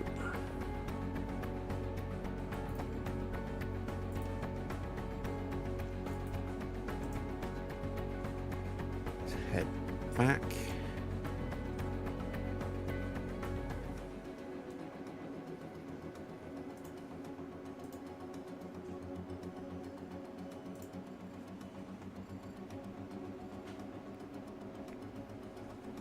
And if I pull up the TV, there we go.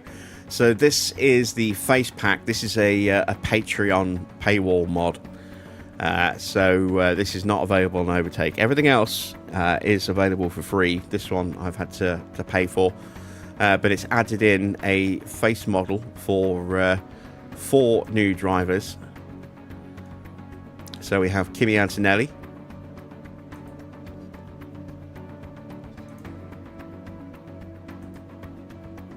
we have Franco Colapinto, we have Oliver Behrman, and we have Isaac Hadjar. Face models for all 4 of those guys, which means they will be available to be viewed on the podium should they get there. So that adds a little bit more longevity into our career season with more drivers with faces, which is always a good thing. But yeah, there we go. That is it for tonight. If you have enjoyed tonight's race, a thumbs up would be much appreciated. If you're not yet subscribed to the channel, then why not consider subscribing as well? New races every day, Monday to Friday, usually, with other videos being released throughout the week as well. We've got a series on American Truck Simulator going live every couple of days. We also have some more Construction Simulator 3 coming soon. City Skylines 2 coming soon, now that I've got this set and ready. And Frostpunk 2 coming soon as well. So plenty of stuff to keep you entertained, I hope. If you are subscribed, fantastic, awesome, thank you very much. Don't forget to hit the bell to be notified when each live stream starts and when new videos drop on the channel. And until then, that's it from me. Thanks for watching. I am Jim Bob, and I'll be back with more F1 Manager very soon.